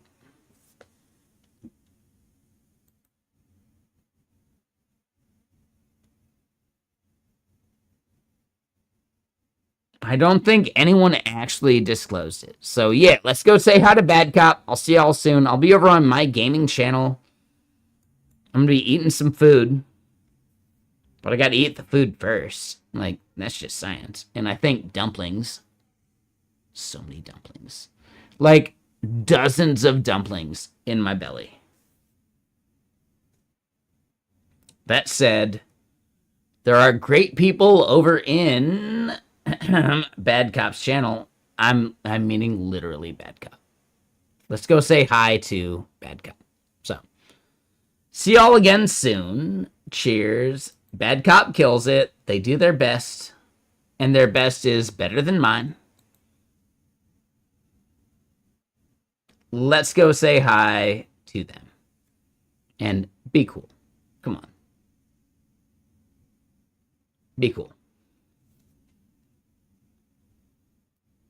All right. Pausing the music. Forwarding the thing. And then, yeah. YouTube. Thank y'all for chilling.